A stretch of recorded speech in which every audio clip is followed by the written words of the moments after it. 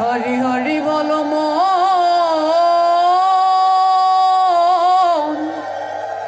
হরি বল হরি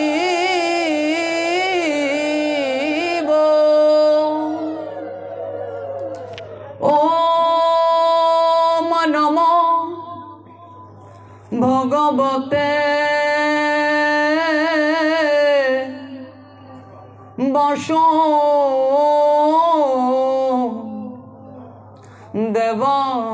বাসুদেবায় ওম নমো ভগবতে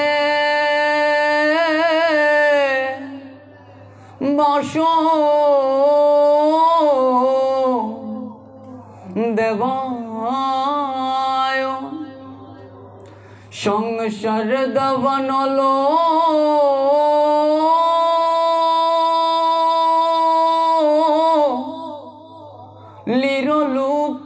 লিরলোকত্রাণায় কারুণ্য ঘন ঘনতম প্রাপ্তস্য কল্যাণ গুণার নবস্য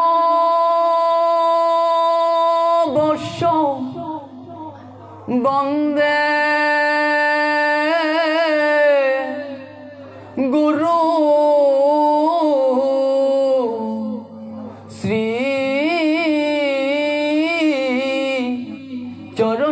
চরণারবিন্দম ওম অজ্ঞান তিমিরান্ধস্য জ্ঞানাঞ্জনা শলাকয়া চক্ষুরুন্মীলিতম যেন তস্মৈ শ্রী গুরুবে নমঃ নমো ওম বিষ্ণুপাদায় রাধা পৃষ্ঠায় ভূতলে শ্রীমতে ভক্তি প্রপন্ন জ্যোতিষমিতি নামিনে নমো আচার্য পাদায় দৈন্যভূষণ মুকুটমনে গুরু করুণামূর্তয়ে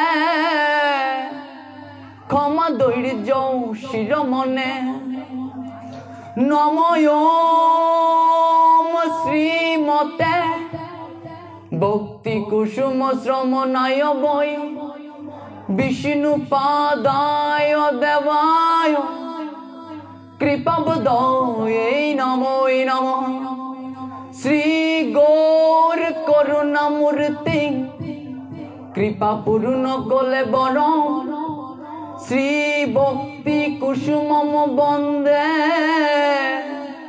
রাধা কুঞ্জ নিবাসন নমো গৌর কিশোরায় সাক্ষাৎ বৈরাগ্য মূর্তয়ে বিপ্রলম্বর শাম্বুদে পাদম্বুজায়তে নমঃ নমো ভক্তি বিনোদায় সচিদানন্দ নামিনে গৌর শক্তি স্বরূপায় রূপানুগুবরায়ুতে শ্রী গৌর বীরবাবুমেস্ত সজ্জন প্রিয় বৈষ্ণব সার্বভৌম শ্রী জগন্নাথায়তে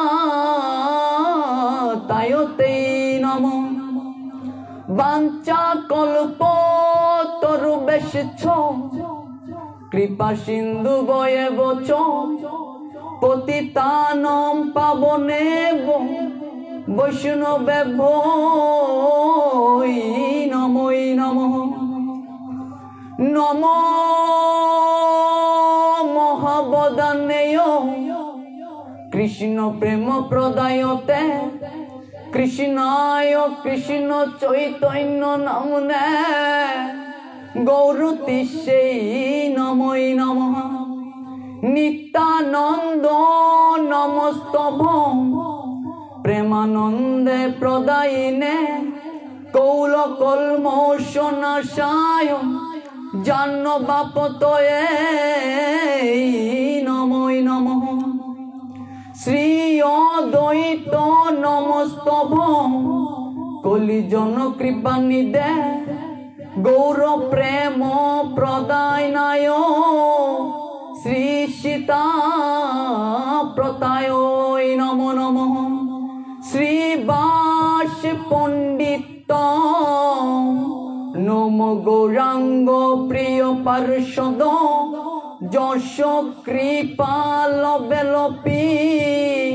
গৌরাঙ্গ জয়তি রম গদাধরম মহং বন্দে মাধবাচার্য নন্দনম মহাভাব স্বরূপম যেন শ্রী চৈতন্য বিঘ্নৈ নম মহাপ্রসাদে জননী সর্বে সৌভাগ্যবর্ধিনী আদিবেদী হরনিত্যম তুলসীতম নমস্তুতে কৃষ্ণায় বাসুদেবায় হরয়ে পরমাত্মনে প্রণত ক্লেশনাশায় শ্রী গোবিন্দায় নমৈ নমঃ জয় শ্রীরূপ শ্রী সনাতন ভট্ট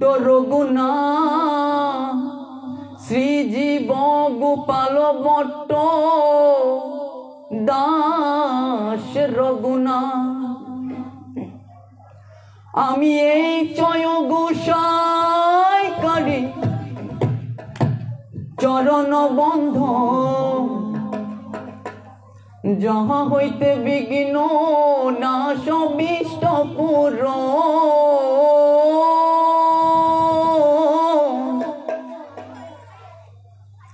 এই চয় গোসাই করি চরণ বন্ধন যাহা হইতে বিঘ্ন নাশ বিষ্ট পুর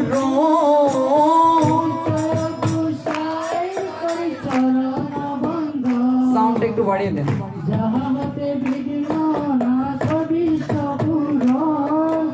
এই চয় গোসাই করি চরণ বন্ধন যাহা হইতে বিঘ্ন নাশ বিষ্ট পুর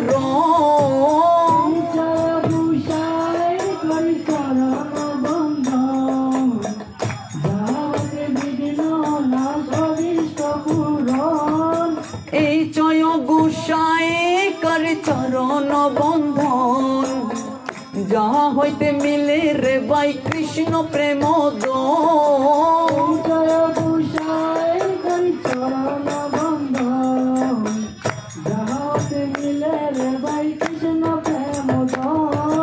এই চয় গোসাই যার মই তার দাম তা সবার পদ রেণু মোর পঞ্চগ্রাম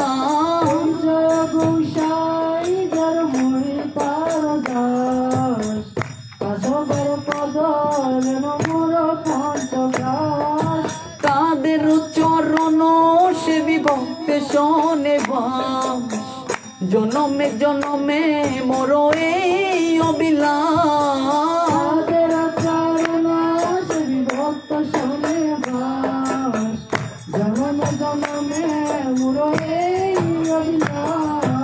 এই চয় গোসাই প্রভু মোরে কর দয়া চরণে শরণ নিলাম দাও পদ ছায়া প্রভু মোরে কর দয়া চরণে শরণ নিলাম দাও পদ ছায়া এই চয় গোসাই যবে ব্রজে কইলা রাধা কৃষ্ণের নিত্য লীলা করিল প্রকাশ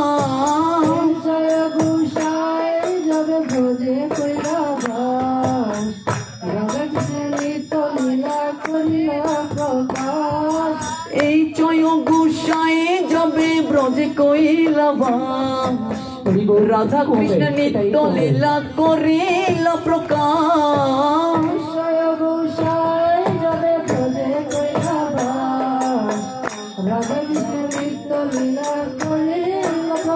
ও নইলে কে বাজানিত ও নইলে কে বাজানিত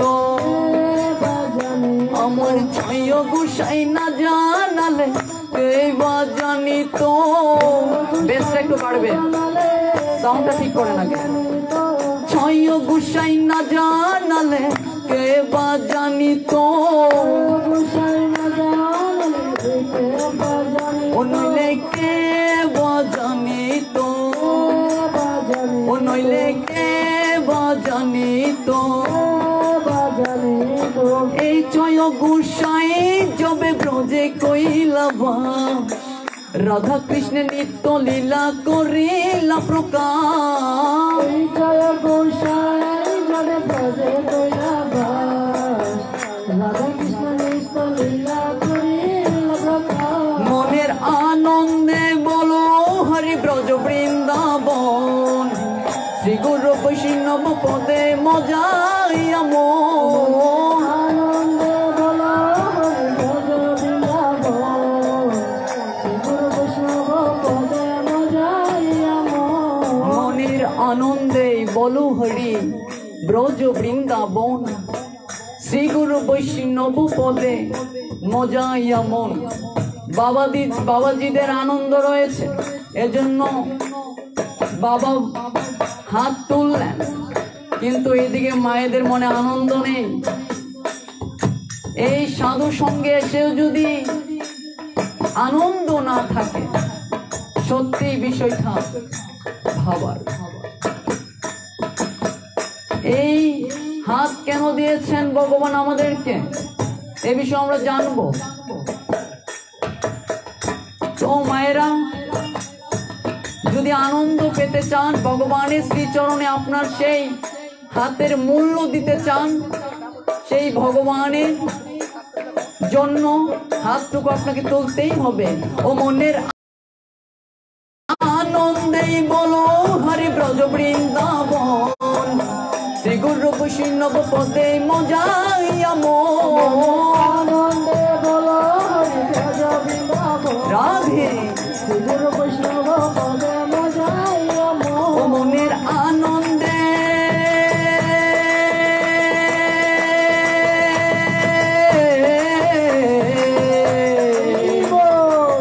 আনন্দে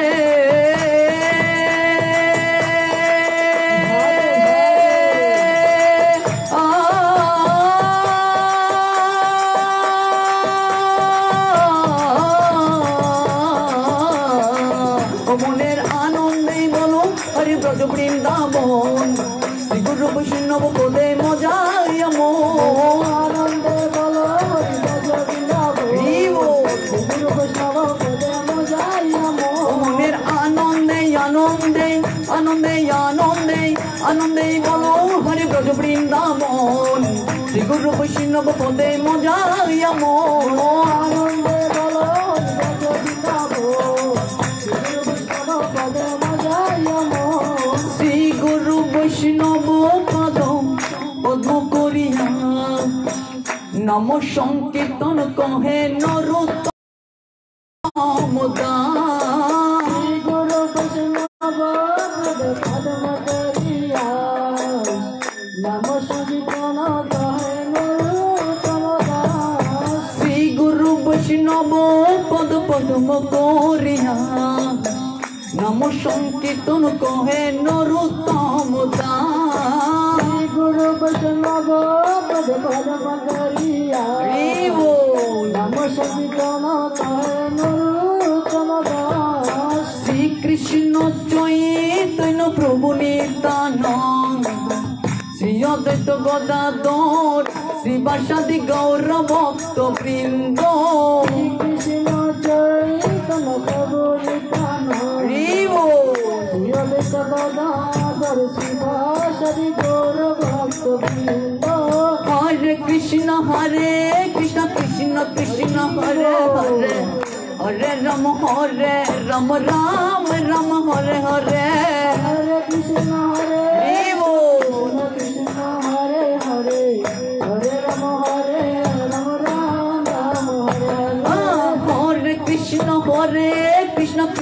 कृष्ण हरे हरे हरे राम राम राम हरे हरे हरे कृष्ण कृष्ण कृष्ण हरे हरे हरे राम राम राम हरे हरे हरे कृष्ण कृष्ण कृष्ण हरे हरे हरे राम राम राम हरे हरे हरे कृष्ण कृष्ण हरे राधे राधे हरे राम राम राम हरे हरे ओ हरे कृष्ण कृष्ण कृष्ण हरे हरे हरे राम राम हरे हरे हरे कृष्ण कृष्ण कृष्ण हरे हरे हरे राम राम हरे हरे বাবাজিরা প্রথমে গাইবেন তারপর মাতাজিরা দেখি কার থেকে কে এগিয়ে আছেন हरे कृष्ण कृष्ण कृष्ण हरे हरे हरे राम राम हरे हरे हरे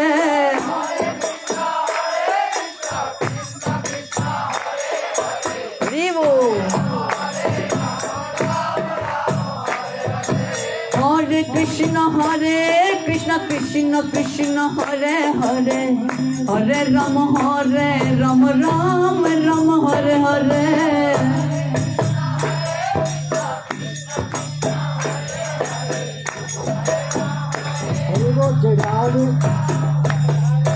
মায়েদেরকে আরেকটা সুযোগ দেওয়া হলো हरे कृष्ण कृष्ण कृष्ण हरे हरे हरे राम राम हरे हरे পিছনের মায়েরা যদি একটু সাহায্য করতেন हरे कृष्ण कृष्ण कृष्ण कृष्ण हरे हरे हरे राम राम राम हरे हरे हरे कृष्ण कृष्ण कृष्ण गौरांग हरे राम राम हरे हरे ओ हरे कृष्ण कृष्ण कृष्ण हरे हरे हरे राम राम हरे हरे हरे कृष्ण कृष्ण कृष्ण हरे कृष्ण कृष्ण कृष्ण हरे हरे हरे राम राम राम हरे हरे हरे कृष्ण कृष्ण कृष्ण हरे हरे हरे राम राम हरे हरे हरे कृष्ण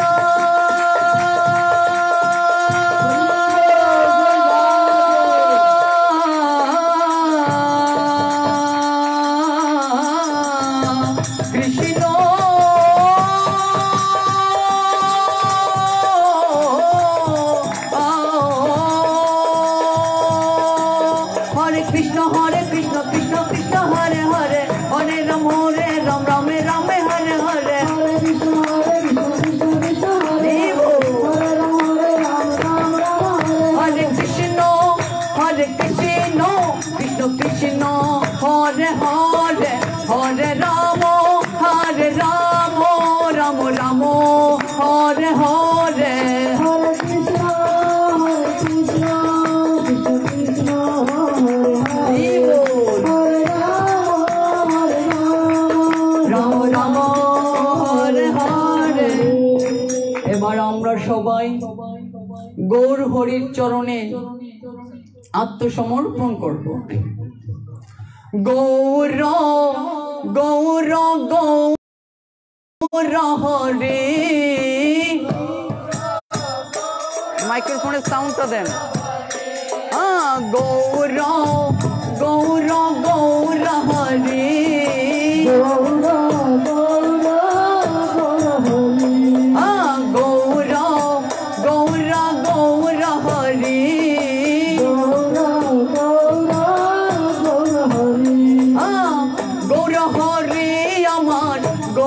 হরি গৌর হরি আমার গৌর হরি গৌর হরি আমার গৌর হরি গৌর হরি আমার গৌর হরি গৌর গৌর গৌর হরি গৌর গৌর গৌর হরি গৌর গৌর গৌর হরি গৌর গৌর গৌর হরি গৌর হরি আমার গৌর হরি গৌর হরি আমার গৌর হরি গৌর গৌর গৌর হরি গৌর গৌর গৌর হরি সচি মায়ের প্রাণের দুলাল গৌর হরি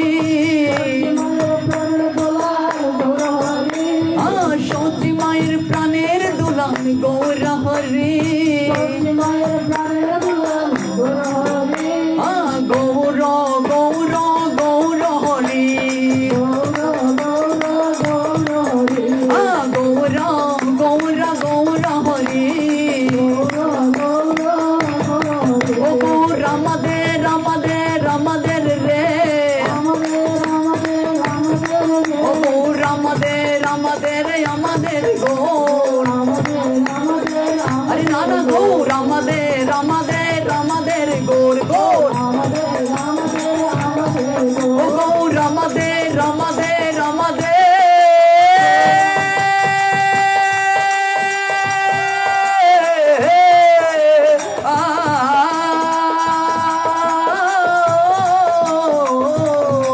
গৌর আমাদের আমাদের আমাদের গৌর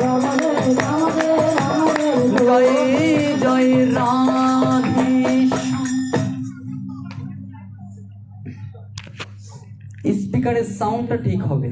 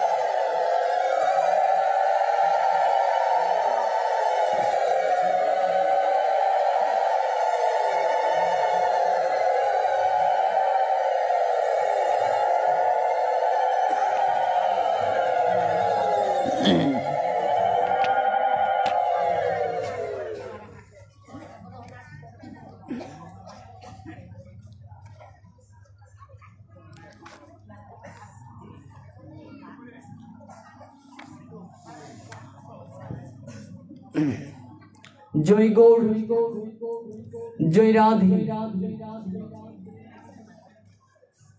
সমবেত অমৃত পিপাসু ভক্তবৃন্দ যারা যারা ভগবানের অপাকৃত মুখ নিঃসৃত বাণী শ্রীমদ্ ভগবত গীতা আস্বাদন তথা হৃদয় মাঝে তাগিদ অনুভব করে এই ভৈরব সার্বজনীন দেব মন্দির প্রাঙ্গণে উপবেশিত হয়েছেন তারা অতীব সৌভাগ্যময় আমি সর্বাগ্যে প্রণাম নিবেদন করছি যার চরণে আমি আশ্রিত যিনি আমাকে এই ধর্মপথে অবগত করেছেন আমার পরম আরাধ্য শিল ভক্তি প্রপন্ন জ্যোতি গোস্বামী মহারাজের রাতুল রাঙা চরণে বৈষ্ণব জ্ঞানে ধন্যবাদ প্রণাম জ্ঞাপন করছি কারণ শিল বিশ্বনাথ চক্রবর্তী তার অষ্টাকমের 8 নং শ্লোকে মনের মাধুরী মিশে বলেছেন গুরু কৃপা যদি হয় তাহলে সমস্ত কিছু হয়ে যাবে যদি গুরু কৃপা হয় আর যদি গুরু কৃপা না হয় অর্থাৎ গুরুদেব যদি অপ্রসন্ন থাকেন তাহলে স্বয়ং ভগবানও আপনার সেই গুণ কীর্তন শ্রবণ করবে না। এই জন্য প্রথমে আমাদেরকে গুরুদেবের রাতুল রাঙা চরণে দণ্ডবোধ প্রণাম জ্ঞাপন করা উচিত। তো ভক্তবৃন্দ, আমরা আসুন যার যার আপন নিজ গুরুদেবের রাতুল রাঙা চরণে দণ্ডবোধ প্রণাম জ্ঞাপন করি। তৎপর আমি ভক্তি নিবেদন করছি বাংলাদেশ তথা সকল যুব সমাজের পথপ্রদর্শক, যিনি বাংলার সমস্ত যুব সমাজকে জাগিয়ে তুলেছেন, আমার সেই শ্রদ্ধাভাজন পরম আরাধ্য, যিনি আমাকে সব সময় সাপোর্ট করে আসছেন এই ভক্তিপথে, যার অবদান কখনোই ভুলার নয়, সেই তারুণ্যের প্রণোদনা শক্তি শ্রী অদ্বৈত ভূমির রত্ন ভক্তপ্রবর শ্রী প্রাধ রাহুল কৃষ্ণ দাস প্রভুজির রাতুল রাঙা চরণে আমি বৈষ্ণব জ্ঞান দণ্ডবোধ প্রণাম জ্ঞাপন করছি। সমবেত ভক্তবৃন্দ, যারা যারা এই সার্বজনীন দেব মন্দির প্রাঙ্গণে উপবেশিত হয়েছেন, তারা অতীব সৌভাগ্যময়। এই জগদীশপুরের প্রথমে না বললেই নয়, যার কারণে এই জগদীশপুর এই ভৈরব সার্বজনীন দেব মন্দির প্রাঙ্গণে আমার মতো অভাজন অধম আপনাদের মতো বৈষ্ণব সাধুদের সেই চরণের দোলা পেতে সক্ষম হয়েছি। শ্রী সাগর দাদার কারণে আজকে সম্ভব হয়েছে, এবং যারা যারা এই অনুষ্ঠানের আয়োজন করেছেন তাদের প্রতি কৃতজ্ঞতা জ্ঞাপন করছি। সমবেত ভক্ত বৃন্দ, ভগবানের কথা শ্রবণ করতে আমাদেরকে কায়মনোবাক্যে শ্রবণ করা উচিত। ভগবানের কথা শ্রবণ করতে গেলে আমাদেরকে নিস্তব্ধতার সহকারে শ্রবণ করতে হবে। শাস্ত্র বলছেন ভগবানের কথা তিন ভাবে শ্রবণ করা যায়। তন্মধ্যে উত্তম শ্রবণ হচ্ছে প্রথম শ্রবণের একটি দিক, অর্থাৎ উত্তম ভাবে শ্রবণ করা। যে বা যারা ভগবানের কথা উত্তম ভাবে শ্রবণ করবে, তারা অবশ্যই অবশ্যই অতি অবশ্যই ভগবানের কৃপা আশীর্বাদ পাবেন। শাস্ত্র বলছে, আমার কথা নয়। উত্তম শ্রবণ, মধ্যম শ্রবণ, কনিষ্ঠ শ্রবণ, তিন প্রকারের শ্রবণ রয়েছে। উত্তম শ্রবণ যেইভাবে যারা ভক্তগণ শ্রবণ করতে পারেন, শাস্ত্র বলে দিয়েছেন, তারা অবশ্যই ভগবানের কৃপা আশীর্বাদ পাবেন। তো ভক্তবৃন্দ, আমরা ভগবানের কথা উত্তম ভাবে শ্রবণ করার চেষ্টা করব। এই যে একটু আগে আমি বলেছিলাম, এই যে হাতে তালি দিলে কি হয়, আমার শ্রীপাদ রাহুল কৃষ্ণ দাস প্রভুজি গত বছর মনে হয় আপনাদের এখানে এসেছেন। যাই হোক, এখানে প্রভুজির সময় না থাকার কারণে আজকে ওনাকে আপনারা পেয়েছেন না। গুরুজি আমাকে আমার মাধ্যমে আপনাদেরকে প্রণাম নিবেদন করছে, আপনারা সাদরে প্রণাম গ্রহণ করুন। শ্রীমদ ভাগবতী অম্বরীশ মহারাজ বলছেন, ভগবানের প্রদত্ত দেওয়া এই অঙ্গ প্রত্যঙ্গগুলিকে ভগবানের চরণে সমর্পণ করার জন্য ভগবান বলছেন, যে বা যাদেরকে আমি এখনো সুস্থ রেখেছি, যে বা যারা এখনো সচল থেকেছে, তারা যদি সাধুর সঙ্গে অর্থাৎ যেখানে আমার গুণকীর্তন হবে সেখানে যদি তারা এগুলো প্রয়োগ না করে, পরবর্তীতে তাদেরকে এই অঙ্গ প্রত্যঙ্গগুলি আর সচল রাখবে না।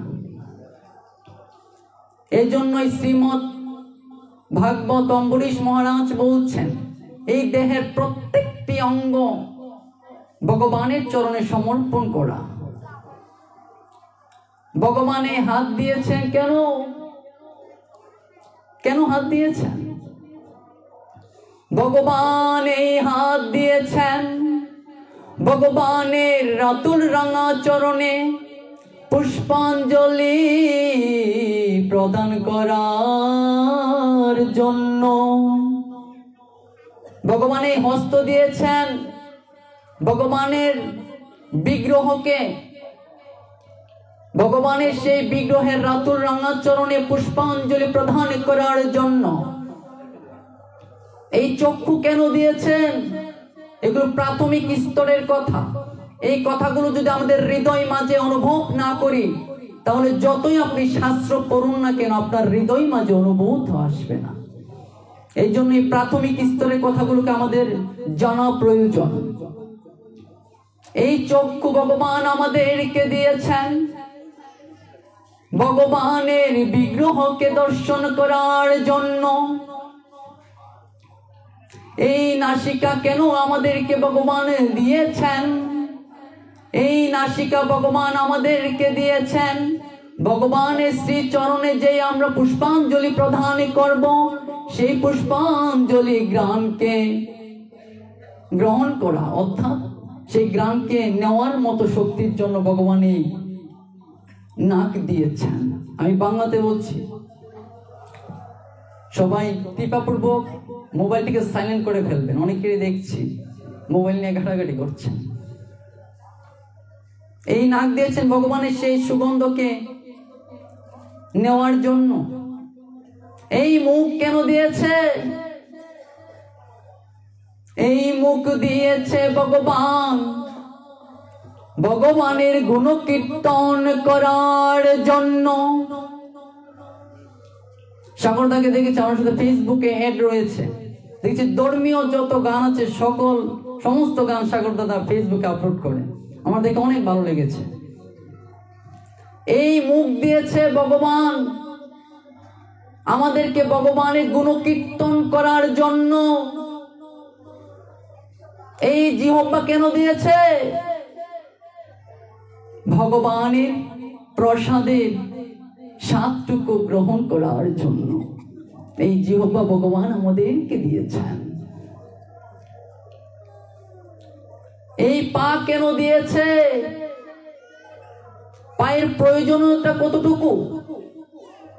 এই পা দিয়েছেন আমাদেরকে ভগবান যেখানে সাধু সঙ্গ হবে সেই কানে এই পা দ্বারা হেঁটে যাওয়া।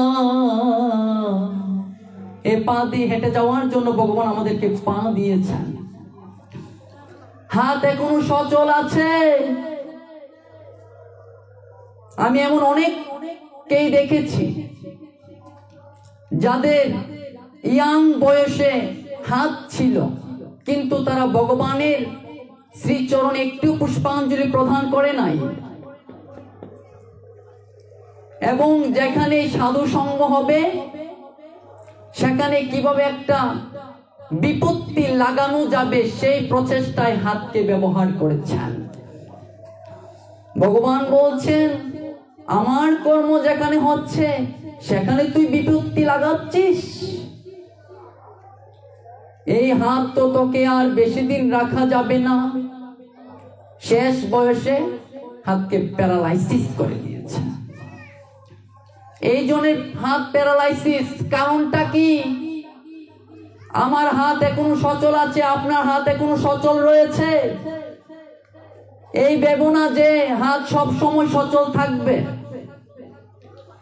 হাত শক্তি থাকার আগে যদি আমরা হাতের সৎ ব্যবহার না করি, শেষ বয়সে ভগবান এই হাতকে প্যারালাইসিস করে দেবে।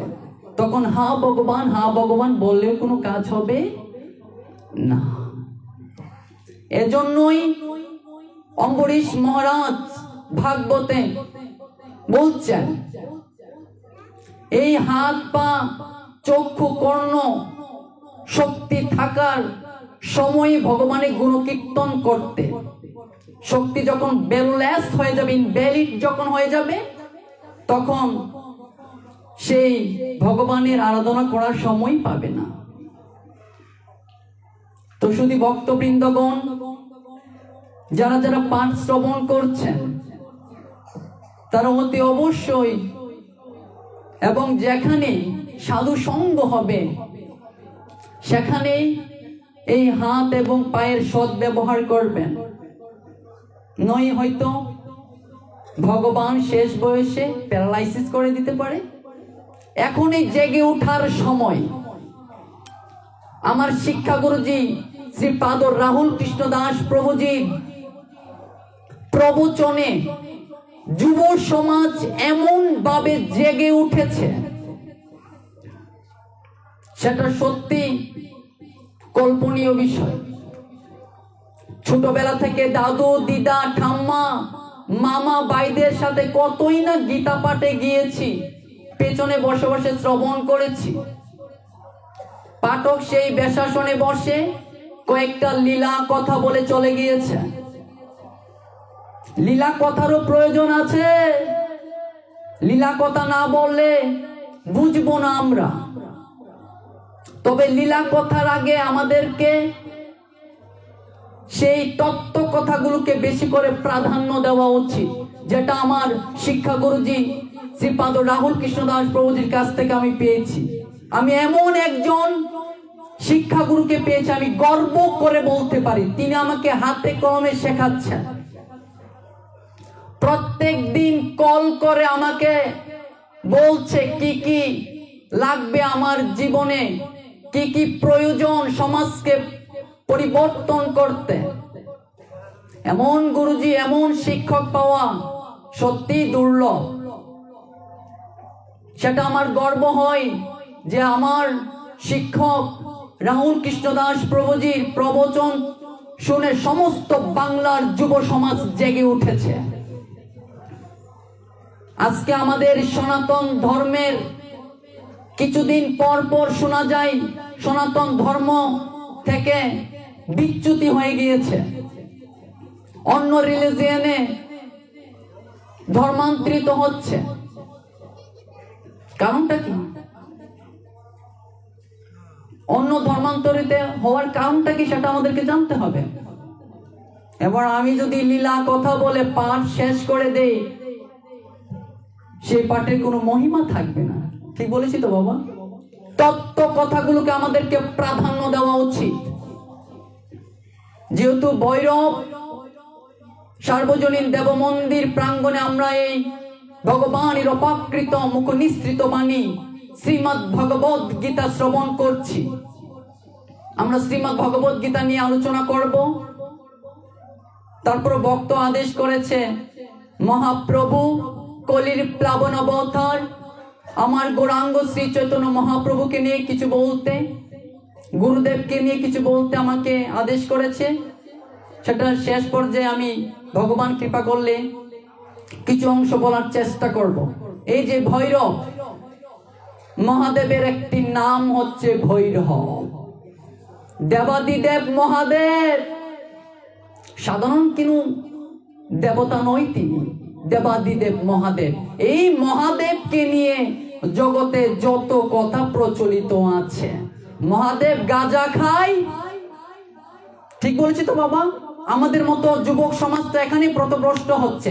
যেই সনাতন প্রত্যেক ধর্মেই বলে নেশাগ্রস্ত দ্রব্য বর্জন করার জন্য, কিন্তু আমাদের সনাতন ধর্মে দেখা যাচ্ছে অনেকেই বলছে শিবজি নাকি গাঁজা সেবন করছে।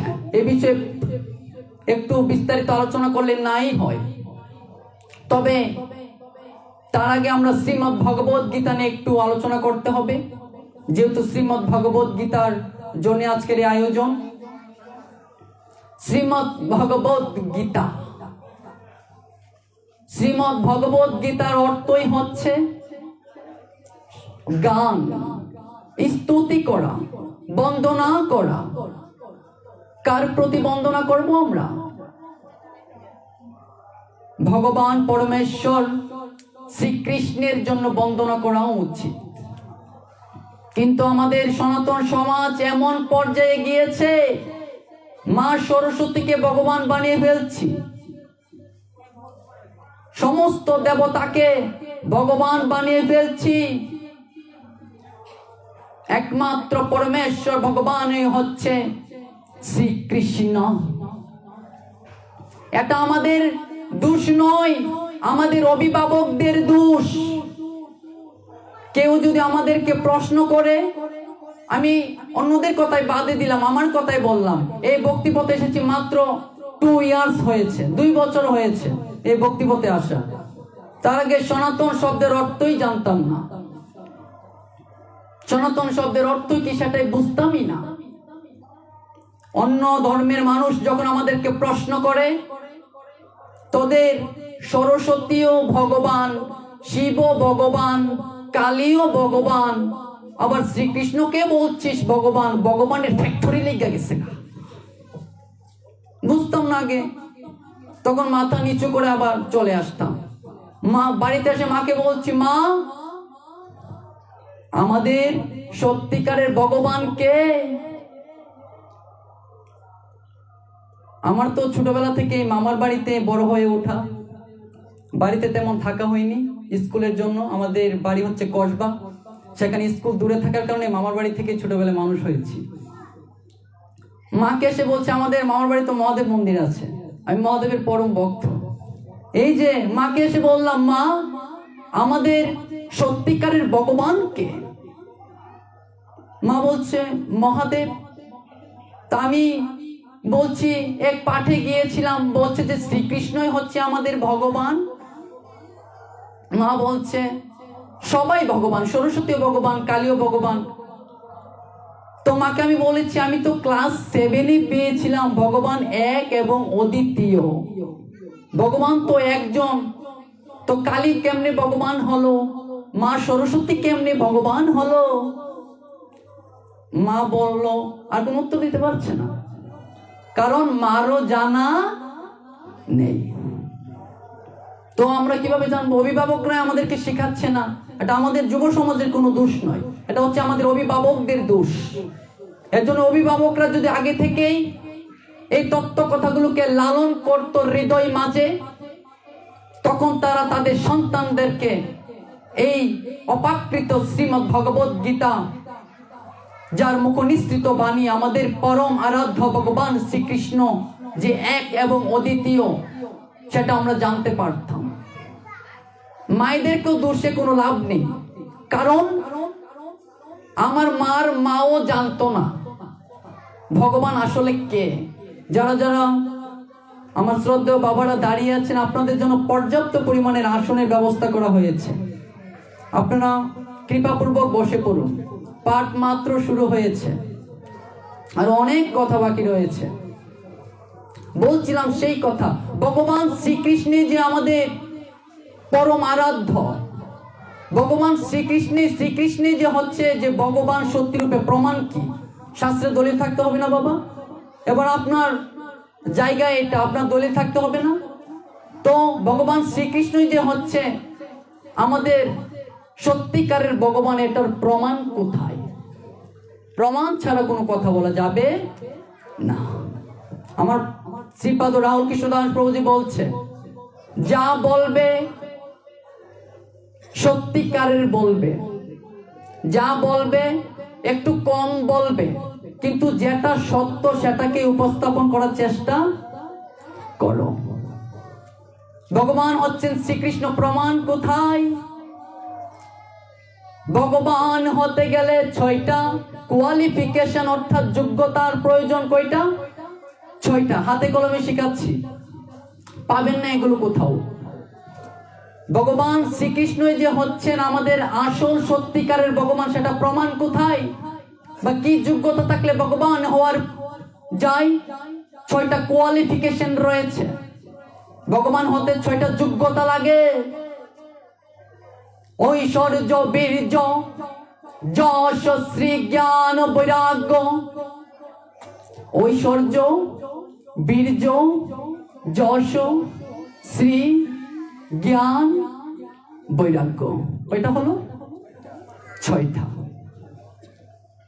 যার মধ্যে সমস্ত সৌন্দর্য লুকিয়ে আছে, যার মধ্যে সমস্ত শক্তি নিহিত আছে, যিনি সমস্ত কিছু পরিচালনা করছেন, যিনি সমস্ত ভক্তদেরকে আলিঙ্গন করে কাছে টানছেন, কেবল সেটা ভগবান শ্রীকৃষ্ণের পক্ষেই সম্ভব। এজন্যই ভগবান বলা হয়েছে শ্রীকৃষ্ণ কে।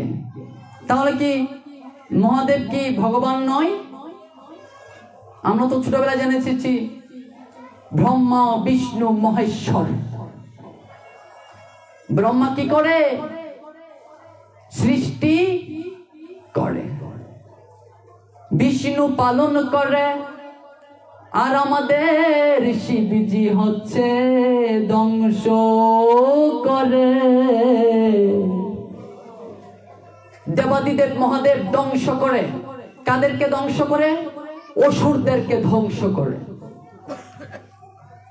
বলছিলাম সেই কথা, মহাদেবের কথা একটু না বললেই নয়, তবে সেটা একটু পরে বলছি। আমাদের ভুল ধারণাগুলোকে সংশোধন করা প্রয়োজন। শ্রীমদ্ ভগবদ গীতা যে আমরা পেয়েছি আজকে, এই যে শ্রীমদ্ ভগবদ গীতা যে আজকে আমরা পেয়েছি গ্রন্থাকারে, আজ থেকে 12,04,00,000 বছর আগে ভগবান শ্রীকৃষ্ণ সূর্যদেব বিভূষণকে এই গীতার জ্ঞান প্রথম দান করেছিলেন। ভাবা যায়? আজ থেকে 12,04,00,000 বছর আগে। তো আজ থেকে 12,04,00,000 বছর আগে তো লিপিবদ্ধ ছিল না বাবা। আজকে তো এই যে আমরা প্রিন্ট করে নিয়ে এসেছি, সেই সময় তো প্রিন্ট করার কোনো পদ্ধতি ছিল না। তাহলে আমাদের হৃদয়ের মাঝে প্রশ্ন আসতে পারে, সেই 12,04,00,000 বছর আগে ভগবান শ্রীকৃষ্ণ এই গীতার জ্ঞান দান করেছিলেন, তো আজকে আমরা প্রতিরূপে অর্থাৎ লিপিবদ্ধ আকারে পেলাম কি ভাবে? সেটাই হচ্ছে তত্ত্ব কথা। বলছেন এই শ্রীমদ্ ভগবদ গীতার এই বাণীগুলো গুরু রূপে আসতে শুরু করেছে, অর্থাৎ গুরুদেব এই ভগবানের মুখ নিঃসৃত বাণী গুলো নিজে আয়ত্ত করেছেন। আরো ক্লিয়ার ভাবে বোঝাচ্ছি। ধরুন আমি হচ্ছে গুরুজি, আপনারা হচ্ছেন শিষ্য, অর্থাৎ আমি শ্রীমদ্ ভগবদ গীতার সমস্ত শ্লোক মুখস্থ করে ফেলেছি। এবার আপনাদের সামনে আমি এক এক করে সমস্ত শ্লোক বললাম। তোর মধ্যে এমন গুটি কয়েক শিষ্য আছে যারা গুরুদেবের পরম কি হয়ে থাকে? কাছের হয়ে থাকে। গুরুদেবের কিন্তু সবাই কিন্তু গুরুদেবের আপনজন হয় না। গুরুদেবের বিষয়ে বলবো, যেহেতু এসেছি, সুযোগ হয়েছে ভগবানের কথা বলার। এই যে শ্রীমদ্ ভগবদ গীতা বলছেন, গুরু পরম্পরা ক্রমে এই শ্রীমদ্ ভগবদ গীতা আসতে শুরু করেছিল কততম বছর আগে থেকে? 12,04,00,000 বছর আগে থেকে। বর্তমান সমাজে সেটা 20 লক্ষ বছর ধরে বর্তমান এই শ্রীমদ্ ভগবদ গীতা। অনেকেরই দেখতেছি ঘুম পাইতেছে, কলি প্রবেশ করে লাইছিনি ঘুমা। কলির কাজেই হচ্ছে আমাদেরকে কিভাবে ঘুম পাড়ানো যায়। ভগবানের কথা যেখানে হবে, কলি সেখানে সে ফুরুট করে প্রবেশ করবে এবং দেখবে কাদেরকে একটু নিদ্রা আসছে, আরো বেশি করে নিদ্রা দেওয়া যায়। কলির কাজই হচ্ছে এটা। এই কলি মহারাজ, এই যে কলি বলছি আমরা, কলি আসছে। এই কলি এসে আপনাকে দেখবে হ্যাঁ, কে একটু নিদ্রা পাচ্ছে এরারও ফায়াই। কলি কাজে হচ্ছে কিভাবে মানুষকে ভগবান থেকে দূরে রাখা। কলি বিভিন্ন জায়গায় প্রবেশ করে, তন্মধ্যে একটি হচ্ছে আলস্য, আরেকটি হচ্ছে নিদ্রা। আলস্য, নিদ্রা। আলস্য নিদ্রা কি? এই জগদীশপুরের ভবানী ভৈরব সার্বজনীন দেব মন্দির প্রাঙ্গণে অপাকৃত শ্রীমদ্ ভগবত গীতার আয়োজন করা হয়েছে। পাশের বাড়ির ললিতা মাসি কইতাছে ফাট কইটা থেকে শুরু হইব, টাইম তো দিছে 8টার দিকে, কিন্তু ফাটও গাইতে মনে 8:30 বাজবো। এই যে আলস্য শুরু হয়েছে, ফাটও গাইব 8:30 থেকে, কিন্তু টাইম দিছে 8টা। এর জি বাংলা একটু চালাইয়া দে, একটু দেখি, ফাটো খাইলে তো স্পিকারের সাউন্ড যাবেই, তখন আসবো না। এই যে আলস্য গ্রাস করছে কলি। জি বাংলা স্টার জলসা ধ্বংস করলো সোনার বাংলা। স্টার জলসা জি বাংলা আমাদের এই সোনার বাংলাকে ধ্বংস করেছে। মায়েরা মনে মনে আবার ভক্তাছেন, আজকে গিয়ে মনো ডিসেল লাইন কাটিং করে দেবে। সেটা আমার কথা নয়। এই পার্শ্ববর্তী দেশ ভারত থেকে যেই চ্যানেলগুলো চলে আসছে, স্টার জলসা বলো, কালার্স বাংলা বলো, জি বাংলা বলো, সেই চ্যানেলের প্রতি আজকে বিশেষ করে তরুণীরা এবং মায়েরা যেভাবে আসক্তি হওয়া শুরু করেছে, সেটা আপনারা ভালো করেই জানেন। যে বললাম যে কলি ধরবে, একটু পরে যাও, এটা হচ্ছে আলস্য, নিদ্রা। এরে পাঠক আইসিনি রে, পাঠক তো আয়া বসছে। প্রথমে একটু না শোনাই ভালো, শেষ পর্যায়ে জামুনে একটু প্রসাদ পাই আয়ো। নিদ্রা ধরছে, ঘুমাচ্ছে। কোথায় যাবেন? রাহুল প্রভুর সাথে গিয়েছিলাম কুমিল্লার মুরাদনগরে গিয়েছিলাম। সেখানে গিয়ে আরো কিভাবে রাহুল প্রভুর কাছ থেকে তত্ত্ব জানবে, যে প্রভু এটা করলে কি হয়, ওটা করলে কি হয়। আমাদেরকে একটা পাশের রুমে থাকতে দেওয়া হয়েছে, আর এই পাশের রুমে সাথে ছিল এক দাদু। রাহুল প্রভুর মনে মনে বলছিল এই দাদুর অনেক ভক্তি, অর্থাৎ পাঠের সময় সেই দাদু কীর্তন করেছে, অনেক ভালোভাবে শ্রবণ করেছে। কিন্তু ঘটনা ঘটলো উল্টা। যখন পাঠ শেষে প্রসাদ পেয়ে রুমে প্রবেশ করলাম, একটু পরে দিই জি বাংলা চলতেছে। এরে সাউন্ড একটু বাড়াইয়া দে। আমরা ভিতর থেকে আসতেছি, প্রভু এটা কি তা শুরু হয়েছে। এই যে জি বাংলা দাদুকে পর্যন্ত ছাড়িনি, এই চ্যানেলগুলোকে। এর থেকে বের হয়ে আসতে হবে। স্বামী বিবেকানন্দ বলেছেন, এসেছিস যখন ধাক রেখে যা। বাবাও মরল, দাদুও মরল, ঠাম্মাও মরল, কদিন পরে আমিও মরব। 11 দিন পরে শ্রাদ্ধ হবে, সেই শ্রাদ্ধের পরে আমাকে আর কেউ মনে রাখবে না। এমন কিছু করে যাও, স্বামী বিবেকানন্দ বলেছেন, তোমার জীবনে এমন কিছু করে যাও যেন মৃত্যুর পরে তোমাকে মানুষ মনে রাখে। অর্থাৎ এসেছিস যখন ধাক রেখে যা, এমন কিছু করে যাও। জীবন পেয়েছো, মানব জীবন পেয়েছো, অতি দুর্লভ জীবন সেটা। এই মানব জীবন পেয়ে যদি হেলায় হেলায় আমরা কাটিয়ে দেই, এই জীবনের কোনোই মূল্য নেই। দেবতারা পর্যন্ত এই মনুষ্য জীবন পাওয়ার জন্য আরাধনা করে। এই মনুষ্য জীবনেই হচ্ছে ভগবানকে পাওয়ার একমাত্র উপায়। মানুষ যেই সহজে ভগবানকে পায়, দেবতারও অতি সহজে ভগবানকে পায় না। এজন্যই মনুষ্য দেহ ধারণ করিয়া যদি ভূতের মতো কাজ করি, তাহলে এই মনুষ্য জন্মের কোনো সার্থকতা আমাদের মধ্যে থাকলো না। এই যে মানুষ, আচ্ছা বলুন তো মা বাবারা, আমরা কি সবাই মানুষ নাকি? বলুন, আমরা সবাই মানুষ নাকি মানুষ না? কেউ তো কথা কইতেছে না, তো ফাটকে সব কথা কইতে হবে। আমরা কি সবাই মানুষ না মানুষ?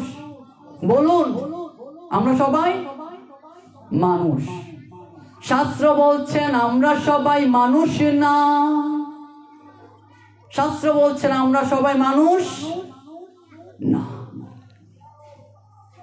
মনুষ্য জীবন, মনুষ্য রূপ ধারণ করিয়া যে মনুষ্যর আচরণ না করে তাকে মনুষ্য অর্থাৎ মানুষ বলা যায় না। আর ক্লিয়ার ভাবে বোঝাচ্ছি, পশু কি করে?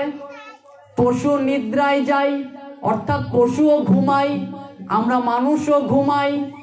ঘুমাই তো আমরা, পশুও ঘুমাই, আমরা মানুষও ঘুমাই। পশু আহার গ্রহণ করে, আমরা মানুষও আহার গ্রহণ করি।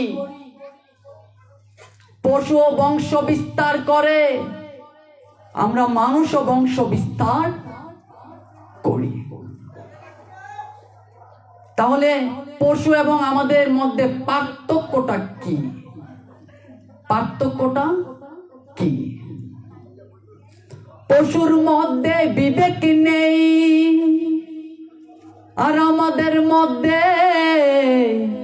ওরে বিবেক আছে।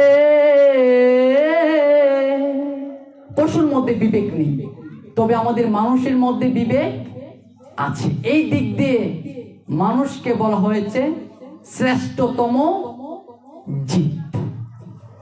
আমরা মানুষ হচ্ছি শ্রেষ্ঠতম জীব।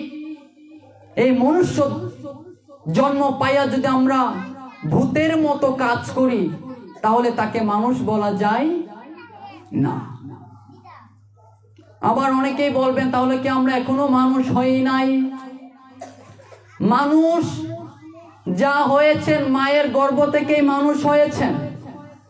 আজকে কি বলবো দেখুন, মনে মনে অনেক কথা সঞ্চারিত আছে, কিন্তু একদিনের পাঠে কি বলা সম্ভবই নয়। যদি কমপক্ষে 2-3 দিন প্রবচনের সুযোগ করা হতো, বিস্তারিত আলোচনা করার একটা সুযোগ পেতাম।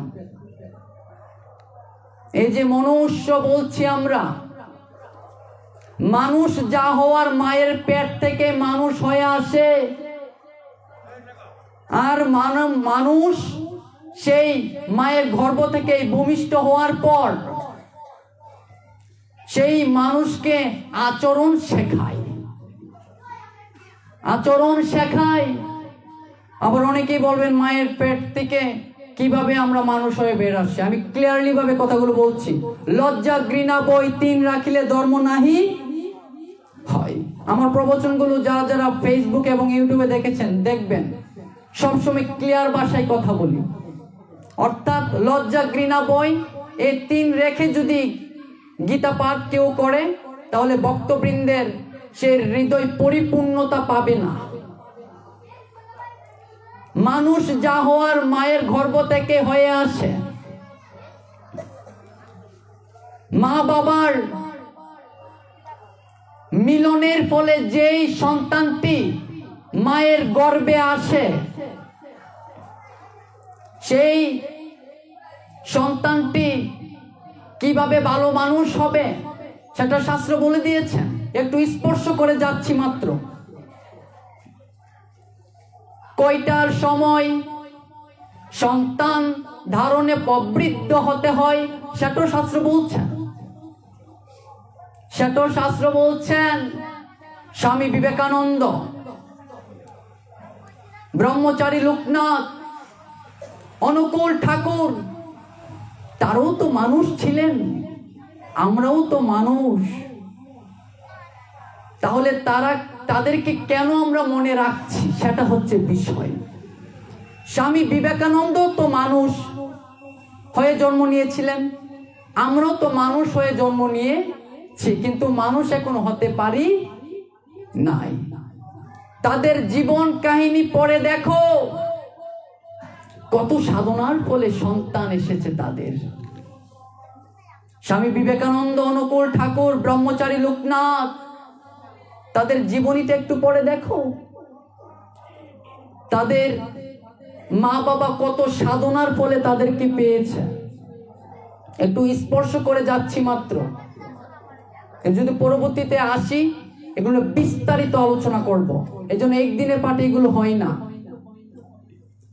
আমাকে প্রভুজি বিকেলে কল করেছিল, করে বলেছে জগদীশপুরে গিয়ে বেশি করে তত্ত্ব কথাগুলোকে প্রাধান্য দেবে, কারণ তত্ত্ব কথা যতক্ষণ না পর্যন্ত আমরা এই তরুণ সমাজ, যুব সমাজ যদি আমরা না জানি, তাহলে গীতা পাঠে এসে কোনো মর্মতা থাকবে না।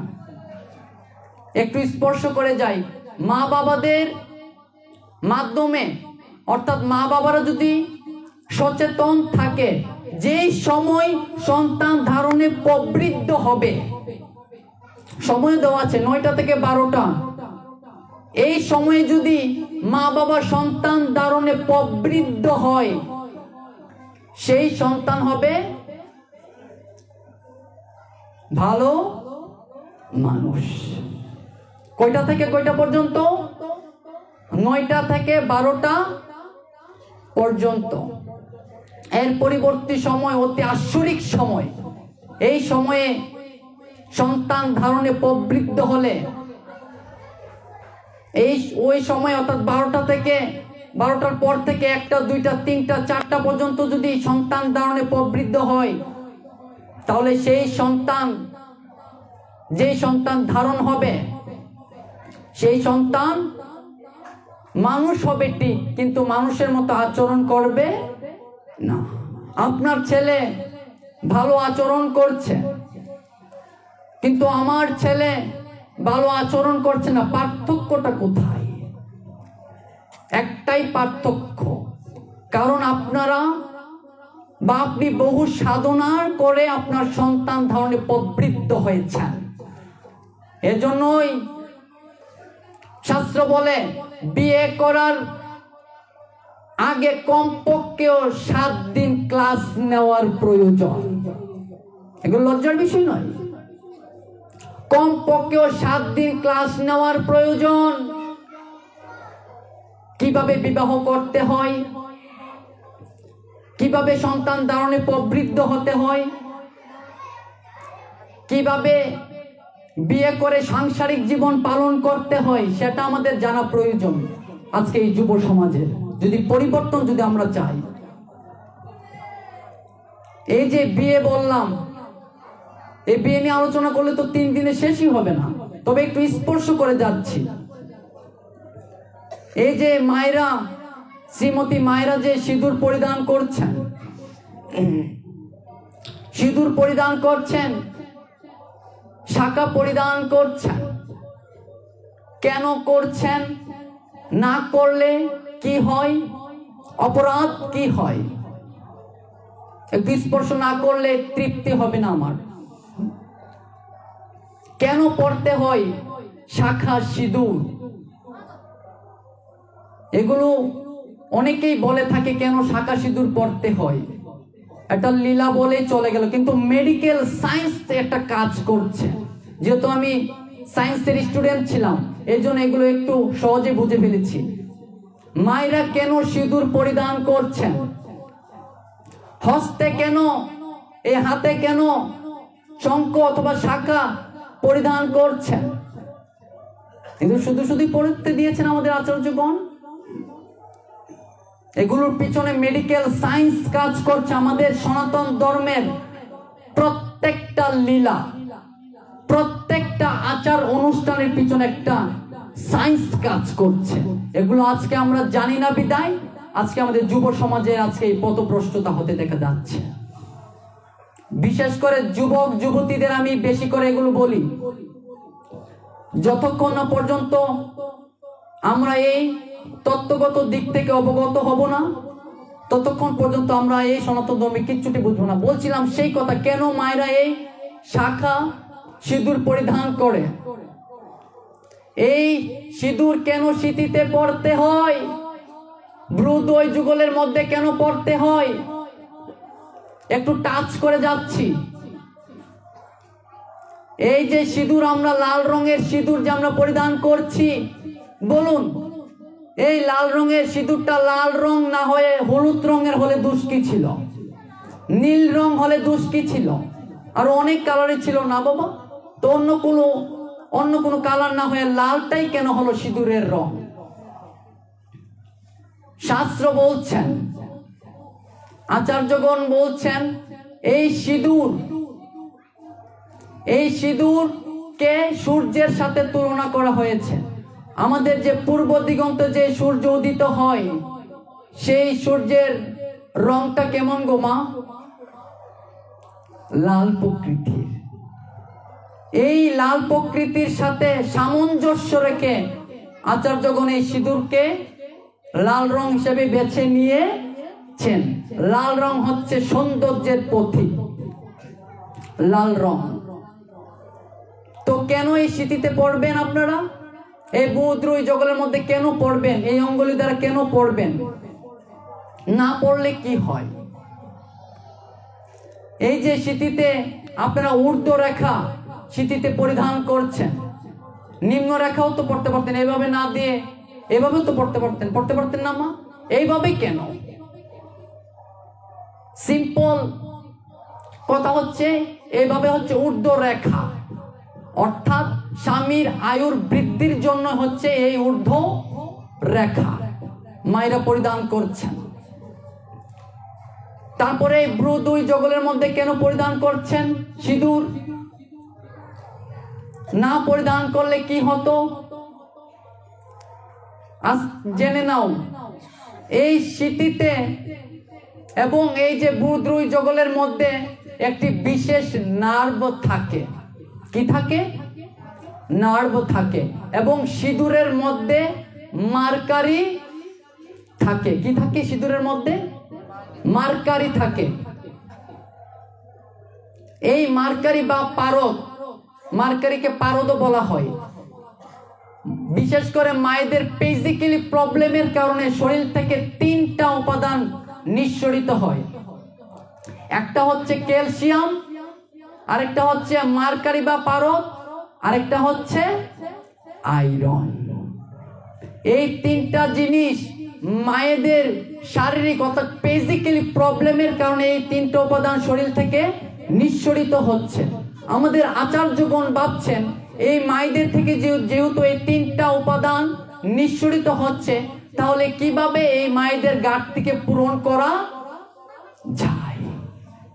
দেখো আমাদের সনাতন ধর্ম কতটা মেডিকেল সায়েন্স সম্পূর্ণ।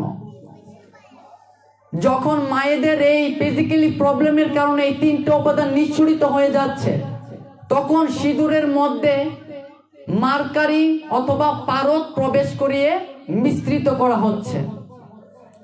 যখন মায়েরা এই সিঁদুর স্মৃতিতে পরিধান করে এবং ব্রুদুই যুগলের মধ্যে পরে, এবার বলুন আমাদের শরীরে অসংখ্য ছিদ্র আছে কি নেই?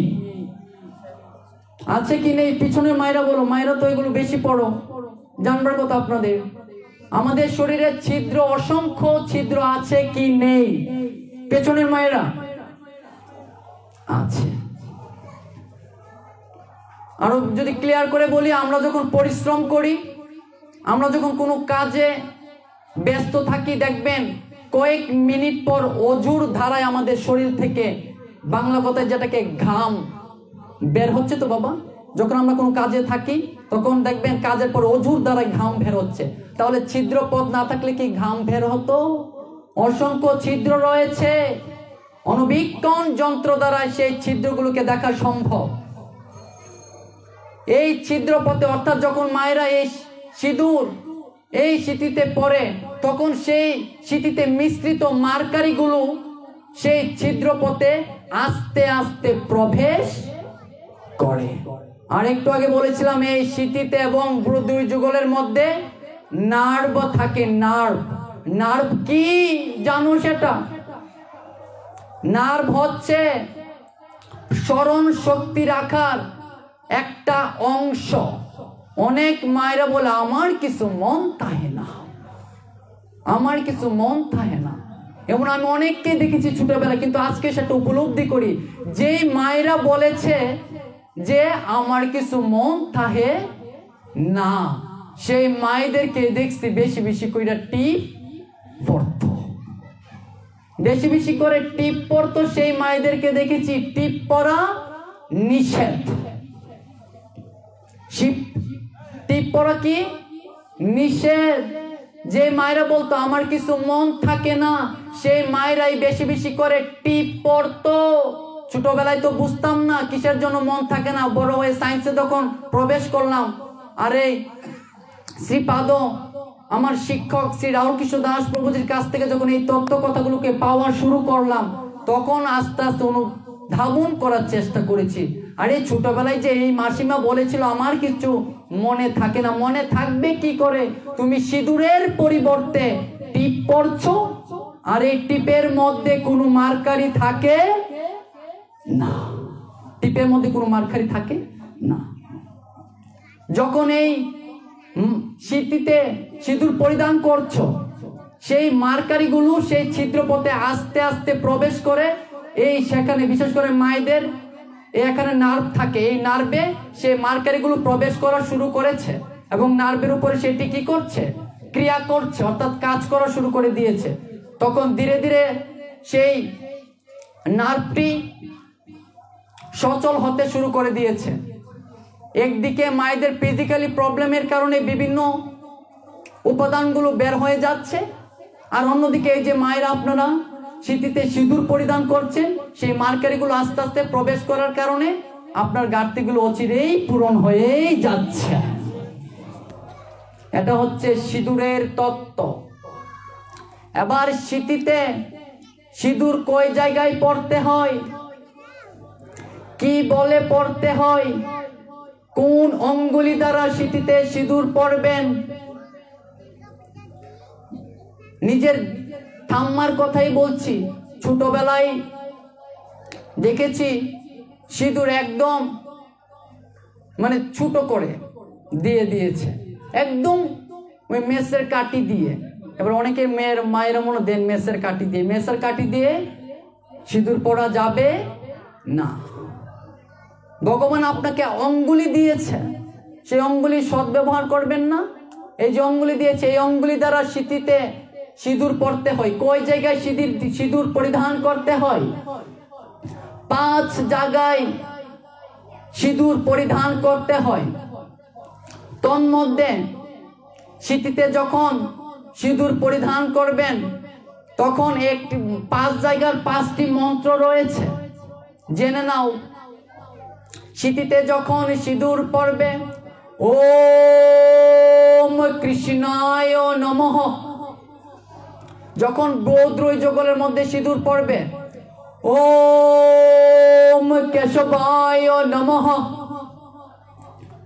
যখন কণ্ঠে সিঁদুর পড়বে, ওম গোবিন্দায় নমঃ।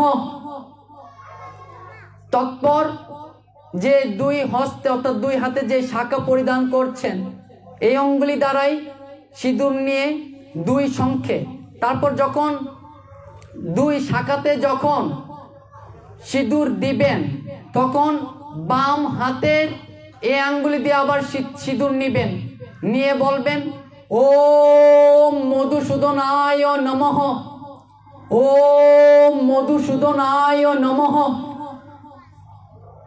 4 জায়গায় সিঁদুর দেওয়া শেষ হলো। আরেকটি জায়গা বাকি রয়েছে, সেটি হচ্ছে মায়েদের আঁচল।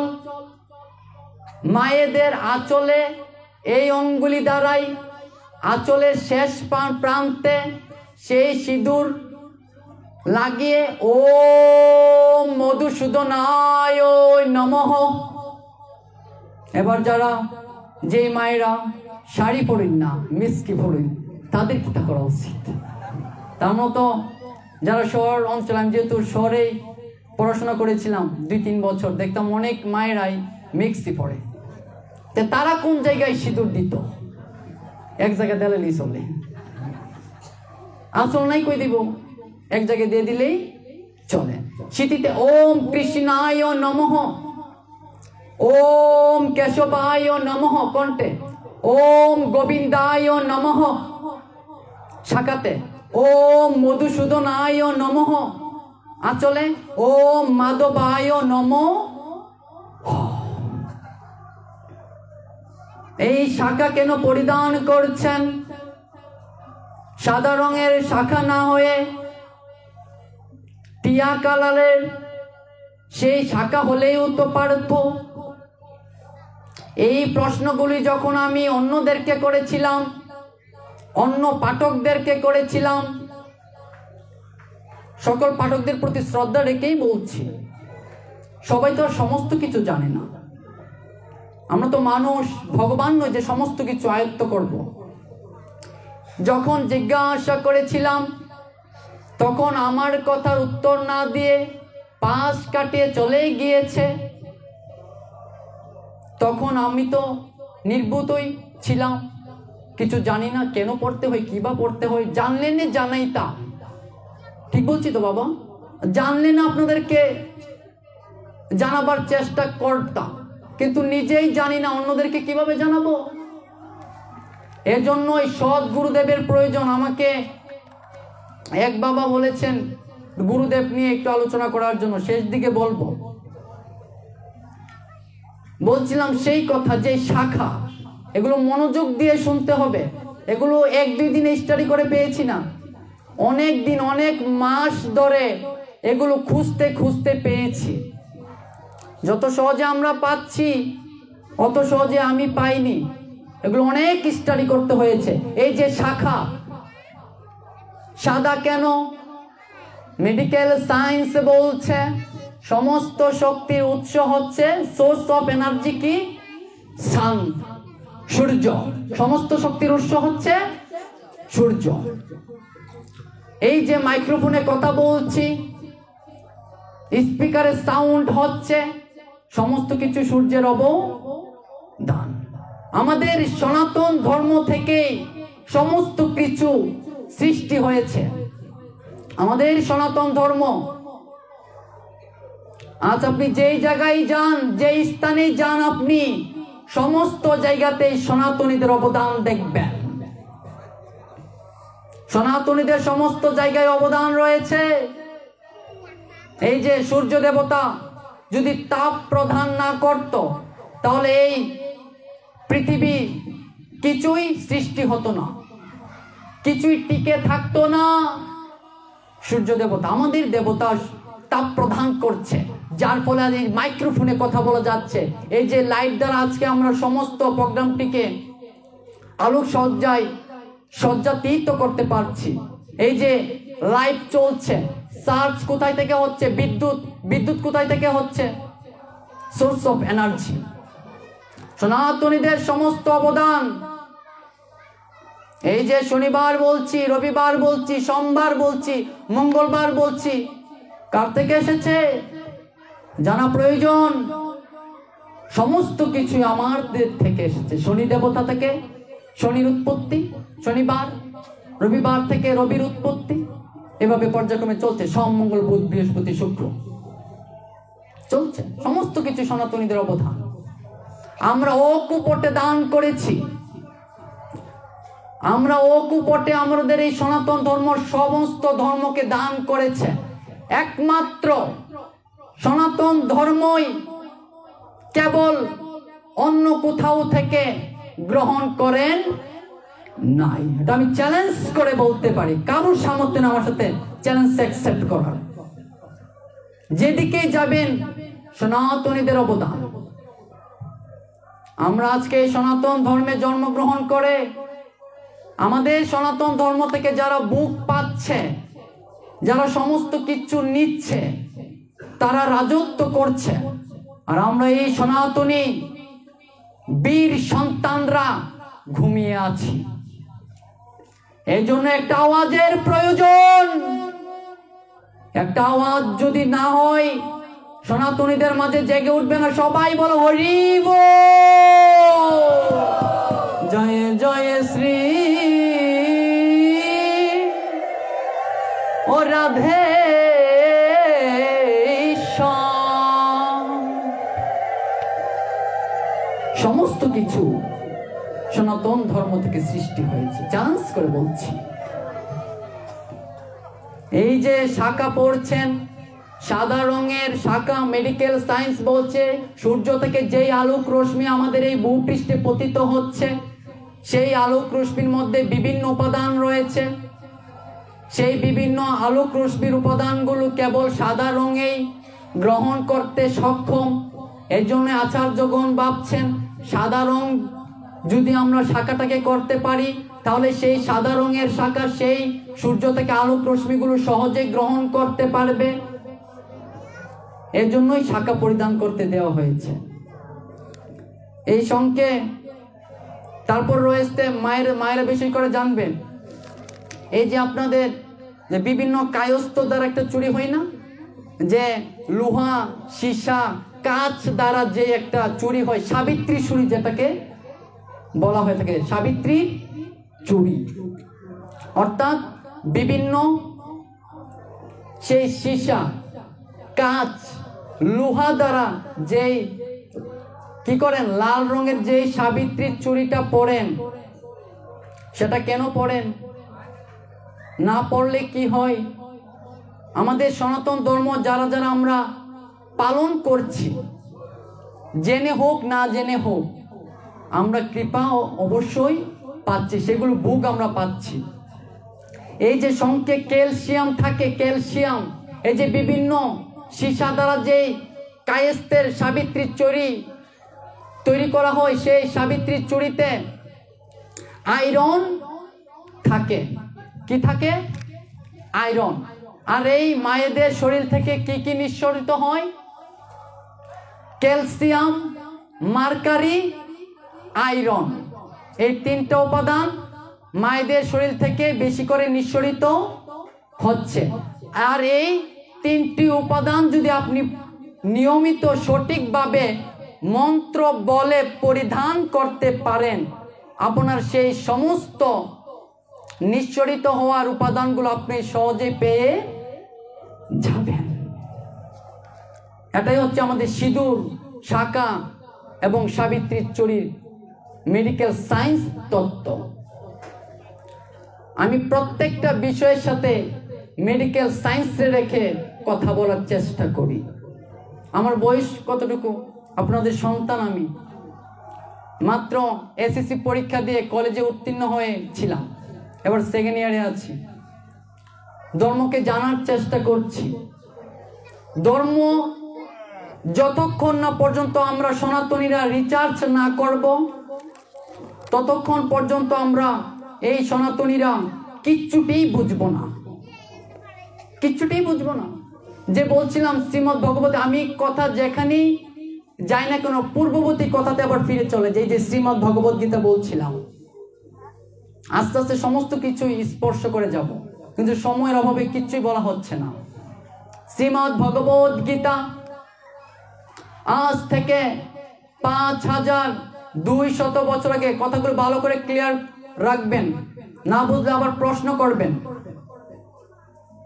আজ থেকে 5200 বছর আগে ভারতের হরিয়ানা রাজ্যের কুরুক্ষেত্রের সরস্বতী নদীর তীরে জুরাশ্বর নামক জায়গায় অগ্রহায়ণ মাসের শুক্ল পক্ষের মুখ্যদা একাদশী তিথিতে রোজ রবিবার সকাল আনুমানিক 8টা থেকে 8:30 মিনিটের মধ্যে মাত্র 40 মিনিটে ভগবান শ্রীকৃষ্ণ এই জীব জগৎকে আবার জানিয়ে দেওয়ার জন্য অর্জুনকে উপলক্ষ করে আমাদের সমস্ত জীবদেরকে এই শ্রীমদ্ ভগবত গীতা দান করেছিলেন।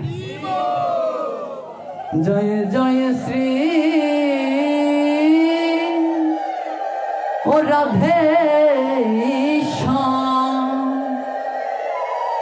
5000 বছর আগে ভারতের হরিয়ানা রাজ্যের কুরুক্ষেত্রের সরস্বতী নদীর তীরে জুরাশ্বর নামক জায়গায় অগ্রহায়ণ মাসের শুক্লা পক্ষের মুখ্যদা একাদশী তিথিতে রোজ রবিবার সকাল আনুমানিক 8টা থেকে 8:30 মধ্যে একটি বট বৃক্ষের নিচে ভগবান শ্রীকৃষ্ণ এই মুখনিসৃত বাণী শ্রীমদ্ ভগবদ গীতা পুনরায় দান করেছিলেন অর্জুনকে উপলক্ষ করে। ছোটবেলায় যখন, আমি বাস্তবের সাথে রেখে কথা বলি, ছোটবেলায় যখন, বা আপনারাও জানতে পারেন, ছোটবেলায় যখন রবিবারে চুল কাটতে যেতাম, মা বলতো আজকে চুল কাটা যাবে না। কেন চুল কাটা যাবে না প্রশ্ন করলে বলে নিয়ম আছে। কি আছে? নিয়ম আছে। কেন চুল কাটতে পারবো না বলো না? তোকে নিয়ে আর পারি না। আমি সবসময় প্রশ্ন করি, মা বলে তোকে নিয়ে আর পারি না, সমস্ত কিছুতে প্রশ্ন প্রশ্ন প্রশ্ন। রবিবারে কেন চুল কাটতে পারবো না জানতাম না। এই কারণে রবিবারে চুল কাটা যায় না, দাড়ি ফেলা যায় না, কারণ এই রোজ রবিবারে ভগবান শ্রীকৃষ্ণ এই অপাকৃত শ্রীমদ্ ভগবদ গীতা দান করেছিলেন। কোন বৃক্ষের নিচে? বট বৃক্ষের নিচে সমস্ত কিছু পাবেন। কোন মাসে? অগ্রহায়ণ মাসের। কোন পক্ষে? শুক্ল পক্ষে। কোন একাদশী তিথি? মুখ্য একাদশী তিথি। কয়টার সময়? সকাল আনুমানিক 8টা থেকে 8:30 মধ্যে। কোন নদীর তীরে? সরস্বতী নদীর তীরে। কোন রাজ্যে? হরিয়ানা রাজ্যে। কত মিনিটের মধ্যে? 40 মিনিটের মধ্যে। এবার বলো, 40 মিনিট না হয়ে 50 মিনিট হলে দোষ কি ছিল? ভগবানের এমন কি তারা ছিল যে অর্জুনকে 40 মিনিটের মধ্যে শ্রীমদ্ ভগবদ গীতা দান করতে হলো? 40 মিনিট না হয়ে 30 মিনিটও হতে পারত। ভগবানের এমন কি কাজ ছিল যে 40 মিনিটের মধ্যেই এই অপাকৃত শ্রীমদ্ ভগবদ গীতা দান করতে হয়েছিল? 40 মিনিটের রহস্যটা কি? প্রথমেই বলেছিলাম আমাদের সনাতন ধর্মের প্রত্যেকটার সাথে মেডিকেল সায়েন্সের একটা লিংক রয়েছে। যদি আমরা সেই তত্ত্ব কথাগুলোকে বোঝার চেষ্টা করি, বুঝবো। প্রত্যেকটা লীলার পেছনে একটা মেডিকেল সায়েন্স কাজ করছে। এই যে 40 মিনিট, মেডিকেল সায়েন্স বলছে এই 40 মিনিটেই কেবল আমাদের মানব সমাজ যে কোনো কথা ধারণ করতে পারে। আমাদের এই মস্তিষ্কের মধ্যে একবারে প্র্যাকটিক্যাল দেখে দিচ্ছে। এখানে সেল রয়েছে, সেল, এখানে সেল রয়েছে, আর কোথাও পাবেন না। একবার প্র্যাকটিক্যাল ভাবে সেল রয়েছে এখানে। এই সেলগুলো কথাকে ধারণ করতে সক্ষম। কত মিনিটের মধ্যে? 40 মিনিটের মধ্যে। যদিও ঊর্ধ্বে 45 মিনিট বলা হয়েছে, তবে 40 থেকে 45 মিনিটের মধ্যে যে কোনো কথা আপনি গ্রহণ করতে পারবেন। আরেকটা ক্লিয়ার দিলে ভালো হবে, মনে পড়ে গিয়েছে। যারা যারা আমরা পড়াশোনা করেছি, আপনারা বলুন, আমাদের যখন ক্লাস নেওয়া হতো, ম্যাম স্যাররা যখন আমাদেরকে ক্লাস নিতেন, তখন সেই ক্লাস নেওয়ার সময়টা কত মিনিট ছিল? 40 থেকে 45 মিনিট। 1 ঘন্টা দিলে দোষ কি ছিল? ম্যামরা ভালো করেই জানতো, স্যাররা ভালো করেই জানতো 40 মিনিটের ঊর্ধ্বে কোনো মানুষের পক্ষে কথা শ্রবণ করা সম্ভব নয়। এই জন্যই ভগবান শ্রীকৃষ্ণ মাত্র 40 মিনিটের মধ্যে এই অপাকৃত শ্রীমদ্ ভগবদ গীতা দান করেছিলেন। এগুলো আজকে আমরা জানি না, বিদায়ী তো আজকে আমাদের এই অবস্থা। এগুলো আগে আমাদেরকে বিশেষ করে জানতে হবে। আমি যেখানে যাই এই কথাগুলোকে প্রথমে প্রাধান্য দেওয়ার চেষ্টা করি, না হলে অনেকেই বলবেন লীলা কথা বলে পাঠ সমাপ্তি করে দিয়েছি। লীলা কথা বলে লীলা কথার অভাব নেই, আমি লীলা কথাকে ততটা প্রাধান্য দিই না যতটা না তত্ত্ব কথাগুলোকে প্রাধান্য দেওয়ার চেষ্টা করি। বলছিলাম একটু আগে, এই যে বিবাহ,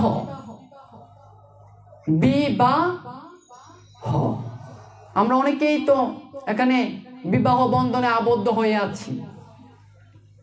এই যে বিবাহে অনেক নিয়ম রীতি রয়েছে, অনেক নিয়ম নীতি রয়েছে বিবাহতে। তন্মধ্যে গুরুত্বপূর্ণ নিয়ম হচ্ছে 7 পাকে ঘোরা। ঠিক বলছি তো? আমি না কোনো বিয়ে করি না, ছোট মানুষ, আপনারা তো বিয়ে করছেন, আপনারা ভালো করে জানেন এই কথা। 7 পাকে কেন ঘুরতে হয়? 7 পাক না দিয়ে 8 পাক দিলে দোষ কি? তারপর দেখবেন কুঞ্জের মাঝখানে জামাইবাবু বসে একটা আয়না ধরে আছে। এই আয়নাটা কেন দেওয়া হয়? চেহারা দেহনে লেখা, আমার চেহারা একটু কেমন হয়ে আছে একটু দেখি, এই চেহারা দেহনে লেখা আয়না দেওয়া হয়। এই চেহারা দেখানোর জন্য আয়না দেওয়া হয় না, এই আয়নাটা এই জন্যই দেওয়া হয়, তুমি সংসার জীবনে পদার্পণ করতে যাচ্ছ, তুমি সংসার জীবন কিভাবে গুছাবে এই আয়নার মধ্যে, অর্থাৎ সেই আয়নার স্বরূপ হৃদয়ের মধ্যে একবার অনুভব করে তুমি আসো। এই জন্যই কুঞ্জুর মাঝখানে আয়না দেওয়া হয়। 7 পাকে কেন ঘোরা হয়? শুধুমাত্র স্পর্শ করে যাচ্ছি, বিস্তারিত আলোচনা করছি না, মূল পয়েন্ট কথাগুলোকে বলার চেষ্টা করছি। 7 পাক না দিয়ে 8 পাক দিলে দোষ কি? দোষ কি? ছোটবেলায় এখনো মনে পড়ে যায় আমার সমস্ত যত কথা, সব ছোটবেলায় সেই পিস্তত ভাইয়ের বিয়েতে গিয়েছিলাম। শীতের টনটনে করছে, যখন ক্লাস 5 থেকে 6-এ এরকমই হবে, টনটনে শীত, বলছে ওরার বিয়ে ওরা করুক। এখন মনে আছে আমরা চলে যাই, তো কয়েকজন আছে, অনেকে যারা আছে ওরা ঘুমাইতেছে, আমি শুধু জেগে আছিলাম। যখন 7 পাক দেওয়া শুরু হলো তখন আমাকে বললো, এই বাপ্পি একটু দেখ, তুই তো বড় হইছ, কয়টা ঘুরতে দেখ, 7 পাক হইলে আমারে কইস। আমার নাম বাপ্পিরাজ, রাহুল প্রভু আমাকে ব্রজরাজ কৃষ্ণদাস নামে আখ্যায়িত করেছেন, যেহেতু পারমার্থিক লেভেলে এসেছি। তুই দেখি 7 পাক যে সময় শেষ হইবে ওই সময় আমার কই চাই, আমি ঘরে একটু ঘুমাই। আমি ছোট মানুষ, চেয়ারে বসে বসে গুনছি, তা আমারও ঘুম চলে এসেছে। তখন ঘুরছে আমার পিস্তত ভাই, ঘুরছে বৌদিকে নিয়ে, কুঞ্জুর অর্থাৎ কি চারদিকে ঘুরছে। ঘুরার পর একটু ঘুম চলে এসেছে, কয়টা পাক দিছে মনে নাই, একটু প্রায় ধরে না 3 থেকে 4 সেকেন্ড একটু ঘুমাই গেছি। ঘুমাই যাওয়ার পর আবার জেগে উঠছি, তার মধ্যে এই তার ঘুরো না, 7 পাক দেওয়া হয়ে গেছে গা, 7 পাক দেওয়া হয়ে গেছে গা। পিস্তত ভাই নতুন জামাই কিছু কইতেও পারে না, ভাই তো বলতেছে ঠিক ওই 7 পাকে কোনো হইছে না, আমি বলতেছি 7 পাক হইছই। আমি ছোটবেলা একটু জিদি ছিলাম, আমি না 7 পাকে কোনো হইছই, দায়িত্ব আমার দেওয়া হয়েছে। আমি আবার দায়িত্বকে বেশি করে প্রায়োরিটি দিই, দায়িত্ব যখন দেওয়া হয়েছে দায়িত্ব পালন করি। কিন্তু ছোটবেলায় ঘুমিয়ে পড়েছিলাম, পিস্তত ভাইকে হাতে ধরে এই আর যাইও না। তখন সেই বৌদির বাড়ির একজন মাসিমা আমাকে বলেছিল যে দেখিস, আমাকে এসে বলবি। তখন আমি হাত ধরে রেখে মাসিমা বলছে, ও মাসিমা হয়ে গিয়েছে। ভাই তো কিছু করতে পারেন না, ছাড়া দেয় মরে। তো আমরা কইতাছি তুই ছাড়স না, আমাদের মাসিমা হয়ে গিয়েছে 7 পাক। এসে বল তোমাদের 7 পাক হয়ে গিয়েছে? ভাই বলতেছে এখনো হয়েছে না। আমি বলছি হয়েছে, ভাই বলছে হয়েছে না, একটা ঝামেলা বাঁধাচ্ছে। তখন আমাকে এনে ধরে নিয়ে গিয়েছে ঘরে। তখন ছোটবেলা একটু জিদও ছিল, তো কান্না শুরু করে দিয়েছিলাম। আমি বলি 7 পাক হয়েছে, ভাই বলছে 7 পাক এখনো হয় নাই। এই যে 7 পাক নিয়ে মারামারি, এই 7 পাকের রহস্য আমরা কেউই জানি না। সাত পাকে কেন ঘুরতে হয়? আট পাক দিলে এমন কি দোষ হয়ে যায়? সাত পাক না দিয়ে ছয় পাক দিলে কি দোষ হয়? এই যে বৃত্ত, এই যে কুঞ্জুটা গোলাকার না হয়ে চ্যাপ্টা হলে দোষ কি ছিল?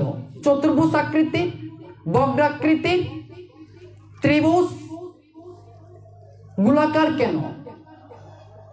যারা অঙ্কে একটু ভালো তারা বুঝবে, কথাগুলো ভালো করে বুঝো, একবার প্র্যাকটিক্যালি দেখিয়ে দিচ্ছি। এই যে কুঞ্জুটা হচ্ছে গোলাকার, আর এই গোলাকারকে বৃত্ত। এই কুঞ্জুটা গোলাকার মানে কি? এটার সাথে একটা গাণিতিক সূত্র রয়েছে, এমনি এমনি নয় কুঞ্জ গোলাকার, সাত পাখি ঘোরা। একটু ভালো করে শ্রবণ করো। এই যে কুঞ্জুটা সেটা গোলাকার, বৃত্তের সাথে তুলনা করে সেটা গোলাকার দেওয়া হয়েছে। বৃত্তের পরিধি কত? যারা অঙ্কে ভালো আছো তারা বলো। এই যে পরিধি হচ্ছে 360 ডিগ্রি। কত ডিগ্রি? 360 ডিগ্রি হচ্ছে বৃত্তের। এই যে জামাই বৃত্তের মাঝখানে বসে আছে, কেন্দ্র বৃত্তিত বৃত্ত অঙ্কিত হয় না, একটা কেন্দ্রের প্রয়োজন। এই যে আমরা কম্পাস দিয়ে একটা কেন্দ্র নিচ্ছি, একটা বৃত্ত অঙ্কন করছি, এই বৃত্তের মাঝখানে হচ্ছে বৃত্তের কেন্দ্র। কেন্দ্র হচ্ছে বৃত্তের মাঝখানে। এই কেন্দ্র স্বরূপ বসে আছে জামাই বাবু, অর্থাৎ সেই কুঞ্জের মাঝখানে জামাই বসা, আর সেই জামাইকে চারদিক করে ঘুরছে কে? স্ত্রী, অর্থাৎ বউ সেই জামাইয়ের চারদিকে ঘুরছে ক্যাম্পাসের। এই যে কেন্দ্র, আর সেই চারপাশে ঘুরছে কে? বউ ঘুরছে। ক্যাম্পাস স্বরূপ সেই কেন্দ্রকে প্রদক্ষিণ করছে। সেটার মধ্যে একটা ম্যাথমেটিক্স কাজ করছে। কি ম্যাথমেটিক্স? এই যে বৃত্ত, এই বৃত্তের সম্পূর্ণ ডিগ্রিটা হচ্ছে কত ডিগ্রি? 360 ডিগ্রি। আর এই 360 ডিগ্রিকে কেন্দ্র করে সেই স্ত্রী জামাইয়ের চারপাশে ঘুরে। তো এবার আরেকটা কথা না বললেই নয়, একটু স্পর্শ করে যাচ্ছি মা, বিশেষ করে মায়েদেরকে বলছি, মায়েরা এইগুলো কথাগুলোকে জানার চেষ্টা করছে না, সেরকম পরিবেশ পাচ্ছে না। আমাদের মতো যুবক সমাজরা বিভিন্ন জায়গায় যেতে পারছি মুক্ততার কারণে, এই জন্য মায়েদেরকে বেশি করে আজকে প্রায়োরিটি দিচ্ছি। এই যে জামাই বউ যে বিয়েটা আমরা দেখছি সমাজে, এই বিয়ে হচ্ছে 8 প্রকারের বিয়ে রয়েছে। এর আগে 7 পাকের কথাটা একটু বলে নিই। এই যে শুধুমাত্র কেবল বউ প্রবেশ করবে কুঞ্জিতে, কুঞ্জুতে অন্য কারো প্রবেশ নিষেধ। কেবল স্ত্রী প্রবেশ করবে সেই কুঞ্জুতে, সেই কুঞ্জুতে আর কেউ প্রবেশ করতে পারবে না, শাস্ত্র নিষেধ করে দিয়েছে। কিন্তু আমাদের সমাজে ঘটছে উল্টা, সমাজে ঘটছে উল্টা। এমন আমি অনেক বিয়ে দেখেছি যে কনে ঘুরছে মালা নিয়ে, তার জামাইকে পড়াইবো, অর্ধেক মালা অন্য বদিরাই দিয়ে দিলাইছে। ঠিক বলছি তো মা? কুঞ্জেতে সবাই প্রবেশ করতে পারে না কুঞ্জিতে। এজন্যই তো আজকে আমাদের সংসার জীবন এতটা বিশৃঙ্খলা। কেন? বিয়েটা আগে জানতে হবে। এই যে শ্রীমদ্ ভগবত গীতার আঙ্গিকে বলছি, এটি বাইরের কথা বলছি না। এই যে একটা অধ্যায় আছে, বিজ্ঞান যুগ আছে কিনা নেই, বিজ্ঞান যুগ রয়েছে শ্রীমদ্ ভগবত গীতাতে। আজকে এই অধ্যায় থেকে আজকের এই তত্ত্ব কথাগুলোকে বলছি। কুঞ্জুতে সবার প্রবেশ, কোনো স্থান নেই, কেবল স্ত্রী প্রবেশ করবে। কিন্তু উল্টা দেখছি কি, সেই স্ত্রী মালা পড়াইতে যাইব, কিন্তু অর্ধেক বৌদি নিজেই পড়াই দিলাইছে। এমন অনেক জায়গায় গিয়েছিলাম, অনেক বৌদি দেখেছিও, জামাই বাবু বলে এই তুমি বাসর ঘরে আসো। কেন মা, আমি তুমি কিরে, তোমার বউ আছে না? তো তুমি তো আমার অর্ধেক বিয়ে করছো। আমি কেমনি দেখছি দে, তুমি অর্ধেক মালা আমার নিজে পড়ে দিলাইছ। এবার দেখো আমার যারা এখানে বৌদিরা রয়েছ, তারা কয়জনের কাছে বিয়ে বসেছ? এটা হাসির কথা নয়, এটাই তত্ত্ব। আজকে আমাদের সংসার জীবনে এত কলহ কেন? কলহ কেন? স্বামী স্ত্রীর মধ্যে এত ঝগড়া কেন? বিয়েটাই তো প্রথমে শুরু করেছি ভুল করে, তাহলে তো সংসার জীবনে আমাদের কলহ থাকবেই, ঝগড়া লেগেই থাকবে। আগে এগুলো অনুধাবন করতে হবে। এজন্যই আমাদের গুরুজিরা বলেছে বিয়ের আগে কমপক্ষে 7 দিন ক্লাস নেওয়ার জন্য। আপনাদের কি কষ্ট হচ্ছে? কষ্ট হলে বলবেন, বেশাসন ত্যাগ করে চলে যাব। কারণ ভক্তের যদি কষ্ট হয়, স্বয়ং ভগবানের কষ্ট হয়ে যাবে। ভক্তের কষ্ট ভগবান সহ্য করতে পারে না গো মা। এই জন্যই ভক্তদেরকে সর্বদাই সচ্চিদানন্দ হিসেবে থাকতে হবে, ভগবানের কথা শ্রবণ করতে হলে। বলছিলাম এই যে বৃত্ত 360 ডিগ্রি, এই বৃত্তকে কেন্দ্র করে যে আমরা জামাই বউ যে 7 পাকে ঘুরছি, এই যে 7, 1 ভালো করে দেখো, 1 2 3 4 5 6 7 ব্যতীত 8 9। আমি আবার বলছি 1 2 3 4 5 6 7 ব্যতীত 8 9।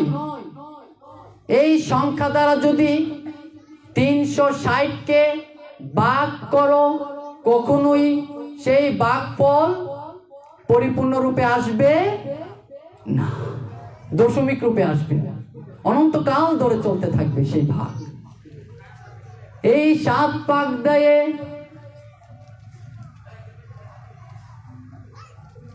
এই 7 ভাগ, কথাটা একটু উল্টো বলে ফেলেছি, 1 2 3 4 5 6 7 ব্যতীত 8 9। এই সংখ্যা দ্বারা যদি 360কে ভাগ করি, সেই সংখ্যাকে ভাগ করা, 360কে ভাগ করা যাবে, কিন্তু 7 দিয়ে 360কে কখনোই ভাগ করা যাবে না। অনন্তকাল ধরে সেই ভাগ চলতে থাকবে। এই থেকে আমরা কি জানতে পারি? এই থেকে আমরা এই জানতে পারি যে কখনোই স্বামী স্ত্রীর বন্ধন বিঘ্ন হবে না, কখনো স্বামী স্ত্রীর সম্পর্ক বিঘ্ন হবে না। এটাই হচ্ছে 7 পাকের তত্ত্ব। যেহেতু শ্রীমদ্ ভগবত গীতা নিয়ে আলোচনা করার জন্য বসেছি, শ্রীমদ্ ভগবত গীতার বাইরে কোনো কথা বলছি না। বিজ্ঞান যুগের এই যে শ্রীমদ্ ভগবত গীতাতে যে একটা অধ্যায় রয়েছে বিজ্ঞান যুগ, সেই বিজ্ঞান যুগকে নিয়ে কথা বলছি। এগুলো হচ্ছে বিজ্ঞান যুগের কথা। এই বিজ্ঞান যুগ যতক্ষণ না পর্যন্ত আমরা অনুধাবন করতে পারবো, ততক্ষণ পর্যন্ত আমাদের হৃদয় মাঝে কোনো অনুভব আসবে না। আর অনুভব যদি আমাদের হৃদয় মাঝে না অনুভূত হয়, তখন আমাদের জীবদের কোনো পরিবর্তন হবে না। এর জন্য আমাদের তত্ত্ব কথাগুলোকে বেশি করে প্রাধান্য দেওয়া উচিত। বলছিলাম সেই কথা। আজকে আমরা কি কি বলেছিলাম? সিঁদুর, শাখা, সাবিত্রীর চুড়ি, বিয়ে নিয়েও একটু স্পর্শ করলাম। বিয়ে নিয়ে আর বিস্তারিত বলছি না, কারণ এই বিয়ে হচ্ছে 8 প্রকার। এই 8 প্রকার বিয়ের কথা বলতে গেলে কমপক্ষে 2 থেকে 3 দিনের সময় প্রয়োজন। এই জন্য আমরা সচরাচর যে বিয়েটা আমরা দেখছি প্রজাপত্য বিয়ে, সেই বিষয় নিয়ে একটু মাত্র একটু স্পর্শ করলাম, একটু মাত্র স্পর্শ করলাম সেই বিয়েটা নিয়ে। আরেকটা বিয়ে আছে, কইথামনি বাবা, রামের অনুমতি না পেয়ে আমি ছোট মানুষ, কইতেও পারি না। আরেকটা বিয়ে আছে, সেই বিয়ে হচ্ছে গান্ধর্ব বিয়ে। সেই বিয়েটা কি? যারা যারা মা বাবার অনুমতি না নিয়ে মন্দিরে গিয়ে একজন আরেকজনকে সিঁথিতে সিঁদুর পরিধান করে যে বিয়েটা হয়, সেটা হচ্ছে গান্ধর্ব বিয়ে। সেটা কি শাস্ত্র সম্মত? যারা মা বাবার বিরুদ্ধে, অর্থাৎ ক্লিয়ার কথায় প্রেম করে যারা বিয়ে করছে, পালিয়ে বিয়ে যাকে বলা হয়, সেটা কি শাস্ত্র সম্মত? ইয়েস, শাস্ত্র সম্মত। তবে সেটা কাপুরুষতা দেখায়। কাপুরুষ হলেই তো পালিয়ে বিয়ে করে, সেটা হচ্ছে গান্ধর্ব বিয়ে। আর কোনো বিয়ে নিয়ে আলোচনা করব না। তবে জেনে রাখা বলে, বিশেষ করে যুবক যুবতীদের বলছি, নিজের সম্মানকে অক্ষুণ্ণ রাখতে, নিজের সম্মানকে সর্বদা জেগে রাখতে, সব সময় মা বাবার অনুগত্য এবং বয়োজ্যেষ্ঠদের অনুগত্য থাকা প্রয়োজন। কাপুরুষতা কখনো করতে যেও না আমার মতো যুবক যুবতীরা। কারণ একবার সাদা ড্রেসে দাগ লেগে গেলে সেই দাগ কখনো উঠানো যাবে না। তুমি তো নিজে কলঙ্কিত হয়েছো, পাশাপাশি তোমার মা বাবাকেও কলঙ্কিত করেছো, তারও পাশাপাশি তোমার সমাজকেও তুমি কলঙ্কিত করেছো। এই জন্য এই বিয়ে করা যাবে না। তবে শাস্ত্র অনুমতি দিয়েছে, করা যাবে, সেটা হচ্ছে কাপুরুষতা। এই জন্য আমাদেরকে সর্বদা আমাদের বয়োজ্যেষ্ঠদের অনুগত্যে থাকা প্রয়োজন। এই বিষয়ে আর কোনো কথা বলছি না। আর অনেক কথা, কোনটার আগে কোনটা বলবো ভুলিয়ে ফেলছি। আচ্ছা, আপনাদের আগে একটু কথা বলি, আপনাদেরকে কি কোনো প্রবলেম হচ্ছে? প্রবলেম হলে বলবেন। আমার কণ্ঠে একটু প্রবলেম হচ্ছে, কারণ এই যে সিলেটের যে প্রবচন ছিল রাহুল কৃষ্ণ দাস প্রভুজির, 9 দিন আজকে সমাপ্ত, শেষ রজনী। সেই 8ম রজনী পর্যন্ত আমি সেখানে অবস্থান করেছিলাম। সেখানে রাহুল প্রভুজির পরে 2nd ভয়েস আমি দিয়েছিলাম। সেখানে উগ্র অর্থাৎ ঊর্ধ্ব কণ্ঠে ভজন করতে হয়েছিল আমাকে, যার জন্য কণ্ঠে একটু প্রবলেম করছে। আবার আমাকে নিয়েও কথার অভাব নাই। আমারে ভানিয়ে ফেলাইছে আবার রাহুল প্রভুর কপি আমার নিয়ে বানিয়ে ফেলেছে। ইউটিউবে সার্চ দেবে রাহুল প্রভুর কপি বজরাজ কৃষ্ণ দাস। কিন্তু আমি বলি,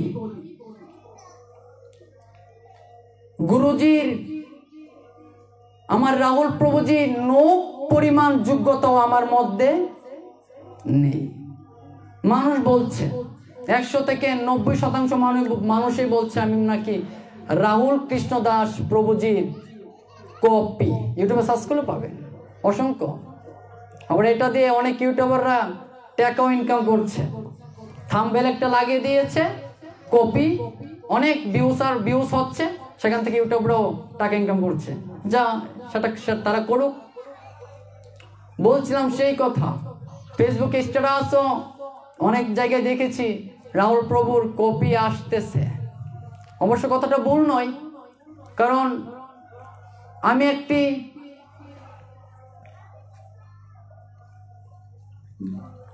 যাই হোক, মহাপ্রভুকে নিয়ে কিছু একটি কথা বলার জন্য বলা হয়েছে, তবে একটু না বললেই নয়। একটু কথা বলে আমরা মহাপ্রভুর কথাতে প্রসঙ্গে চলে যাব। বাবাদেরকে কাছে, মায়েদেরকে কাছে একটু সময় নিচ্ছি।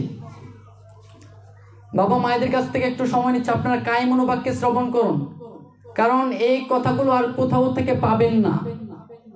এগুলো সরাসরি আমার প্রভুজির কাছ থেকে পেয়েছি। এই জন্য আপনাদের মাঝে, যেহেতু আপনাদের পাশে আমাদের সেই বাড়ি বিজয়নগর উপজেলায়, তা আপনাদের সন্তানই আমি, এর জন্য ফ্রি মাইন্ডে এগুলো কথাগুলো বলছি।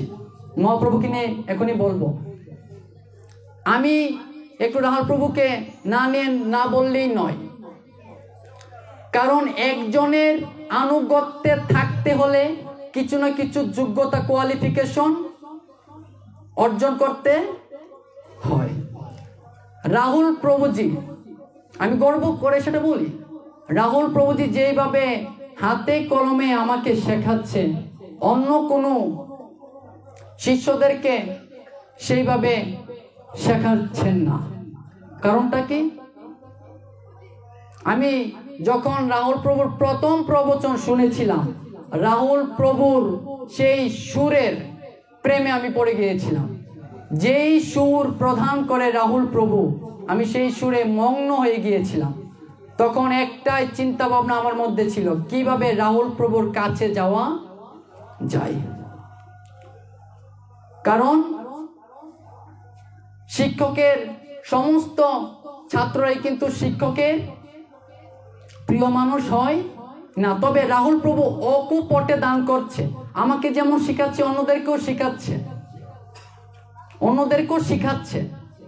কিন্তু আমি সেটা অনুভব করি, যেভাবে আমাকে শিখাচ্ছে কল্পনা করা যায় না। এমন শিক্ষক পাওয়া সত্যি দুর্লভ। এদিকে আর কথা বাড়াচ্ছি না।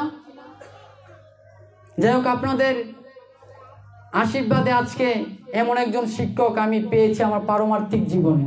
আপনাদের কাছ থেকে সেই আশীর্বাদটুকুই পাই, যেন মৃত্যুর আগ পর্যন্ত এমন একজন শিক্ষকের আনুগত্যে থাকতে পারি। বলছিলাম সেই কথা যে আমাদের সনাতন ধর্মের কিছুই বলা হচ্ছে না, কিন্তু সময় ফুরিয়ে যাচ্ছে। কিছুই বলা হচ্ছে না, তবে সময় ফুরিয়ে যাচ্ছে। 10:30 বেজে গেছে। আমাকে বলা হয়েছিল পাঠের পূর্বে, গুরু এবং কলির প্লাবন অবতার মহাপ্রভু শ্রীকৃষ্ণ চৈতন্য গৌরাঙ্গ মহাপ্রভুকে নিয়ে কিছু বলার। আমি আশ্বাস দিয়েছি, আমি পাঠের শেষে এগুলোকে একটু টাচ করে যাব। স্বয়ং মহাপ্রভু অমৃতলীলা আপনারা আস্বাদন করুন। যিনি কৃষ্ণ তিনি রাধা, আর যিনি মহাপ্রভু তিনি হলেন রাধা কৃষ্ণের মিলিত তনু। যেই কৃষ্ণ সেই রাধা, আর এই মহাপ্রভু হচ্ছেন সেই রাধা কৃষ্ণের মিলিত তনু। তনু শব্দের অর্থ হচ্ছে দেহ। রাধা কৃষ্ণের মিলিত তনুই হচ্ছে এই মহাপ্রভু। আজকে আমাদের সনাতন সমাজে এমন অনেক মনুষ্য রয়েছে যারা মহাপ্রভুকে ভগবান রূপে এখনো আখ্যায়িত দেননি। মূর্খ। ভগবান বলেছেন সপ্তম অধ্যায়ে 15 নং শ্লোকে, বিজ্ঞান যুগে মূঢ় নরাধম মায়ার দ্বারা আচ্ছন্ন। মূঢ় নরাধম মায়ার দ্বারা আচ্ছন্ন ব্যক্তিরা কখনো আমার চরণে সমর্পণ নেই না। তাদেরকে আমাদের সমাজ বলছেন নাস্তিক। যারা ভগবানের চরণে সমর্পণ নেই না, মূঢ় শব্দের অর্থ হচ্ছে মূর্খ। মূর্খ কারা বাবা? আমরা আমাদের অর্থে যাদের লেখাপড়া নেই, যাদের আক্ষরিক কোনো জ্ঞান নেই, তাদেরকে আমরা মূর্খ বলছি। কিন্তু শ্রীমদ্ ভগবত গীতা বলছে মূর্খ তারাই যারা শ্রীমদ্ ভগবত গীতা সম্পর্কিত কোনো জ্ঞান তাদের মধ্যে নেই। মূর্খ হচ্ছে তারাই যাদের শ্রীমদ্ ভগবদ গীতা সম্পর্কিত কোনো জ্ঞান নেই। আমি এমন অনেক জায়গায় গিয়েছি, একজনকে বলেছি গীতার একটি শ্লোক বলো তো, তুমি যে কোনো একটি শ্লোক বলো। বলছে দাদা পারি না। তা আপনি কি করছেন?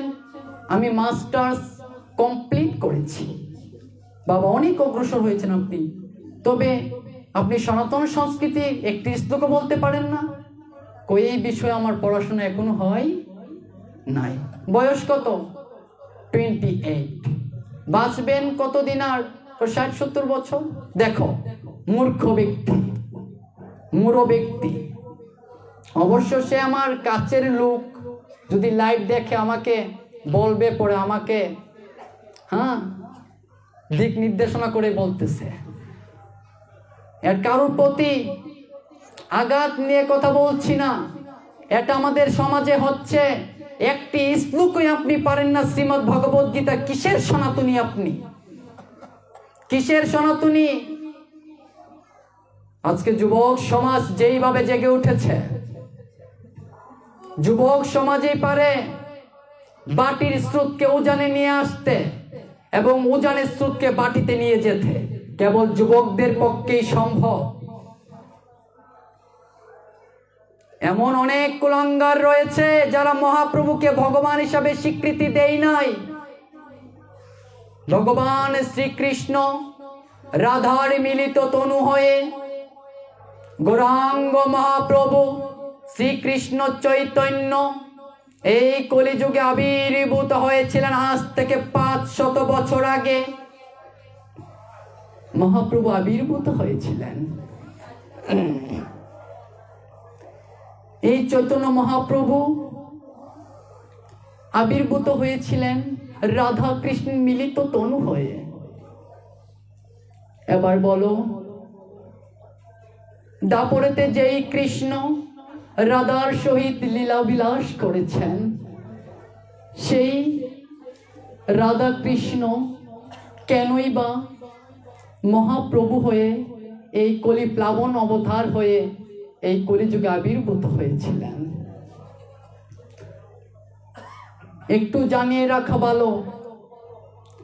রাধা বলছেন কৃষ্ণকে, আমি সমস্ত যুগে নারী হয়ে তোমাকে সাহায্য করেছি। ও হে প্রভু, আমার একটা ইচ্ছা রয়েছে, আমি কলিযুগে পুরুষ হয়ে লীলা করতে চাই। রাধা রানী বলছেন কৃষ্ণকে, ওহে প্রভু, বিভিন্ন যুগে আমি নারীর রূপ ধারণ করে তোমার সাথে লীলা বিলাস আস্বাদন করেছি, তবে আমার হৃদয় মাঝে একটা অনুভূত রয়েছে, একটা ইচ্ছা রয়েছে। প্রভু, তুমি কি দয়া করে আমার সেই ইচ্ছাকে পূরণ করবে? শ্রীকৃষ্ণ বললেন, ওহে রাধা, তুমি আমার প্রত্যেকটা লীলাতে সাহায্য করেছ, তোমার ইচ্ছে পূরণ করব না এমন কি কথা? বলো রাধা। রাধা বলছেন, ওহে প্রভু, আমার পুরুষ রূপে লীলা করার ইচ্ছা প্রকাশ হয়েছে। শ্রীকৃষ্ণ বলেছেন এই কথা, বলেছেন শুধু এই কথা নয়, আমি তোমার মাঝে একেবারে লীন হয়ে একই শরীর ধারণ করে তোমার সাথে লীলা বিলাস করতে চাই। এই মহাপ্রভুই হচ্ছে শ্রী রাধা কৃষ্ণের মিলিত তনু দেহধারী মহাপ্রভু। মহাপ্রভু নবদ্বীপে জন্মগ্রহণ করেছিলেন। জগন্নাথ মিশ্র সচী মাতার গড়ে আলোক করে এই কলিযুগে অবতরণ করেছিলেন।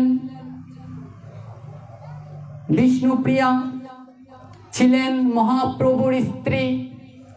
সেই জগন্নাথ মিশ্র এবং সচী মাতা আগে থেকেই জানতো তাদের ঘরে মহাপ্রভু অর্থাৎ শ্রীকৃষ্ণ চৈতন্য গৌরাঙ্গ মহাপ্রভু আবির্ভূত হবেন। সচী মাতার সেই রূপ ধারণ করে অর্থাৎ মহাপ্রভুকে যখন জন্ম দিলেন তখন থেকে সচী মাতার হৃদয়ে একটা কান্না অনুভূত হতো, আমার নিমাই কখন যে চলে যায়। তখন গৌরাঙ্গ মহাপ্রভু শ্রীকৃষ্ণ চৈতন্য মহাপ্রভুর নামটি ছিল না, নিমাই ছিল। সচী মাতা অজুর দ্বারা প্রত্যেক দিন ক্রন্দন করত, আমার নিমাই চলে যাবে। নিমাই ঘুমের ঘরে শুধু আহাকার শুনে।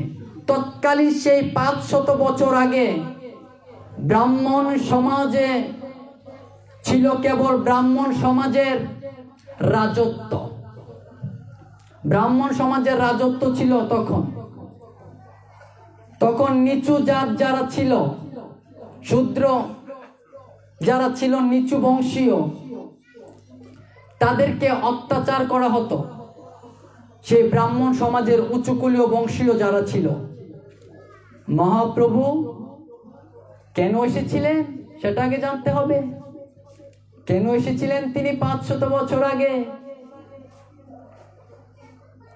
সেই জন্যই ভগবান আবার আবির্ভূত হয়েছিলেন। 4th অধ্যায় 7 নং শ্লোকে জ্ঞান যুগে বলছেন, ইয়াদা ইয়াদা হি ধর্মস্য গ্লানির্ভবতি ভারত অভ্যুত্থানম ধর্মস্য তদাত্মানম সৃজমহম পরিত্রাণায় সাধুনাম বিনাশায় চ দুষ্কৃতম ধর্ম সংস্থাপনার্থায় সম্ভবামি ইয়াগে ইয়াগে।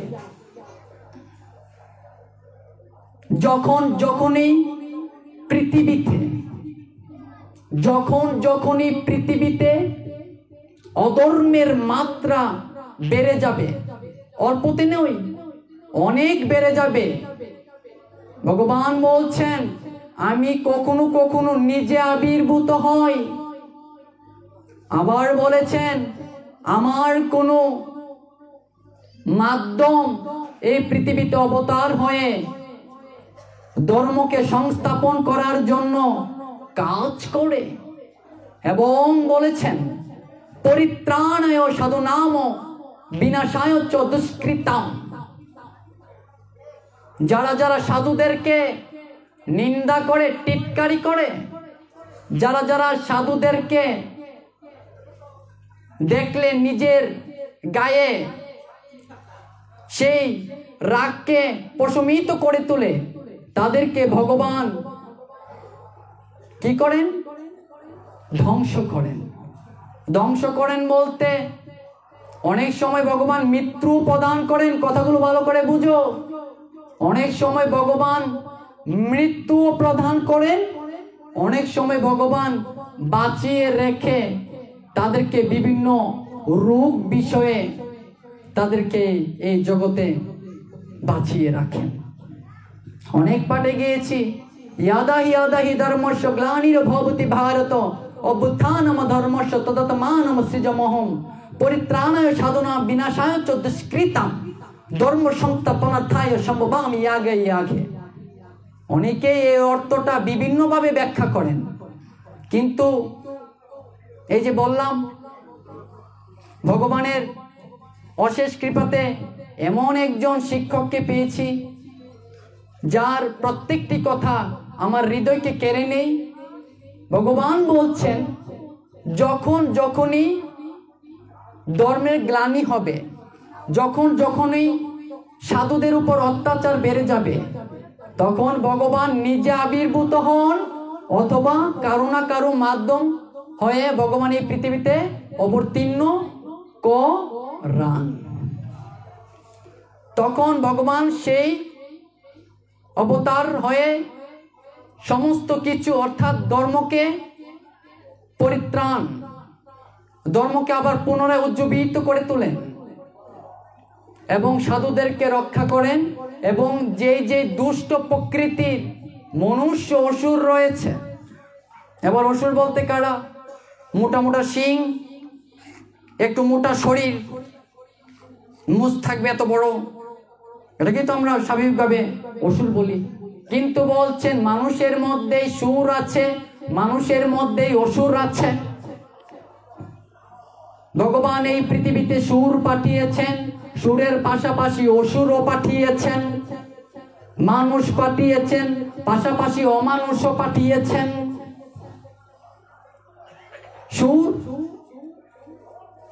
সুর কারা? যারা ভগবানের প্রত্যেকটি আদেশ নিয়ম প্রত্যেকটি অক্ষরে অক্ষরে পালন করে থাকে, তাদেরকে বলছে সুর। অসুর কারা? আমাদের মানুষের মধ্যে অসুর রয়েছে। শ্রীমদ্ ভগবদ গীতার আয়োজন করা হয়েছে বিশাল করে, কিন্তু সেই অসুর ভাবা সম্পূর্ণ সেই ব্যক্তিটি কিভাবে আরো কয়েকজনকে নিয়ে দেখবেন পাপের পক্ষে হাত বেশি, কিন্তু সত্যের পক্ষে হাত হচ্ছে কম। দেখবেন সেই শ্রীমদ্ ভগবদ গীতা কিভাবে বিশৃঙ্খলা সৃষ্টি করা যায়, শ্রীমদ্ ভগবদ গীতা কিভাবে একটা গন্ডগোল পাকানো যায়, সেই অসুর প্রকৃতির মস্তিষ্কের সেলের মধ্যে সেগুলো ঘুরপাক খাবে। এজন্যই বলেছেন অসুরদেরকে অনেক সময় আমি সরাসরি মৃত্যু প্রদানে করি, আবার অনেক সময় বাঁচিয়ে রাখি জগৎকে শিক্ষা দেওয়ার জন্য। এটা কিন্তু মহাপ্রভুর কথাতেই কিন্তু এই কথা যাচ্ছে, কারণ একটার সাথে একটা লিঙ্ক না থাকলে বুঝবেন না, না বললে। এই যে ভগবান বলছেন বাঁচিয়ে রেখে জগৎ জীবকে শিক্ষা দেই, এই বাঁচিয়ে রাখার অর্থটা কি? কাদেরকে বাঁচিয়ে রাখেন? ভগবান বলছেন আমি মহাপ্রভু কেন আবির্ভূত হয়েছিলেন, এই কথার আগে এই কথাগুলো আগে বলতে হয়। কারণ ভগবান নিজেই বলছেন যতক্ষণ না পর্যন্ত কি হবে না, অসুর বাড়বে না, অর্থাৎ ধর্মের প্রতি যতক্ষণ পর্যন্ত আঘাত না আসবে ততক্ষণ পর্যন্ত আমি আবির্ভূত হব না। তেমনি রূপে ভগবান বলছেন আমি 3 প্রকার ব্যক্তি রয়েছে যাদেরকে আমি, কথাগুলো ভালো করে বুঝবেন, যাদেরকে আমি অতি তাড়াতাড়ি এই পৃথিবী থেকে নিয়ে যাই, যাদেরকে আবার এই পৃথিবীতে বাঁচিয়ে রাখি। আবার বলছেন যাদেরকে আমি এই পৃথিবীতে বাঁচিয়ে রাখি, কয় ধরনের মানুষকে বাঁচিয়ে রাখে বাবা মা? 2 ধরনের মানুষকে বাঁচিয়ে রাখে। এক প্রকার ব্যক্তি আছে যাদেরকে ভগবান অতি তাড়াতাড়ি নিয়ে যায়, কাদেরকে? যারা সুর। সুর কারা? ভালো প্রকৃতির মানুষ, যারা ভগবানের আরাধ্য, যারা ভগবানের উপাসনা করে, যারা ভগবানের প্রত্যেকটি আদেশ অক্ষরে অক্ষরে পালন করে, অর্থাৎ সহজ কথায় যারা অতি উত্তম ভালো মানুষ, তাদেরকে ভগবান এই পৃথিবী থেকে অতি শীঘ্রই ভগবানের সেই শ্রীধামে নিয়ে যায়। উদাহরণ দিলে বুঝবেন, আপনি যখন একটি সুন্দর বাগানে যাবেন, সেই বাগানে অসংখ্য ফুল ফুটিয়েছে, এবার আপনি কোন ফুলটাকে আগে ছিঁড়বেন? নিশ্চয় যে ফুলটা অতি সুন্দর। তেমনি রূপে আমাদের মধ্যে যারা অতি উত্তম ভালো মানুষ প্রকৃতির রয়েছে, ভগবান তাদেরকে অতি শীঘ্রই ভগবানের ধামে নিয়ে যায় লীলা বিলাস করার জন্য। আরেক প্রকার ব্যক্তি রয়েছে যাদেরকে ভগবান বাঁচিয়ে রাখে, কে তারা? সাধু। সাধু শব্দের অর্থ কি? সাধু শব্দের অর্থ হচ্ছে এই সাধারণ মানুষ যাদের, অর্থাৎ ভক্তবৃন্দের হৃদয় মাঝে যেই কষ্ট অনুভূত আছে সেগুলো একদম ধুয়ে ফেলে দেওয়ার জন্য কাদের প্রয়োজন? সাধুদের প্রয়োজন। এই হৃদয় মাঝে কতটা রয়েছে বেদনা। আমরা এই সমাজে কেউই সুখী নয়, সংসার জীবনে কেউই সুখী নয়। এমন কোন মা বাবা আছো, হাত তুলে বলো যে আমি সংসার জীবনে সুখী। একজন হাত তুলে বলো, আমি তার চরণে একটু প্রণাম নিবেদন করি। কেউ আছো? কেউই না, সবাই অসুখী, সবাই অসুখী দেখা যাইতেছে। দেখো, এত ভক্তবৃন্দ, এত মা বাবা রয়েছে, কেউই সুখী নয়। সুখী হওয়ার জন্য কি প্রয়োজন, এটাও শাস্ত্র বলছেন। এদিকে আর দাবি তো হচ্ছে না, বলছি যে সাধুদেরকে ভগবান বাঁচিয়ে রাখেন কেন? ধর্মকে রক্ষা করার জন্য। সাধু যদি না থাকে, সেই সাধু ভক্তবৃন্দদেরকে ভগবানের সেই অমৃত বাণী শ্রীমদ্ ভগবদ গীতা সম্পর্কে কোনো কিছু বলতে পারবে না, যদি বাঁচিয়ে না রাখে। তেমনি রূপে ভগবান আরেকজনকে বাঁচিয়ে রাখেন, তারা হচ্ছেন অসুর প্রকৃতির মানুষ। তবে সব অসুরদেরকে ভগবান বাঁচিয়ে রাখে না, কিছু কিছু অসুরদের ভগবান বাঁচিয়ে রাখে। তন্মধ্যে এক প্রকার অসুর রয়েছে, যারা তাদের জীবনের অর্ধেকেরও বেশি সময় পাপ কাজ করে অতিবাহিত করেছেন। তাদেরকে ভগবান অতি শীঘ্রই নিয়ে যান। তোর সময় শেষ হয়ে গিয়েছে, আর পাপ করার সময় নেই, চল আমার সাথে। যমরাজা আসবে, নিয়ে যাবে। তৎপর আরেক অসুর রয়েছে, যারা কেবল পাপ কাজ করা শুরু করে দিয়েছে। তাদেরকেও ভগবান বলছেন বাঁচিয়ে রাখেন। কেন বাঁচিয়ে রাখেন? নিয়ে গেলে কি হতো? নিয়ে গেলেই তো ভালো হতো, সমাজে আর বিশৃঙ্খলা সৃষ্টি হতো না। ভগবান বলছেন তাদেরকে আমি এই জন্যই বাঁচিয়ে রাখি, তাদের শেষ বয়সে যেই পরিণতিটা হবে, সেই পরিণতি দেখে সাধারণ মানুষ অর্থাৎ ভক্তবৃন্দ উপলব্ধি করবে। কি উপলব্ধি করবে? যখন 9 অর্থাৎ 9-এর আগে যখন 8-এ ব্রাহ্মণবাড়িয়াতে পড়াশোনা করছিলাম, লোকনাথ মন্দিরের পাশে কালাইস্ত্রী পাড়ার একটু পাশে 3 তলাতে এক মাসিকে দেখতে গিয়েছিলাম। আমার স্যার আর আমি গিয়েছিলাম, গিয়ে দেখি একটি রুমে আমরা গিয়েছিলাম, গিয়ে দেখি একজন বৃদ্ধা তিনি শুয়ে রয়েছেন, বৃদ্ধ অবস্থায়, মুমূর্ষু অবস্থায়, কিন্তু কথা বলতে পারছেন, হাত পা নড়াচড়া করতে পারছেন না, প্যারালাইসিস করে দিয়েছে, প্যারালাইসিস হয়ে গিয়েছে। একটু পরপর স্প্রে দিচ্ছে, কি গন্ধ! আমি স্যারকে বললাম এখানে আমার পক্ষে থাকা সম্ভব নয়। সেই বৃদ্ধা মুমূর্ষু বলছে, ও হে প্রভু, আমাকে তুমি মুক্তি প্রদান করো, আমাকে তুমি মুক্তি প্রদান করো। একটু হৃদয় মাঝে অনুভব করান আপনারা। সেই বৃদ্ধা বলছে, আমার নিজ চোখে দর্শন করা, ও হে প্রভু, আমাকে তুমি রক্ষা করো। কথাও স্পষ্ট বোঝা যাচ্ছে না।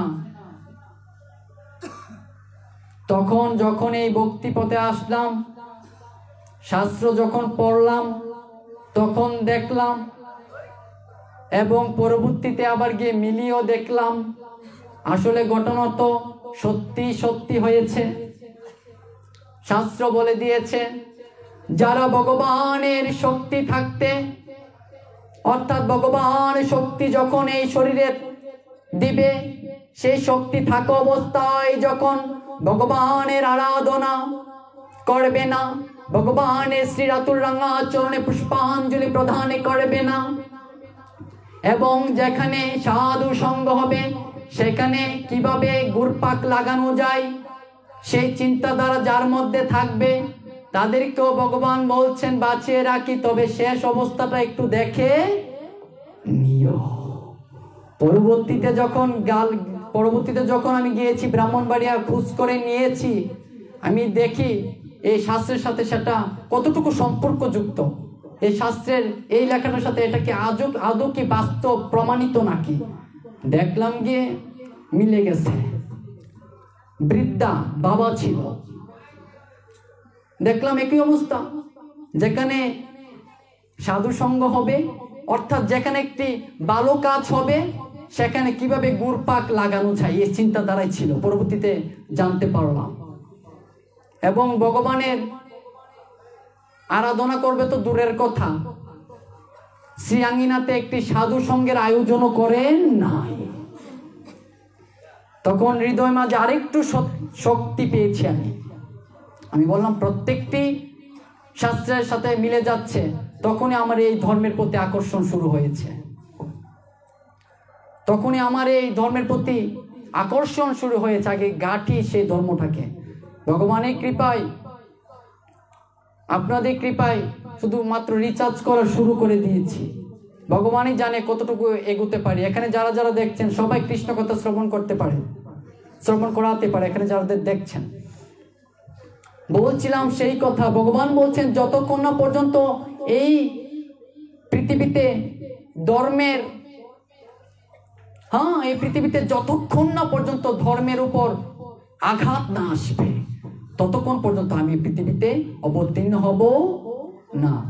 আজ থেকে 500 বছর আগে ব্রাহ্মণ সমাজের, আমি কোনো সম্প্রদায়কে ছোট করে দেখছি না, যেটা সত্য সেটাই বলছি। শ্রী শ্রী চৈতন্য চরিতামৃত বাবারা জানবে। শ্রী শ্রী চৈতন্য চরিতামৃত আছে তো? শ্রী শ্রী চৈতন্য চরিতামৃত কবিরাজ কৃষ্ণদাস গোস্বামী লিখেছিলেন 92 বছর বয়সে। ভাবা যায় 92 বছর বয়সে। আমরা সেদিকে দাবিত হচ্ছি না, অনেক কথাই না বলে যাচ্ছি, একটু স্পর্শ করে যাচ্ছি মাত্র। 92 বছর বয়সে কবিরাজ গোস্বামী শ্রী শ্রী চৈতন্য চরিতামৃত লিখেছেন।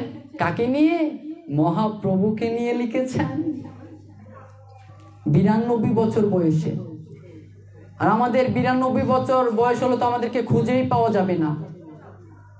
খুঁজে পাওয়া যাবে আমাদেরকে? এই কলিযুগে মানুষ আমরা 100 বছর আয়ু, কিন্তু দেখা যাচ্ছে বাবার আগে ছেলে মারা যাচ্ছে, মায়ের আগে মেয়ে মরছে। আমরা এই কলিযুগের মানুষ। 92 বছর বয়সে যখন শ্রী শ্রী চৈতন্য চরিতামৃত কবিরাজ কৃষ্ণদাস গোস্বামী লিপিবদ্ধ করতে শুরু করেছেন, তখন তিনি ভাবছেন আমার এই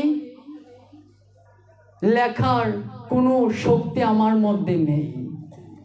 কবিরাজ কৃষ্ণদাস গোস্বামী বলছেন আমার মধ্যে সেই শক্তি নেই যে আমি এই গ্রন্থ লিখব।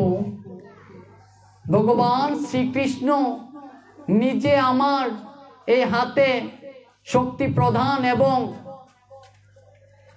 কি করে এই হাতের মধ্যে প্রবেশ করে এই শ্রী শ্রী চৈতন্য চরিতামৃত লিখিয়েছেন। ভাবা যায় বিষয়টা? অনুধাবন করো। 92 বছর বয়সে আমাদের মতো সমাজ 60 বছর বয়স হলে লাঠি ধরে হাঁটতে হয়। ঠিক বলছি কিনা বলুন? 60 বছর তো দূরের কথা, 50 বছর বয়স হলে কোমরের ব্যথা শুরু হয়। কারণটা কি? কারণটা হচ্ছে সংযত না থাকার কারণে। এদিকে দাবি তো হচ্ছে না, যেহেতু মহাপ্রভুর একটু লীলা কথা না বললেই নয়। এই শ্রী শ্রী চৈতন্য মহাপ্রভু 500 বছর আগে আবির্ভূত হয়েছিলেন। যখন দেখলেন এই ব্রাহ্মণ সমাজ এই নিচু জাতিকে তারা অত্যাচার করছে, এবং সেই অত্যাচারের ফলে সেই সনাতন ধর্মাবলম্বী মানুষরা অন্য ধর্ম গ্রহণ করছে, অন্য রিলিজিয়ানকে গ্রহণ করছে, তখন ভগবান শ্রীকৃষ্ণ এই মহাপ্রভুর রূপ ধারণ করে জগন্নাথ মিশ্র ও সচিমাতার গর্ভে আবির্ভূত হয়েছিলেন। যখন নিমাই আস্তে আস্তে বড় হতে শুরু করেছিল, তখন নিমাইয়ের হৃদয় মাঝে একটাই তাগিদ অনুভব হয়, আমি কখন কৃষ্ণধন লাভ করব। তখনই বেরিয়ে পড়লেন সেই মহাপ্রভুর কে শক্তি জুগিয়েছেন? কে? বিষ্ণু প্রিয়া। এই জগতে যত ফুটিয়া আছে ফল, ফলিয়া আছে যত ফুল, নারী দিল তাকে রূপ রস গন্ধ সুনির্মল। নারী যেমন পুরুষকে শক্তি প্রদান করে, তেমনি যুদ্ধেও নারীদের অবদান সবচেয়ে বেশি। কেবলমাত্র আমাদের সনাতন ধর্মই নারীদেরকে উচ্চ স্থানে রেখেছেন। আপনি অন্য রিলিজিয়নে দেখুন, গিয়ে অন্য ধর্মে গিয়ে দেখুন, পাবেন না। আমাদের সনাতন ধর্ম মায়েদেরকে এতটা উগ্রে স্থান দিয়েছেন, ঊর্ধ্বে স্থান দিয়েছেন আমাদের মায়েদেরকে। এভাবে পাঠ শ্রবণ করা কেবল সনাতন ধর্মের পক্ষেই সম্ভব। অন্য ধর্মে যান, কেবল পুরুষদের জন্য অনুমতি প্রদান করেছেন, কিন্তু আমাদের সনাতন ধর্ম বলছে সবাইকে সমান অগ্রাধিকার দেওয়ার জন্য। এই সুযোগ পেয়েও যদি আমরা কাজে না লাগাই, তা আমাদের ব্যর্থতা। এই মহাপ্রভু ধারে ধারে গিয়েছেন, ধারে ধারে গিয়েছেন, ওহে কৃষ্ণ নাম করো, তুমি কৃষ্ণ নাম করো। মহাপ্রভুর সাথে মহাপ্রভু একা আসেননি, লীলাবিলাস করার জন্য তো মানুষের প্রয়োজন।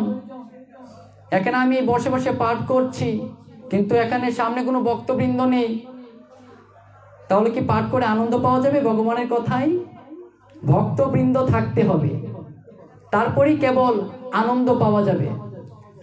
সেই আনন্দকে আরো উগ্র মার্গে নেওয়ার জন্য চৈতন্য মহাপ্রভু শ্রীকৃষ্ণ এবং রাধার মিলিত তনু হয়ে আসলেন, এবং নিত্যানন্দ আসলেন। কোথা থেকে? সেই বলরাম আসলেন নিত্যানন্দ হয়ে। অদ্বৈত আচার্য কে? বিষ্ণু এবং মহাদেবের যৌথ অবতার হচ্ছে এই অদ্বৈত আচার্য, বিষ্ণু এবং মহাদেবের, দেবাদিদেব মহাদেব। গদাধর পণ্ডিত, রাধা ললিতা কৃষ্ণের অভ্যন্তরীণ শক্তি।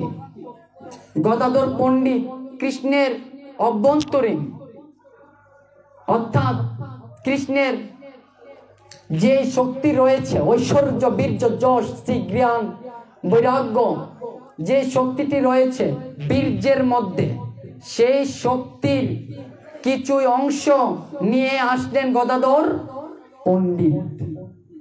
তৎপর আসলেন আরো অনেক পার্শ্বদগণ। এই যে কয়েকদিন আগে এই যে সিলেট একটি প্রবচন করে আসলাম, মুরারি গুপ্ত, সেই ত্রেতা যুগের হনুমান মুরারি গুপ্ত হয়ে আসলেন পার্শ্বদ হয়ে সাহায্য করার জন্য। এর জন্য লীলাবিলাস করার জন্য মহাপ্রভু সবাইকে নিয়েই লীলাবিলাস করেন। দেখো, যেই ভগবান আমাদেরকে সৃষ্টি করেছেন, সেই ভগবান দাঁড়িতে গিয়ে গিয়ে বলে, তোমরা কৃষ্ণ নাম করো, কৃষ্ণ নাম করো তোমরা। মহাপ্রভুকে তাড়িয়ে দিয়েছেন, তোমার কোনো কাজ নেই, তুমি সারাদিন মৃদঙ্গ ঢাই ঢাই করে বাজাও, হরে কৃষ্ণ কৃষ্ণ কৃষ্ণ হরে হরে, হরে রাম রাম রাম হরে হরে। বলো, আমাদের কাজ আছে বাপু, আমরা পারবো না। মহাপ্রভু বলল, একবার নাও না নাম। এমন অনেক ঘটনা ঘটেছে, তন্মধ্যে একটা ঘটনা হলো, একজন কাপড় খাচ্ছে ঘাটে বসে। মহাপ্রভু কি বললেন, তুমি একটিবার কৃষ্ণ নাম নাও, কৃষ্ণ নামে স্নাত হও। তুমি দেখতে পারছো না আমি কাপড় ধৌত করছি, তুমি কেন আমাকে বিরক্ত করছো? তুমি কাপড় ধৌত করছো হাতে, মুখে তো কোনো কাজ করছো না। মুখে তুমি একবার হরিনাম নাও।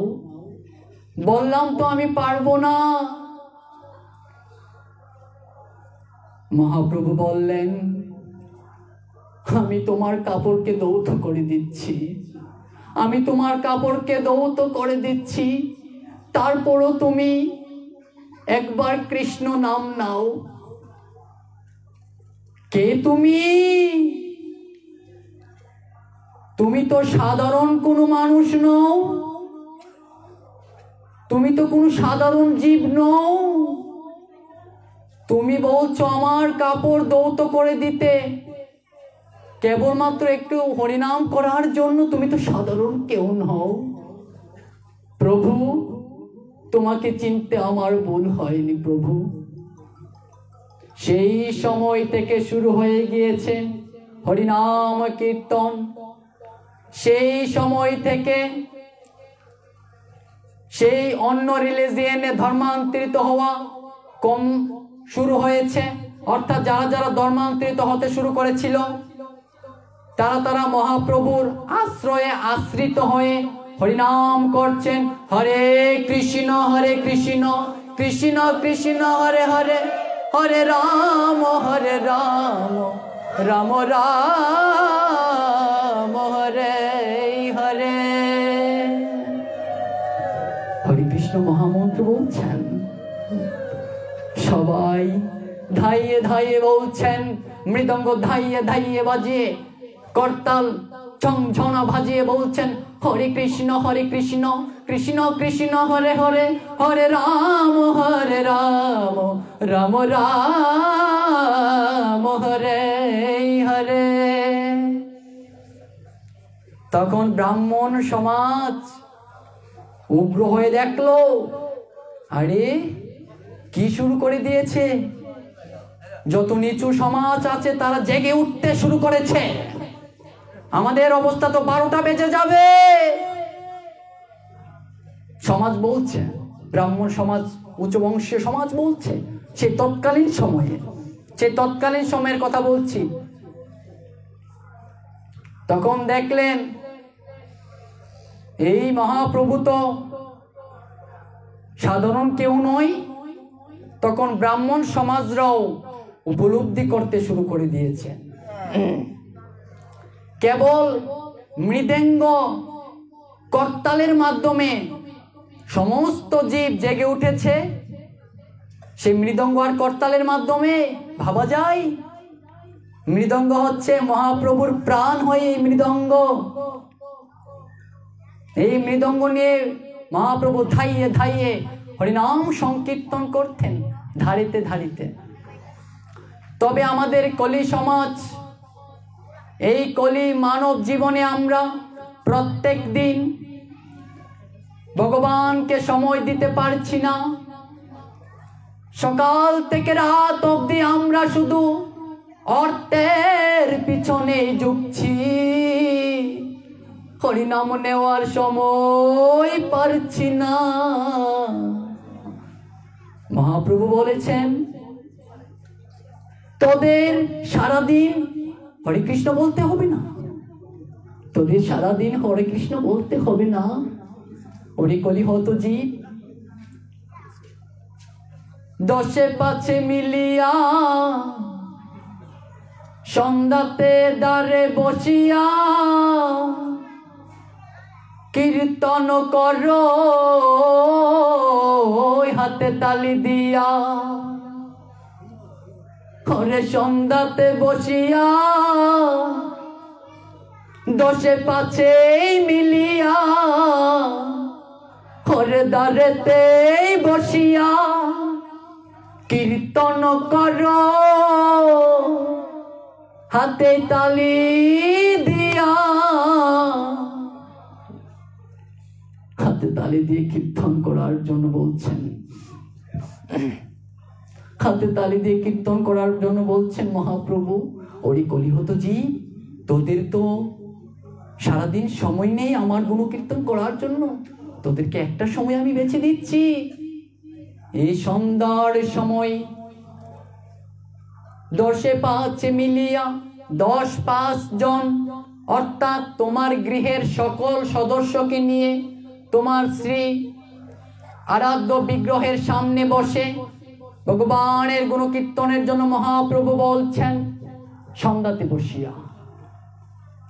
এর জন্যই বিশেষ করে মা বাবাদের প্রতি আমার একটা আকুল আবেদন থাকবে, মালা জপ করার সময় পাও না, সমস্যা নেই। এই মালা জপ করার সময় পাও না, নট প্রবলেম, কোনো সমস্যা নেই। কেবলমাত্র সন্ধ্যাতে বসিয়া মহাপ্রভুর আদেশ, সারাদিন সময় পাচ্ছ না, কোনো সমস্যা নেই। কেবল সন্ধ্যাতে বসিয়া দ্বারে পাছে দশে পাছে মিলিয়া কীর্তন করো হাতে তালি দিয়া। মৃদঙ্গ নেই তোমার আঙ্গিনাতে, করতাল নেই, জাজ নেই, নট প্রবলেম। তুমি হাতে তালি দিয়ে কীর্তন করো। আর এই হাতে তালি দিয়ে কীর্তন করলে মনে রাখবেন, জ্যোতিষ বিজ্ঞান বলছেন হাতের রেখা পরিবর্তন হয়ে যাবে। একসাথে কতগুলো কাজ করে ফেলছেন, রেখাও পরিবর্তন করে ফেলছেন, আবার মহাপ্রভুর আদেশও কি করছেন, পালন করছেন। আর আপনার পরকালের যাওয়ার রাস্তাটাও আপনি পরিষ্কার করছেন। ভেবে দেখো একবার, ক্লাস দেওয়ার প্রয়োজন। এগুলো যখন আমাদেরকে ক্লাস দেওয়া হয়, প্রভুজি যখন ক্লাস দেয়, তখন এক নজরে চেয়ে থাকি কোনো কথা যাতে মিস না করি। এত সহজ নয় কথাটুকু গ্রহণ করতে। এই জন্য মহাপ্রভুর কথা কায়িম অনুবাক্যে শ্রবণ করা উচিত। ব্যাংকে কত টাকা জমিয়ে রেখেছো, মরার আগে সেই ব্যাংকে কত টাকা জমে রেখে গিয়েছো, সন্তানকে বলে যাবার সময় পাবে না। আমার বাবার কথাই বলছি। আমি এক অবাগা, ছোটবেলায় বাবাকে হারিয়েছি। ক্লাস 5 জুন মাস বাবা দুবাইতে ছিল, প্রবাস জীবন অতিবাহিত করেছিল। 45 ইয়ার্স, 45 বছর বাবা সেই প্রবাস জীবন অতিবাহিত করেছে। বাবাকে কাছ থেকে কোন সময় পাইনি। বাবার কথা হলে একটু কান্না চলে আসে, কেন জানি। বাবাকে আমি পাইনি। ক্লাস 5-এ থাকাকালীন এক বড় অবাগা আমি বটবৃক্ষকে হারিয়ে ফেলেছি। বটবৃক্ষকে আমি হারিয়ে ফেলেছি। যে বটবৃক্ষ আমাকে ছায়া দেওয়ার কথা, সেই বটবৃক্ষ আমার কাছ থেকে চলে গিয়েছে। শুধু রৌদ্রের তাপ পাচ্ছি আমি। বাবা যখন চলে গিয়েছে, প্রচুর টাকা ইনকাম করে গিয়েছে, অনেক আগে গিয়েছে। তো সেই 2003 অর্থাৎ সেই যুদ্ধের সময়ের কথা। সেই সময় গিয়েছে, 45 বছর বিদেশ করেছে। ভাবা যায় সেই সময়ে টাকার, ডলারের পরিমাণ ছিল বেশি, অনেক টাকা ইনকাম করে গিয়েছে। পরিবার, সন্তানের জন্য, স্ত্রী, পুত্র, ভাই, ভগ্নী, অনেকের জন্য করে গিয়েছে। জায়গা জমি অনেক ক্রয় করেছে। জানি না আমার সেই আরাধ্য বাবা কতটুকু ভগবানের নাম করেছে, কতটুকু নাম করেছে জানি না। তবে আমার নিজ চোখে দেখা, আমার বাবা 2টা দুর্গা মন্দির করে গিয়েছেন, যেখানে সাধু সঙ্গ হতো, যেখানে সাধু সঙ্গ অর্থের অভাবে করতে পারছে না, সেই সাধু সঙ্গ এবং সেই মন্দির নির্মাণের জন্য আমার সেই আরাধ্য বাবা অর্থ প্রদান করত। এর জন্য নিজেকে একটু ধন্য মনে করেছি। কৃষ্ণ নাম নেন বা না নেন, কৃষ্ণের জন্য কাজ করে গিয়েছেন। একটা কথা আমরা সবাই বলি, পিতা মাতার কর্মের ফল সন্তানরাও পেয়েই থাকে। ঠিক বলছি তো বাবা? পিতা মাতার কর্মের ফল তার সন্তানেরাও পেয়ে থাকে। একটি কথা হৃদয় মাঝে বারবার আমার অনুভূত হয় যখন নিদ্রায় আমি যাই। বাবা হরিনাম করত কিনা জানি না, তবে হরিনাম করার জন্য পরিবেশ সৃষ্টি করে দিয়েছেন। সেই কর্মের কারণে ভগবান হয়তো এই ভক্তি পথেই এনেছে। জয় জয় শ্রী রাধে, ভক্তি পথে এনেছে বাবার কর্ম। মা আমাকে যতটুকু বলেছে ততটুকুই শুনেছি। একটু কথা শেয়ার না করলেই নয়। এগুলো বিরহ চলে আসে মহাপ্রভুর কথা, উগ্র কণ্ঠে বলা যায় না। মহাপ্রভুর কথা মাধুরী মিশিয়ে বলতে হয়। মহাপ্রভুর কথা বলতে গিয়ে মা বাবার কথা চলে আসে। আমার বাবা মাকে বলেছিল, আমি যদি না থাকি, আগাম বার্তা দিয়েছিল, আমি যদি না থাকি, মা যেটা আমাকে বলেছে, আমি যদি না থাকি তোমার কোনো চিন্তা করার কারণ নেই, তুমি কোনো সময় বাতেই মরবে না। বাবা বলে গিয়েছিলেন, মা আমাকে এখনো কথাটা বলে, সেটার প্রমাণ আমি আদৌ অবধি পেয়েছি, অল্প জীবনে পাতে শুরু করেছি। বাবা বলেছিল, মৃত্যুর আগে আমি যদি নাও থাকি, তুমি বাতে মরবে না, না খাওয়ার অভাবে মরবে না, তুমি, তোমার সন্তান আমার সন্তান না খেয়ে মরবে না। আমি আজকে জগতের জন্য যাই কিছু করে যাচ্ছি, জগতও তোমাকে একদিন না একদিন দেখবে। কৃতজ্ঞতা প্রকাশ না করলেই নয়। আমি এক অভাগা। এই বাবা মরেছে ক্লাস 5 থাকাকালীন। সপ্তম শ্রেণী থেকে এই কলেজ অবধি পড়াশোনার জন্য যত অর্থের প্রয়োজন হয়, যা কিছুর প্রয়োজন হয়, খাতা থেকে শুরু করে, কলমের থেকে শুরু করে, গাড়ির যাতায়াত থেকে শুরু করে, মহাপ্রভু কৃপা বর্ষিত করেছেন। যেখানে আমি পড়াশোনা করতে গিয়েছি, আমি অনেক স্কুল পদার্পণ করেছি, যেখানে গিয়েছি শিক্ষকদের প্রতি একটা ভালোবাসা পেয়েছি। স্কুল কলেজে, এখন তো কলেজ সেকেন্ড ইয়ারে আছি, স্কুলের বেতন নেই। প্রিন্সিপাল স্যার বলছে, তোমার কি কখন প্রয়োজন তুমি শুধু আমাকে একটু বলবে।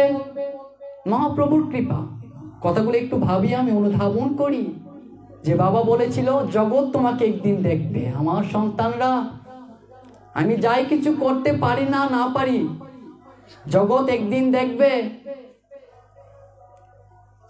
নিজেকে অনেক সময় গর্ববোধ মনে করি যে যেখানে যাই সকল শিক্ষকদের যে একটা ভালোবাসা আমি পাই, যেখানে যাই সকল মানুষের যে একটা ভালোবাসা পাই, সেই ভালোবাসা সত্যি পূরণ করা যায় না, পূরণ করা যায় না।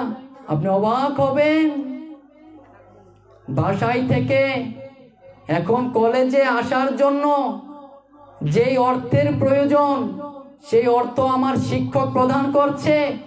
রিমের উপর রিম, 1 মাস হতে না হতে রিমের উপর রিম আমার বাড়িতে পাঠাচ্ছে। এগুলো ভাবতেই অবাক লাগে আমার।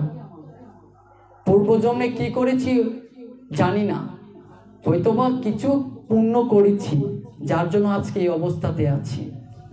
আমাদের বহু জন্ম অতিক্রান্ত হয়েছে, আমাদের মনে নেই, আমাদের মনে নেই। আজকে যে অবস্থানে আছো, একটা কথা মনে রাখবে, ভগবান শ্রীকৃষ্ণ বলছেন, আজকে যে অবস্থানে আছো তার পূর্ব জন্মের স্বীকৃতির কারণে আজকে এই অবস্থাতে আছো তুমি। আর তারপরও হচ্ছে মা বাবাদের একটা ফলস্বরূপ। মা বাবারা যদি ভালো কর্ম করে যায়, সেই মা বাবাদের ভালো কর্মের ফলটা সন্তানীদের উপরে পড়ে। এই জন্য এই কথাগুলোকে বলছি, কারণ মহাপ্রভুকে নিয়ে তো বলছি। মহাপ্রভু বলছেন, একটু হরিনাম কর, একটু হরিনাম কর, হরিনামে যে আমার আনন্দ চলে আসে রে। যখন সবাই মহাপ্রভুর সেই ধ্বনিতে ধন্যাতীত হয়েছিল, সবাই বলছে হরে কৃষ্ণ কৃষ্ণ কৃষ্ণ হরে হরে, হরে রাম রাম রাম হরে হরে। সবাই একই কণ্ঠে সুর মিলাচ্ছে মহামন্ত্রের। এর জন্য আমার একটা অনুরোধ থাকবে মা বাবাদের প্রতি, প্রত্যেক দিন সন্ধ্যাতে 10-5 মিলিয়া মৃদঙ্গ না পাও, হাতে তালি দিয়ে অত্যন্ত পক্ষে 10 মিনিট কীর্তন করাও। দেখবে শেষের দিনের পারি তীরে যখন উঠবে, ভগবান বলবে, এই টিকিট কোথায়, টিকিট দাও। এবার যদি তুমি এখান থেকে সিলেটের উদ্দেশ্যে বাসে রওনা দাও, টিকিট লাগবে কিনা? লাগবে। তো তদ্রুপ এই ভবনদী পার হওয়ার জন্য নৌকা ঘাটে বসা আছে। এখানে নৌকা আছে, ওই পারে যাবে, মহাপ্রভু এখানে দাঁড়িয়ে আছে। আমি গেলাম, নৌকাতে পা রাখবো, এই টিকিট দাও, টিকিট। কিসের টিকিট প্রভু? এই যে নৌকা দিয়ে পারি হবে, টিকিট কোথায় তোমার? প্রভু আমি তো টিকিট আনিনি প্রভু। তাহলে তো তোমাকে আমি নিতে পারছি না, তোমাকে তো আমি নিতে পারছি না। তুমি অন্য তীরেতে যাও। অন্য তীর মানে কি? জমালয়ে। জমালয়ের জন্য তোমার জন্য আরেকটি তীর আছে, সেই তীরে যাও। আমি তো ওই তীরে যেতে চাই না প্রভু, আমার কিছুর করার নেই। আমি তো বলে দিয়েছিলাম, 10-5 মিলিয়া কীর্তন করো হাতে তালি দিয়া। তুমি কি করেছো প্রভু? আমি তো করিনি। সংসারের জন্য সারাটা জীবনই খেটেছি, সারাটা জীবন আমি খেটেছি প্রভু। আমাকে কৃপা করে ভবনদী পার করে দাও। এখানে তোমার কথা শোনার জন্য আমি বসে আছি না। আমার অনেক ভক্তরা আছে যাদেরকে আমি এই ভবনদী পার করতে হবে। তুমি যাও, অন্য তীরে যাও। টিকিট কি? এই টিকিটটা কি? এই টিকিট কি টাকা দিয়ে কেনা হয়? Of course not. এই টিকিট হচ্ছে নামের টিকিট। এই টিকিট হচ্ছে নামের টিকিট। এই যে আমরা প্রত্যেক দিন জপমালা করছি, 2 মালা 4 মালা 16 মালা করে করছি, এটা হচ্ছে টিকিট, শেষকালের টিকিট। এখন বুঝছি না, শেষে যখন মহাপ্রভু তাড়িয়ে দিবে তখন বুঝবো। এটা হচ্ছে নামের টিকিট। যে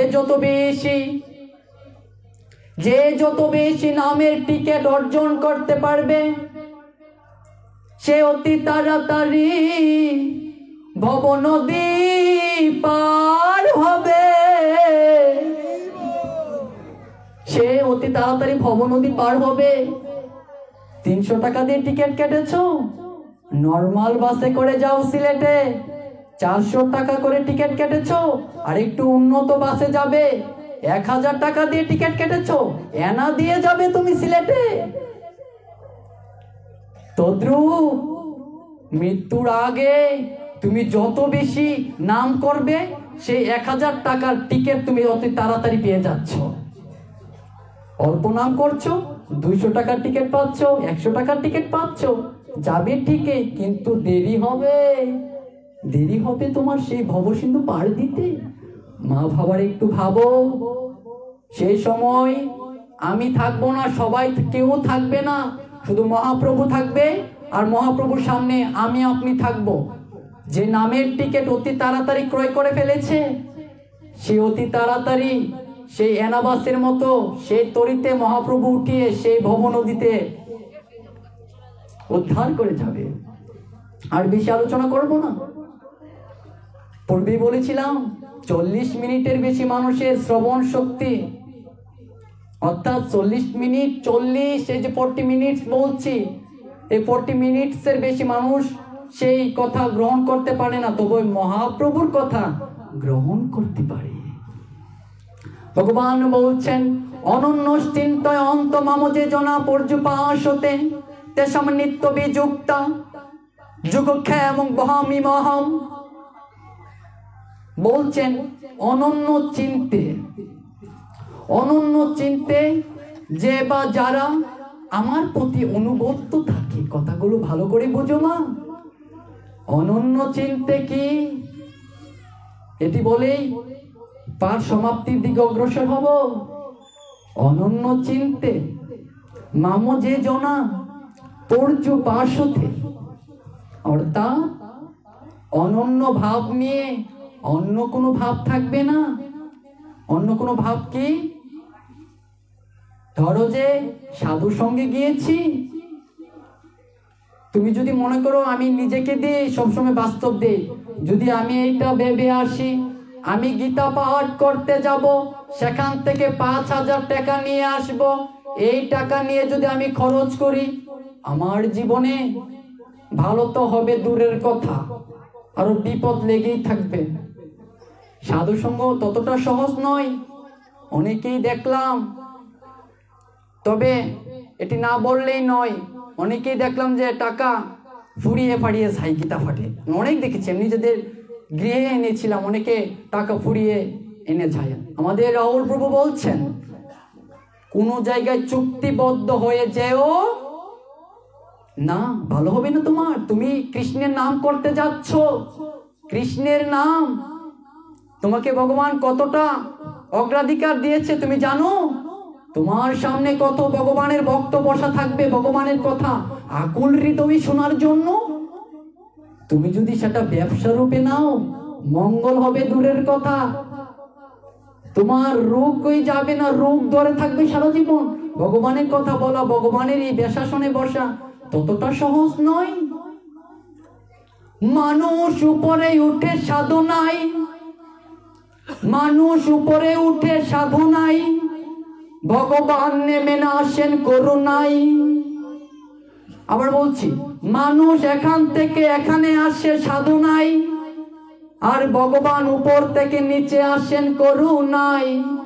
আর এই দুইজনের মিলন হয় প্রেম যমুনা। জয় জয় শ্রী ও রাধে শ্যাম। মানুষ উপরে উঠে সাধনায়, ভগবান নেমে আসেন করুণায়। এই দুই ভক্তের মিলন হয় সেই প্রেম যমুনায়। প্রেম যমুনা বলতে কোনটাকে বুঝিয়েছি? এই সেই ভবতরী, যেখানে আপনি পার হবেন। ঘুরে ফিরে কিন্তু একটি কথাই বারবার আসছে, সেই ভবতরীতে আপনাদের মিলন হবে। মহাপ্রভু আমাদের মিলন, যত বেশি করি জমা করেছি হরিনাম, তত বেশি জমা হবে। এই জন্যই আমাদেরকে হরিনাম করার প্রয়োজন, অনন্য চিন্তে, অর্থাৎ সবকিছু ত্যাগ করে। সবকিছু ত্যাগ বলতে আবার সংসারকে ত্যাগ করার কথা মহাপ্রভু বলেন নাই। সংসারে থেকে আমাকে তুমি আরাধনা করো, আমাকে তুমি নিঃসঙ্গভাবে আরাধনা করো, নিঃসঙ্গভাবে, অর্থাৎ আমার কাছে তুমি কিছু চাইতে পারবে না, আমি তোমাকে নিজ থেকে দেব। তুমি আমার কাছে কিছু চাইতে পারবে না। আমি তোমাকে সৃষ্টি করেছি, আমি তোমাকে হাত দিয়েছি, পা দিয়েছি, চক্ষু দিয়েছি, কর্ণ দিয়েছি, মুখ দিয়েছি, এখনো সচল রেখেছি, তারপর কি তোমার কিছুই শেষ হয়নি? এজন্য বলেছে অনন্য চিন্তে। চিন্তাটা থাকতে হবে কোনো বিষয়ের প্রতি নয়, কেবল মহাপ্রভুর চরণে, শ্রীকৃষ্ণের চরণে থাকতে হবে। এই চিন্তা করে যে ভগবানের আরাধনা করে, ভগবান বলছে যদি সেই ভক্ত কাঙ্গাল হয়ে থাকে, সেই ভক্তের যত অভাব আছে আমি সেই অভাবগুলো চিরেই পূরণ করে থাকি। অর্জুন মিশ্র নাম শুনেছ বাবা? অর্জুন মিশ্র, অর্জুন মিশ্র যখন শ্রীমদ্ ভগবত গীতা পড়তে শুরু করলেন, অর্জুন মিশ্র পরম ভক্ত ছিল। মহাপ্রভুর কথা কাইমনুবাক্যে শ্রবণ করতে হবে। অর্জুন মিশ্র ছিল ভগবানের পরম ভক্ত। যখন সে প্রত্যেক দিন শ্রীমদ্ ভগবত গীতা অধ্যয়ন করত, প্রত্যেকটি শ্লোক পড়ত, যখন সে একদিন সেই সমস্ত অধ্যায় অতিক্রম করে নবম অধ্যায় রাজগুজ্জ যুগে এসে উপস্থিত হলেন, সেই অর্জুন মিশ্র এসে দেখে পড়তে শুরু করলেন। অনন্য চিন্তয়ন্ত মামজে জনা পর্যু পাশুতে তেসাম নিত্য বিযুক্ত নাম যুগক্ষয় এবং বহামি মহম। এই কথাটার অনুবাদ সে পড়ল যে অনন্য চিন্তে আমাকে ভোগ নিবেদন করে এবং কাম ছাড়া, অর্থাৎ সমস্ত কিছু ত্যাগ, কোনো কিছু চাইবে না, এই মনোভাব নিয়ে যে আমাকে আরাধনা করে তাকে আমি কোনো কিছুতেই অভাব রাখি না। যদি সে প্রত্যেক দিন খাবার যদি না পাই, তাকে সেই খাবারের জন্য আমি নিজে এসে তার বাড়িতে খাবার দিয়ে যায়, খাবার দিয়ে যায়, ভাবা যায়। অর্জুন মিশ্র বলল, না না ভগবান মনে হয় এই জায়গাটাতে একটু ভুল করেছে। অর্জুন মিশ্র বলল, এই জায়গাটাতে কি? বহামহম। বহামহম কি?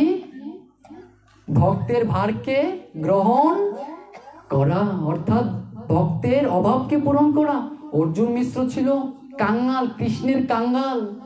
তার পারিবারিক অর্থ ভালো ছিল না, দিনে যেত, দিনে আসতো, ভিক্ষা করে খেত সে অর্জুন মিশ্র। যা পেত বাড়িতে এসে স্ত্রী স্বামী মিলে ভগবানের সেই ভোগ নিবেদন করে প্রসাদ রূপে পেত। যখন অর্জুন মিশ্র নবম অধ্যায়ে রাজগুহ্য যুগে পড়ল যে শেষে একটা অক্ষর রয়েছে বহামি মহম, অর্জুন মিশ্র বলছেন ভগবান হয়তো এই কথাটা একটু ভুল বলেছেন, এই জন্য কলমটা নিয়ে বহামহমকে কেটে দিলেন। বহামহমটাকে কেটে দিলেন অর্জুন মিশ্র। জেনে রাখো, ভগবান বলছেন গীতা আমার হৃদয়, গীতা আমার হৃদয়, গীতাই আমার সবকিছু। এই গীতাকে আশ্রয় করিয়াই আমি এই ত্রিভুবনে বেঁচে থাকি ভক্তদের হৃদয় মাঝে। আর সেই প্রত্যেকটি শ্লোক হচ্ছে ভগবানের অঙ্গ প্রত্যঙ্গ। অঙ্গ প্রত্যঙ্গ হচ্ছে প্রত্যেকটি শ্লোক। আর সেই শ্লোকের একটি শব্দকে অর্জুন মিশ্র কেটে দিলেন কলম দ্বারা। ভগবানের সেই শ্লোক কোন স্থান থেকে বলেছিলেন? অঙ্গ থেকে, এই মুখের মাধ্যমে। তৎপর সেই কেটে দেওয়ার ফলে সেই অক্ষরটি তৎক্ষণাৎ সঙ্গে সঙ্গে ভগবানের ঠোঁট কেটে দেওয়া হয়েছে। ভগবানের ঠোঁট দিয়ে অজুর দড়ায় রক্ত পড়ছে। অর্জুন মিশ্র বললেন, এটা ভগবান হয়তো ভুল বলেছে। ভগবান যদি বহন করে আনতো, আমার প্রতিদিন এত কষ্ট করা লাগে। আমি ধারেতে গিয়ে ভিক্ষা করে চাল এনে, সবজি এনে আমানি করে ভগবানের ভোগ নিবেদন করে আমি ভগবানের রন্ধন করি, এটা মনে হয় ভগবান ভুল বলেছে। এই জন্য দুয়াত কালি দিয়ে সেটা কেটে ফেললেন। কেটে তো বহামি অহমকে ফেলেননি, ভগবানের সেই ঠোঁটের উপর আঘাত করেছেন অর্জুন মিশ্র। তৎপর পরের দিন অর্জুন মিশ্র বের হলেন ভিক্ষার জন্য। ভিক্ষার জন্য বের হলেন অর্জুন মিশ্র। ভগবানের তো প্রসাদ প্রয়োজন, রন্ধন করা প্রয়োজন, সবজি আমানি করা প্রয়োজন। তখন বললেন সহধর্মিনীকে, আমি যাচ্ছি ভগবানের প্রসাদ আনার জন্য।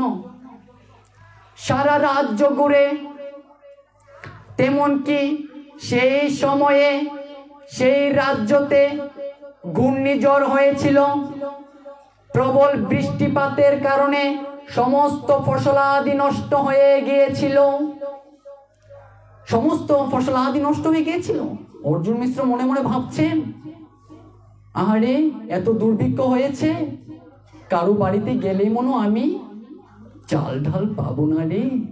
এই জন্য অর্জুন মিশ্র মনের অকাতরে বটবৃক্ষের নিচে বসে বসে ভাবছেন, কি করে আজকে ভগবানকে নিবেদন করব, কি করে নিবেদন করব আমি ভগবানকে। তখন একটু নিদ্রা পেল এবং তৎক্ষণাৎ নিদ্রা দেবী এসে সেই অর্জুন মিশ্রকে আরো নিদ্রাতে মগ্ন রাখল। ঘটল সেই আরেক ঘটনা। তৎপর আরেক ঘটনা ঘটল অর্জুন মিশ্রের বাড়িতে। একজন শ্যাম বর্ণের আরেকজন ফর্সা বর্ণের দুইটি বালক এসে ডাকছে, মা, ও মা, মা গো। অর্জুন মিশ্রের কোনো সন্তান ছিল না, সন্তানাদি ছিল না। তখন অর্জুন মিশ্রের স্ত্রী ঘর থেকে বলছেন, এমন কে ডাকছে? মা ডাকের পরিপূর্ণতা মনে আজকে আমি পেলাম। মা, ও মা, দরজাটা একটু খুলো না গো মা। দরজা খুলে দেখলেন দুটি বালক তাদের মাথাতে বোঝা করে নিয়ে এসেছে চাল আর ডাল।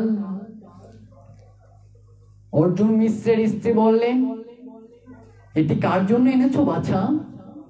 মা, তোমার স্বামী রাজার বাড়িতে গিয়ে বলছে আমাকে ভিক্ষা দেওয়ার জন্য। সেই রাজা আমাকে পাঠিয়েছে তোমার বাড়িতে পৌঁছে দেওয়ার জন্য। ও এই কথা, আসো তুমি ভিতরে আসো। এরে বাচ্চা, শ্যামবর্ণের বাচ্চাটিকে বলছে, ওরে বাচ্চা, তোর ঠোঁটে রক্ত কেন রে? তোর ঠোঁটে রক্ত কেন রে বাচ্চা? বলছে, মা এই কথা তুমি আমাকে জিজ্ঞাসা করো না। কেন রে বাচ্চা, তুই এত কষ্ট করে নিয়ে এসেছিস চাল ডাল ভগবানকে নিবেদন করব? একটি প্রশ্ন জিজ্ঞেস করছি, তুই উত্তর প্রদান কর। মা, তোমার স্বামী বলেছে ভগবান নাকি বহন করতে পারে না। তোমার স্বামী বলেছে ভগবান নাকি বহন করতে পারে না। আমি এই ভগবান অনন্য চিন্তয়ত মাম যে জনা পর্যুপাসতে তেষাম নিত্য ভুক্ত যুক্ত নাম যুগক্ষেমং বহামোহম। মা, তোমার স্বামী বলবো যে আমার ঠোঁটে আঘাত করেছে। মা, তোমরা কে? আমাদেরকে চিনবে না মা, আমাদেরকে চিনবে না। তোমার স্বামী আমার অঙ্গে আঘাত করেছে, তোমার স্বামী আমাকে ভুল বুঝেছে, এজন্য আমাকে আঘাত করেছে। আমার মুখ নিঃসৃত বাণী সেই অক্ষরকে কেটে দিয়েছে। মা, তুমি কে বাছা? তুমি কে বাছা? তুমি আজকে এখানে প্রসাদ পেয়ে যাও, তুমি এখানে প্রসাদ পেয়ে যাও বাচ্চা। তুমি প্রসাদ না পেলে তো হবে না, তুমি তো সাধারণ কেউ নয় বাচ্চা। দেখো, যেই ভগবানকে স্বামী স্ত্রী প্রত্যেক দিন বিগ্রহের রূপে চাল ডাল ভিক্ষা করে এনে নিবেদন করে প্রসাদ পেত, সেই ভগবান তাদের কুটিরে এসেছে, তাদের কুটিরে এসেছে। মা, ভক্তবৃন্দের ডাক কখনো ভগবান ফেলতে পারেন নাই।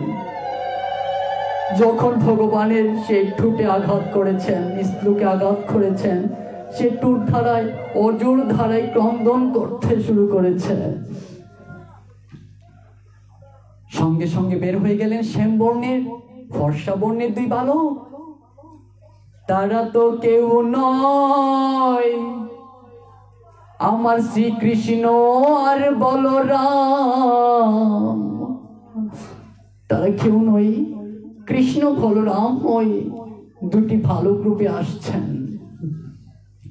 যখন অর্জুন মিশ্র বটবৃক্ষের নিচে নিদ্রা থেকে উঠলেন, ভাবতে শুরু করলেন, আমি তো আজ কিছু পেলাম না প্রভু, আমি যা ভেবেছিলাম তাই ঠিক, তুমি ভক্তের ভার বহন করো না।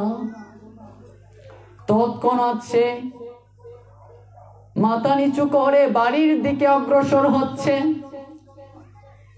এসে ডাকছে, তুমি কোথায়, তুমি কোথায়? দরজা একটু খোলো, দরজা খোলো। অর্জুন মিশ্রের স্ত্রী দরজা খুলে বললেন, তুমি এসেছো? তুমি অবাক হবে, আজকে আমাদের ঘরে যে যে অন্ন এসেছে, যে যে ডাল এসেছে, তুমি অবাক হবে। অর্জুন মিশ্র ভাবছেন, এ আবার কেমন কথা? আমি মনে মনে ভয় পেয়েছি আমাকে আসলে নাকি বকা দে, এসে দেখছি উল্টো। তুমি এসো, ঘরে এসো, দেখো দেখো কত চাল কত ডাল রয়েছে, কত ডাল রয়েছে, কত চাল রয়েছে, তুমি দেখো একবার। এগুলো কে দিয়েছে? তুমি তো পাঠিয়েছো। রাজার বাড়িতে তুমি গিয়েছিলে না? সেই রাজাই তো পাঠিয়েছে 2 জন বালককে দিয়ে আমাদের আঙ্গিনাতে। অর্জুন মিশ্র ভাবছেন, তুমি কি বলছো? তাদের গায়ের রং কেমন ছিল? তাদের গায়ের রং ছিল শ্যাম বর্ণের, আরেকজনের ছিল ফর্সা বর্ণের। অর্জুন মিশ্র ক্রন্দন করে বলছেন, ওরে তুমি যাকে দেখেছো সে তো আর কেহ নয়, সে তোই হলো আমার ভগবান শ্রীকৃষ্ণ। সে তো আর কেউ নয়, সে হচ্ছে আমার পরম আরাধ্য, যাকে নিবেদন না করে আমি প্রসাদ পাই না, যার জন্য আমি সকাল থেকে শুরু করে যার জন্য আমি ধারে ধারে ঘুরি, সেই ভগবানকে তুমি দর্শন করেছো, সেই ভগবানকে দর্শন করেছো। তুমি কি এমন পুণ্য নিয়ে এসেছো? আমি তোমার চরণে একটু প্রণাম নিবেদন করতে যাই, প্রণাম নিবেদন করতে চাই তোমার সেই শ্রী রাতুল রাঙা চরণে। স্বামী বলছেন, অর্জুন মিশ্র বলছেন, আর কি দেখেছো? দেখেছি ওদের ঠোঁটে অজুর ধারায় রক্ত বইছে, তবে এই সেই রক্ত নয়, অজুর ধারায় রক্ত যেন থামতেই চাইছে না, রক্ত যেমন থামতেই চাইছে না। রক্ত যখন অজুর ধারায় পড়েছে, রক্ত কেন পড়েছে? অর্জুন মিশ্রের স্ত্রী প্রশ্ন করলেন, ওরে আমি বুঝতে পারিনি ভগবান যে বহন করে, আমি ভগবানের মুখ নিঃসৃত সেই শ্লোকের একটি অক্ষরকে ভুল ভেবে কেটে দিয়েছি, আর আমি জানি তো ভগবানের প্রতিটি মুখের শ্লোকই হচ্ছে ভগবানের এক একটি অঙ্গ, এক একটি অঙ্গ হচ্ছে বাবা,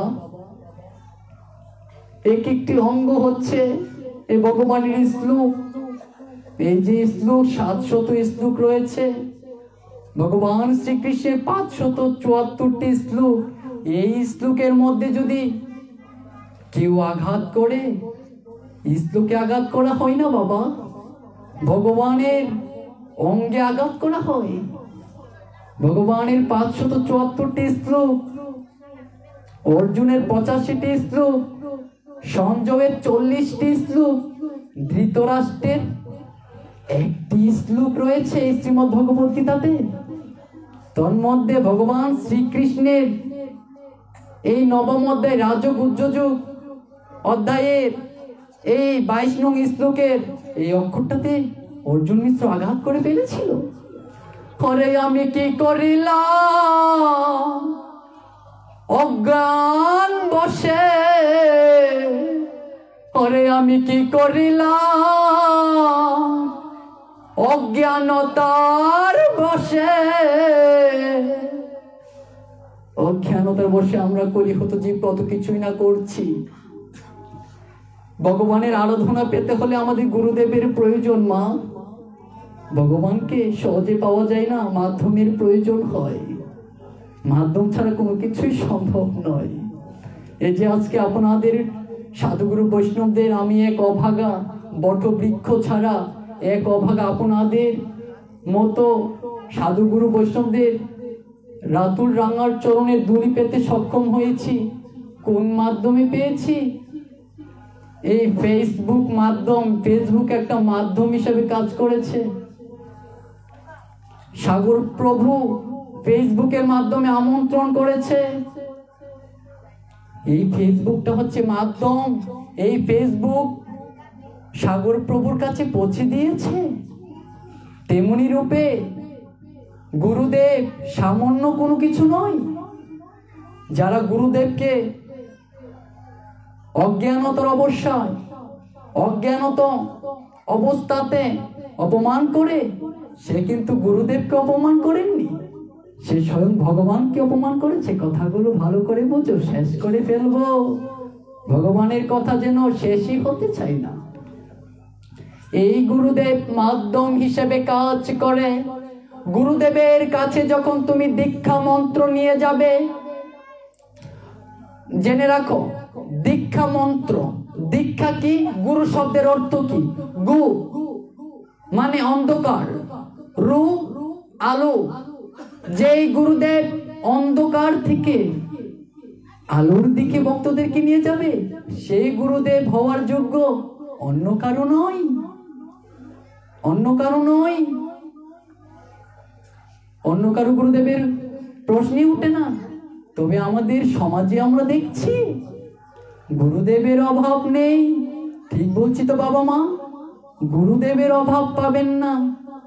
গুরুদেব হতে হলে কয়েকটি কোয়ালিফিকেশন, যোগ্যতার প্রয়োজন। এট ফার্স্ট কোয়ালিফিকেশন, যোগ্যতা হচ্ছে নেশা দ্রব্য গ্রহণ করতে পারবেই না। কিন্তু আমি নিজ চোখে অনেক গুরুদেবকে দেখেছি, সম্মান রেখে বলছি প্রত্যেক গুরুদেবের প্রতি, অনেক গুরুদেবকে দেখেছি পান খাচ্ছে। যেই গুরুদেবের বাড়িতে বাৎসরিক শ্রীমদ্ ভগবত গীতার আয়োজন করা হয়,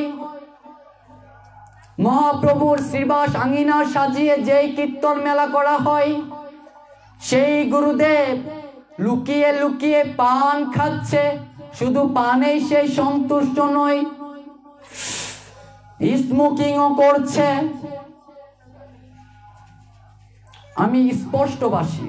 এবার কেউ আমাকে ভুল ভাবলেও ভাবতে পারেন, আমি অনেক প্রমাণ দেখাতে পারবো। স্পষ্ট কথা যতক্ষণ না পর্যন্ত ভাববে।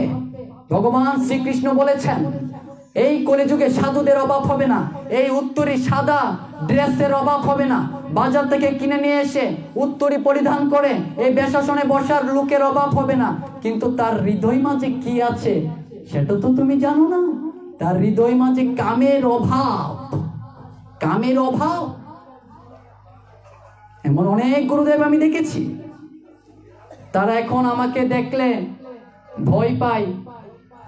যে গুরুদেব তাদের বাড়িতে নিয়ে আমাকে গীতা পাঠ করাতো, সেই গুরুদেব পর্যন্ত এখন আমাকে নিতে চাই না। কেন? আসল পয়েন্টে হাত মারি। সাধুর কর্তব্য হচ্ছে সমস্ত কিছু বলে যাওয়া। এই সাধুর কর্তব্য হচ্ছে সমস্ত কিছু বলে যাওয়া। আবার তুমি কার মন ভাঙবে, কার মন ভাঙবে না, এই বিষয়ে যদি তুমি শাস্ত্র সম্পর্কিত ব্যাখ্যা না দাও, ভগবান বলছে অপরাধ হবে।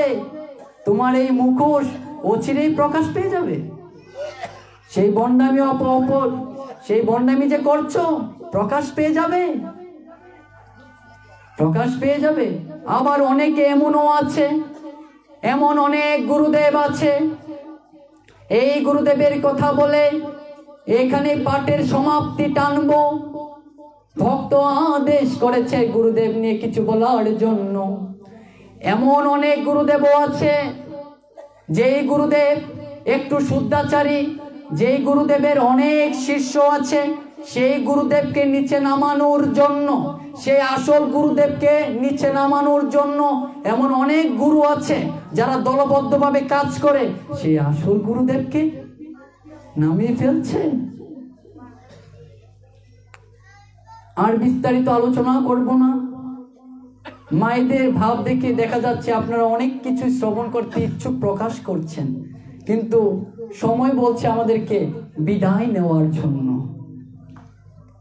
বলছিলাম সেই কথা, গুরুদেবের কাছে দীক্ষা নেওয়ার আগে আগে ভাববেন গুরুদেব কি সত্যিকারের যোগ্যতা সম্পূর্ণ নাকি সম্পূর্ণ নয়। এট ফার্স্ট কোয়ালিফিকেশন হচ্ছে তাকে নেশাদ্রব্য ত্যাগ করতে হবে, এট ফার্স্টে হচ্ছে তাকে শুদ্ধ আহার গ্রহণ করতে হবে, অর্থাৎ মাছ মাংস খাওয়া যাবে না। শ্রীমদ্ ভগবত গীতায় এমন কোন অধ্যায়ে এমন কোন শ্লোকে লেখা নেই যে তুমি নিরামিষও খেও না আমিষও খেও না, এমন কোন অধ্যায়ে বলা নেই। আমাকে অনেকে প্রশ্ন করে, আচ্ছা প্রভু নিরামিষ খেলে কি ভগবানকে পাওয়া যাব? শ্রীমদ্ ভগবত গীতাতে এমন কোন শ্লোকে নেই নিরামিষ খেলেও আপনি ভগবানকে পাবেন না, আমিষ খেলেও আপনি ভগবানকে পাবেন না। কেবল ভগবান বলছেন পত্রং জলং তুষং, পত্র জল দ্বারা এবং সবচেয়ে বড় ভক্তি দ্বারা আমাকে শ্রদ্ধা করতে হবে। জীবে দয়া নামের রুচি, তোমাকে জীবে দয়া করতে হবে। স্বামী বিবেকানন্দ বলেছেন জীবে প্রেম করে সেই জন সেবিছে ঈশ্বর। আবার তুমি জীবকে দয়া না করতে পারলে তো ভগবানের কোয়ালিফিকেশন অর্থাৎ যোগ্যতার মধ্যে তুমি পড়ো না। এই জন্য আগে দীক্ষাটা আগে বুঝে শুনে নিতে হবে। দীক্ষা সহজ বিষয় নয়, গুরুদেবের কাছে দীক্ষাটা সহজ বিষয় নয়। এই গুরুদেব কাছে দীক্ষা নিতে গেলে আপনাকে প্রথমে ধরুন যে এই আঙিনাতে আপনি ফসল চাষ করবেন, সেই আঙিনাকে আগে ট্রাক্টর লাঙ্গল দ্বারা কি পরিচর্যা করতে হবে না? বিভিন্ন সার দ্রব্যাদি প্রয়োগ করতে হবে, অর্থাৎ এই জমিটাকে উর্বর করতে হবে। এবার আমি আমার দেহরূপী সেই জমি কোনো উর্বর নেই, আমি দীক্ষা নেওয়ার প্রয়োজন, গুরুদেবের কাছে গিয়েছি, গুরুদেব আপনাকে একটা কান মন্ত্র দিয়ে দিয়েছে, তারপর আপনার কোনো খোঁজ খবর নেই। এমন অনেক গুরুদেব আছে শিষ্যের সংখ্যা বাড়ানোর জন্য দীক্ষা দিয়ে যাচ্ছে, তবে শাস্ত্র বলছে দীক্ষা দিলেই হবে না, তাকে শিখাতেও হবে কিভাবে ভগবানের আরাধনা করতে হয়। এই জন্য আগে এই হৃদয়ের সেই জমিটাকে উর্বর করতে হবে। উর্বর মানে কি? এই হরে কৃষ্ণ মহামন্ত্র জপ করতে হবে প্রতিনিয়ত, তাহলে আপনার এই হৃদয়ে যত ক্লেশ কালিমা রয়েছে সকল কিছু দূরীভূত হয়ে একটা উর্বর জমি প্রস্তুত হবে। তখনই আপনি কেবল দীক্ষা নিতে পারবেন। অযথা দীক্ষা নিয়ে কোনো লাভ নেই। গুরুদেবের কাজই হচ্ছে অন্ধকার থেকে আলোর পথে নিয়ে যাওয়া। আর সেই গুরুদেব আপনাকে কানে মন্ত্র প্রদান করে আর কোনো খোঁজ রাখেনি। সেই গুরুদেবের কোনো কোয়ালিফিকেশন অ্যাচিভ করতে এখনো পারেন নাই। আবার অনেক গুরুদেব আমাকে ভালোবাসেন এই সত্য কথাগুলোকে বিভিন্ন স্থানে তুলে ধরার জন্য। শাস্ত্র বাইরে আমি একটি কথাও বলি নাই। শাস্ত্র বলেছেন যেখানে সাধু সঙ্গ হবে ভক্তদেরকে জানিয়ে দেওয়ার জন্য সেই সত্য কথাগুলোকে। আমরা আর দীর্ঘরাত করছি না, আমাদেরকে মেসেজ প্রদান করা হয়েছে, এখানেই ভগবানের কথা শ্রবণ সমাপ্তি করার জন্য। তবে আমার মনে মনে কষ্ট হচ্ছে, সেই 1 মাস আগে থেকে প্রিয় দাদা সাগর প্রভু আমাকে বলছেন, প্রভু একটু কি সময় দেওয়া যাবে? আমাদের পরীক্ষা শেষ হয়েছে আর কয়েকদিন আগে, তার আগে অনেক জায়গায় প্রবচন ছিল, যার জন্য শিডিউলটা দিতে পারি নাই। আজকে 24 তারিখ, এর জন্য আজকে একটু ফ্রি ছিলাম। তার তৎপরও আমার সিলেটে ছিল, আজকে দুপুর বেলাতে ছিল। রাহুল প্রভুকে বলেছি, প্রভু একটা ম্যানেজ করতে হবে, আমি আর থাকতে পারছি না, আমার জায়গায় অন্যজনকে বসিয়ে দিতে হবে। এই জন্য আমি সিলেট থেকে কাল ব্যাক করেছি বাসায় আজকে এই প্রোগ্রামের জন্য। তো শুধু ভক্তবৃন্দ, আমার কথাতে যদি কারোর হৃদয় মাঝে ক্লেশ পরিমাণ দুঃখের সঞ্চার হয়ে থাকে, ক্লেশ পরিমাণ দুঃখের উদ্ভব হয়ে থাকে, আমার বয়সই বা কত কিছুই বলতে পারি, মানুষ তো আমি, আমাকে সন্তান ভেবে মার্জনা করবেন। আমি আপনাদের সন্তানের মতো, আমি জানতে ইচ্ছুক, আমি জানার জন্য এখনো ঘুরছি। আপনারা আমাদেরকে শিক্ষা প্রদান করবেন, আপনারা হচ্ছেন অভিভাবক আমাদের, আপনাদের কাছ থেকে আমরা শিখতে ইচ্ছুক। এজন্য আপনাদের কাছে একটাই শেষ আকুল নিবেদন থাকবে, আপনাদের সন্তানদেরকে এখনই সাধুর সঙ্গে পাঠান। সাধুর সঙ্গে গেলে লেখাপড়ার কোনো সমস্যা প্রবলেম হয় না। অনেক মা বাবা বলে লেখাপড়া করে সাধু সঙ্গ করা যাবে না, একদম ভুল কথা। আমার বিশেষ করে আমার কথা বলছি, পিএসসি জেএসসি এসএসসি রেজাল্ট গিয়ে দেখো, সবগুলো পয়েন্টে এ প্লাস না পেয়ে থাকি, সবগুলো পয়েন্টে 4.67 এর উপরে আছে। আমাদের কি লেখাপড়া কোনো ক্ষতি হচ্ছে? ক্ষতি হচ্ছে না। এই জন্য ভক্তি সহকারে পড়াশোনাও করতে হবে, ভগবানের আরাধনাও করতে হবে। তো ভক্তবৃন্দ, আমার কথাতে যদি কেউ ক্লেশ পরিমাণ দুঃখের সঞ্চার হয়ে থাকে, আমাকে নিজ নিজ ভাই নিজ নিজ সন্তান ভেবে আমাকে মার্জনা করবেন। আর পরবর্তীতে যদি ভগবানের কৃপাতে, যদি মহাপ্রভুর কৃপাতে যদি বেঁচে থাকি এই ধরণীতে, এই আপনাদের সাধু সঙ্গে আবার আসার চেষ্টা করব, যদি মহাপ্রভু কৃপা আশীর্বাদ বর্ষিত করেন। অনেক কথাই হলো না, মহাদেবকে নিয়ে অনেক কথাই ছিল হৃদয় মাঝে। সময় যে বলছে আর বলো না তুমি, সময় আমাকে ডাকছে। ভগবানের কথা বলতে গেলে শেষ হয়ই না একদম। তো সবাই ভালো থাকবেন, এই অভাগার প্রতি একটু করুণা রাখবেন, যাতে করে এই যুব সমাজকে একটি নতুন পথে আন্দোলন করতে পারি। আর বিশেষ করে একটি কথা বলে সমাপ্তি করব, মা বাবাদেরকে বলছি, যারা এখনো ভাবছেন সময় হয়নি ভগবানের গুণকীর্তন করার জন্য, তাদেরকে বিশেষ করে বলছি, সময় কখন হবে?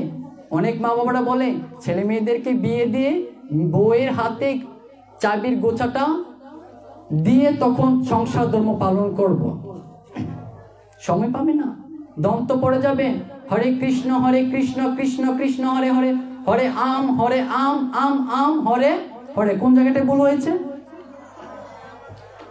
রামের জায়গায় আম বলে ফেলেছি, অর্থাৎ কি সামনে দন্ত নেই, রাম বলতে গিয়ে বারবার আম আসছে। এবার যদি তুমি পরীক্ষায় খাতায় গিয়ে যদি রেজিস্ট্রেশন নাম্বারে গিয়ে যদি তুমি ভুল নাম্বার যদি প্রদান করো, একের জায়গায় যদি দুই বসিয়ে দাও, তাহলে কি তুমি ফলাফল পাবে? যতই কম্পিউটার গাড়াগাড়ি করো, পাবে তুমি? এই জন্য ভগবান বলেছে, সময় থাকিতে নাম ধরো, সময় হারিয়ে ফেললে নামের কোনো কার্য হবে না। ওরে কেশ পাকিবে, দন্ত নড়িবে, সম্বল হইবে মোর লাঠি, সন্তান সন্ততি সকলে বলিবে, এই জঞ্জাল মরলে বাঁচি। কেশ পাকিবে, চুল পাকবে, দন্ত নড়বে, শরীর জীর্ণ হয়ে যাবে, লাঠি পিঠিতে আর হাঁটতে পারবেন না। যখন বিছানায় পড়বেন, যে সন্তানকে আপনি না খাইয়ে খেতেন না, যে সন্তানকে না দেখলে আপনার একটি রজনীয় আপনার নিদ্রা হতো না, সেই সন্তানই বলবে এই জঞ্জাল মরলেই বাঁচি। তো ভক্তবৃন্দ, এই জঞ্জাল মরলেই বাঁচি, এই কথাটা যদি আমরা না শুনতে চাই, আমরা ভগবানের আরাধনা করতেই হবে। ভগবানের আরাধনা ব্যতীত আর কোনো কিছু নয়। জয় জয় শ্রী গুরু প্রেমানন্দে, হরি হরি বল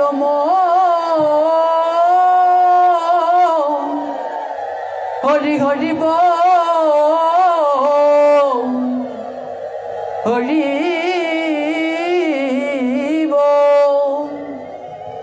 মধুর প্রেম ধ্বনি কহু শ্রী রাধে, শ্রীকৃষ্ণ চৈতন্য প্রভু নিত্যানন্দ, শ্রী অদ্বৈত গদাধর শ্রীবাসাদি গৌর ভক্ত বৃন্দ। হরে কৃষ্ণ কৃষ্ণ কৃষ্ণ হরে হরে, হরে রাম রাম রাম হরে হরে, हरे कृष्ण कृष्ण कृष्ण हरे हरे हरे राम राम राम हरे हरे। আমরা সবাই রাধা রানীর চরণে প্রেম ভক্তি অঞ্জলি প্রদান করব।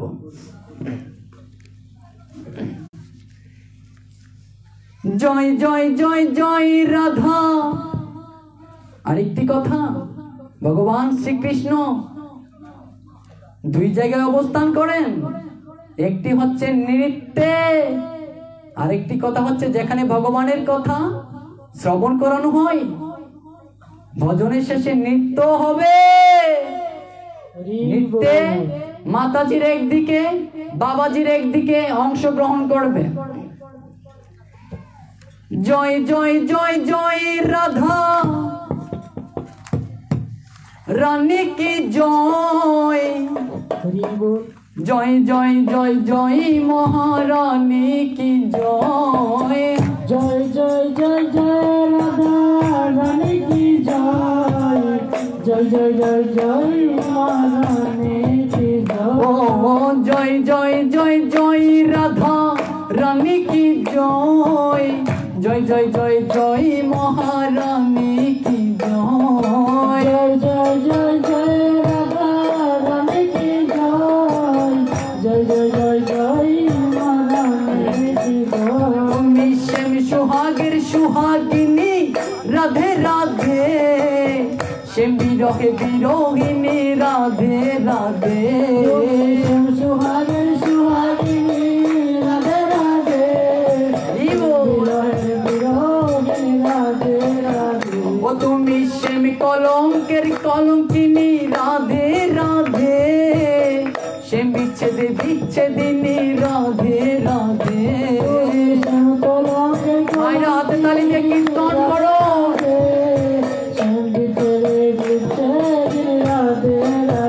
ও তুমি শ্যাম গৌরবে গৌরবিনী রাধে রাধে, শ্যাম আল্লাদে আল্লাদিনী রাধে রাধে,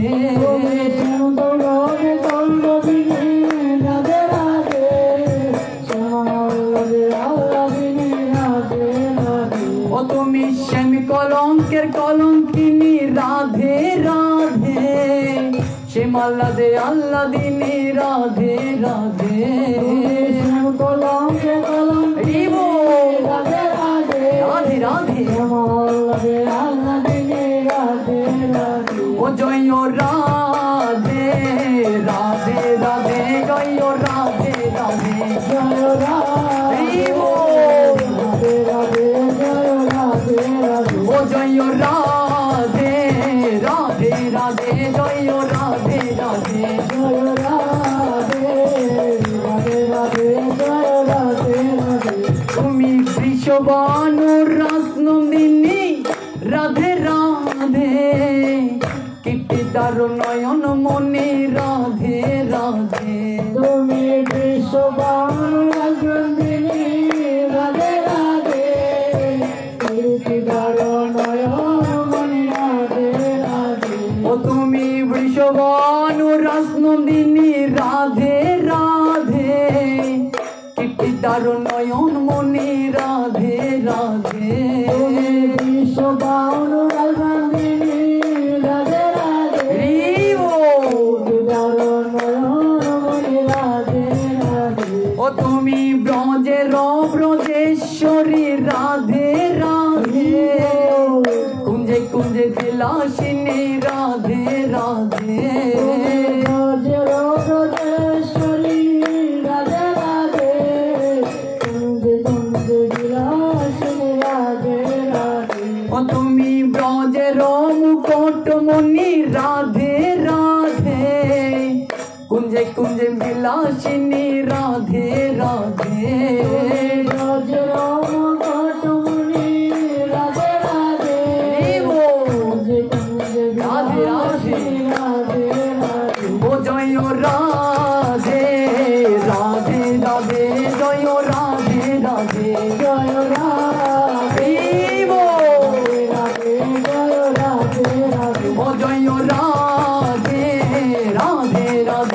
জয় রাধে রাধে জয় রাধে রাধে রাধে জয় রাধে রাধে তোমার অষ্ট সখীর শিরোমণি রাধে রাধে অষ্ট সখীর শিরোমণি রাধে রাধে তুমি কুঞ্জে কুঞ্জে বিলাসিনী রাধে রাধে কুঞ্জে কুঞ্জে বিলাসিনী রাধে রাধে ও তুমি অষ্ট সখীর শিরোমণি রাধে রাধে অষ্ট সখীর শিরোমণি রাধে রাধে তুমি কুঞ্জে কুঞ্জে বিলাসিনী রাধে রাধে কুঞ্জে কুঞ্জে বিলাসিনী রাধে রাধে তোমার চরণ বড় ভালোবাসি রাধে রাধে চরণ বড় ভালোবাসি রাধে রাধে ও তোমার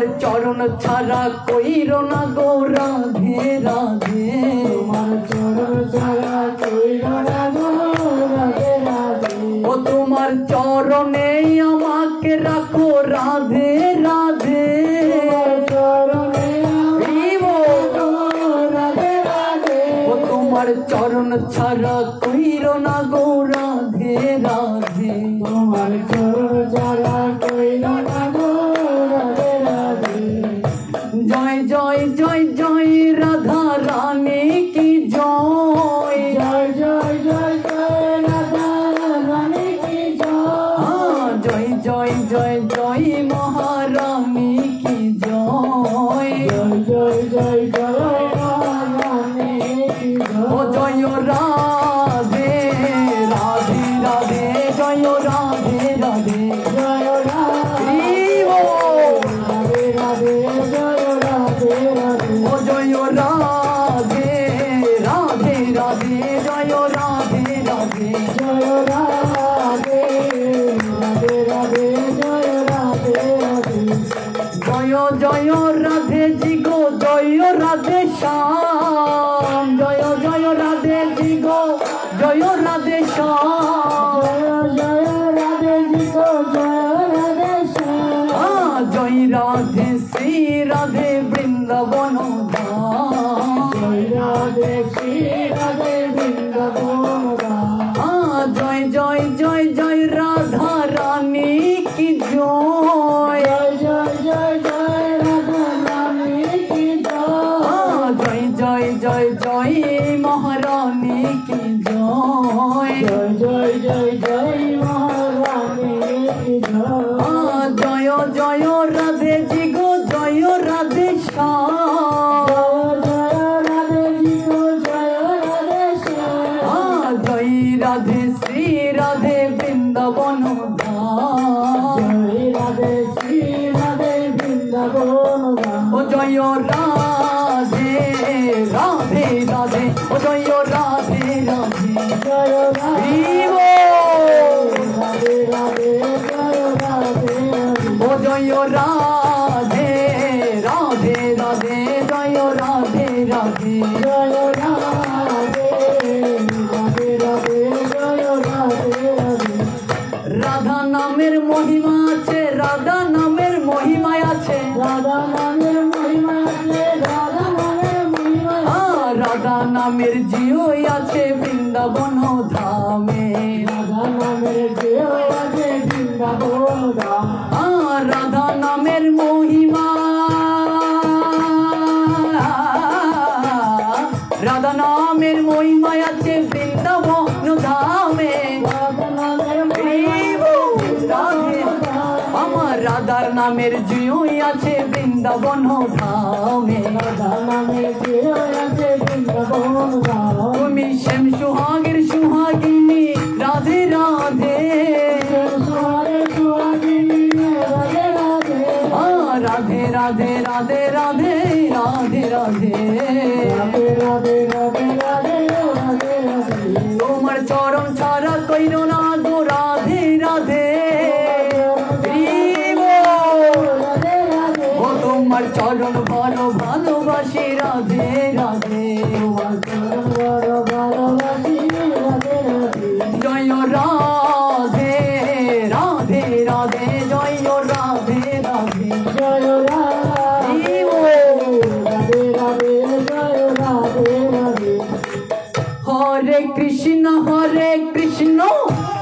কৃষ্ণ হরে হরে হরে রাম রাম রাম হরে হরে।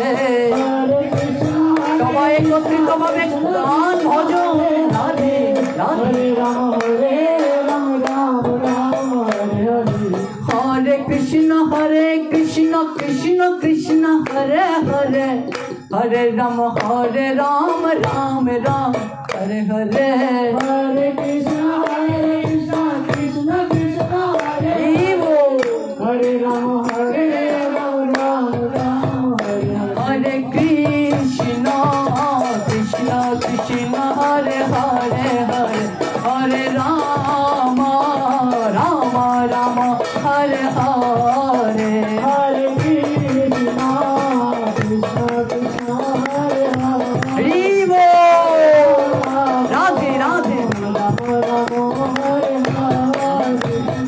राधे राधे राधे राधे राधे राधे ओए राधे राधे राधे राधे ओ राधे राधे राधे राधे ओ राधे राधे राधे राधे ओ जय राधे श्री राधे जय राधे जय राधे राधे राधे राधे राधे जय राधे।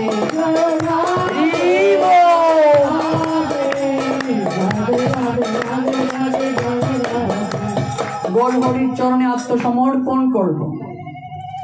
গৌর গৌর গৌর হরি গৌর গৌর গৌর গৌর হরি গৌর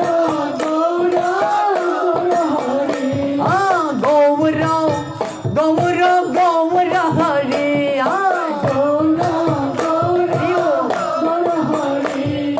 গৌর হরি আমার গৌর হরি রাধে রাধে গৌর হরি আমার গৌর হরি রাধে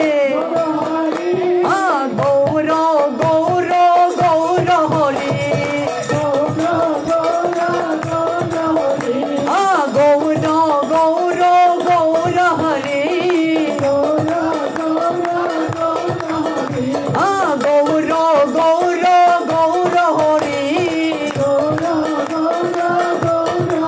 ও গৌর আমাদের আমাদের আমাদের গৌর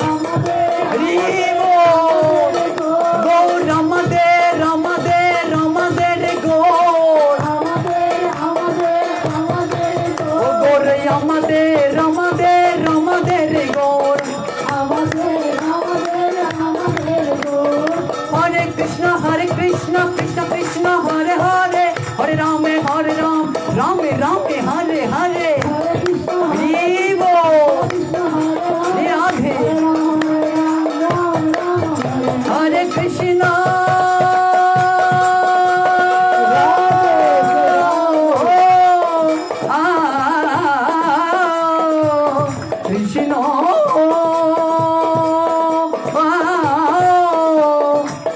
কৃষ্ণ হরে কৃষ্ণ কৃষ্ণ কৃষ্ণ হরে হরে হরে হরে রাম রাম হরে হরে हरे कृष्ण राधे राधे हरे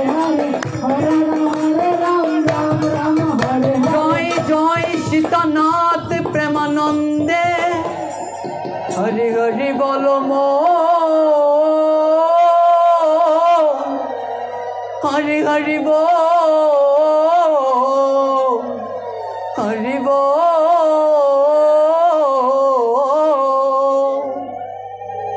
साउंड बॉक्स से কৃষ্ণ ভজন একটু অ্যাড করে দেন। মাতাজিরা